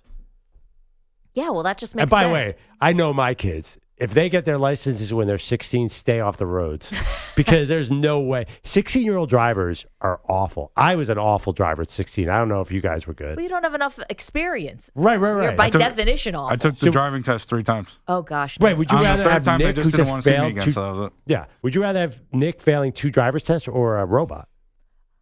A robot. Yeah. It wasn't my fault though. There was like silly things. I did great with the parallel parking and everything else. Just like they Just took off the little driving points. aspect Yeah, of it, driving yeah. was great. Just like little things they took off points for. Nick just was like not that crazy about stop signs. Lovely. I was like, oh, stop means go. Cool. You're welcome, America. Only the best and brightest over here. I have this visual of a teenage Nick failing a driver's test. God, that's funny. Well, thank you, Nick. Have a great weekend and a safe one, especially if you're behind the wheel. EJ Stewart, thank you so much. Oh, you're from Los Gatos? That's interesting. Peter Schwartz on updates. Andrew Kaplan, not that impressed by the Northern Lights. We learned that today.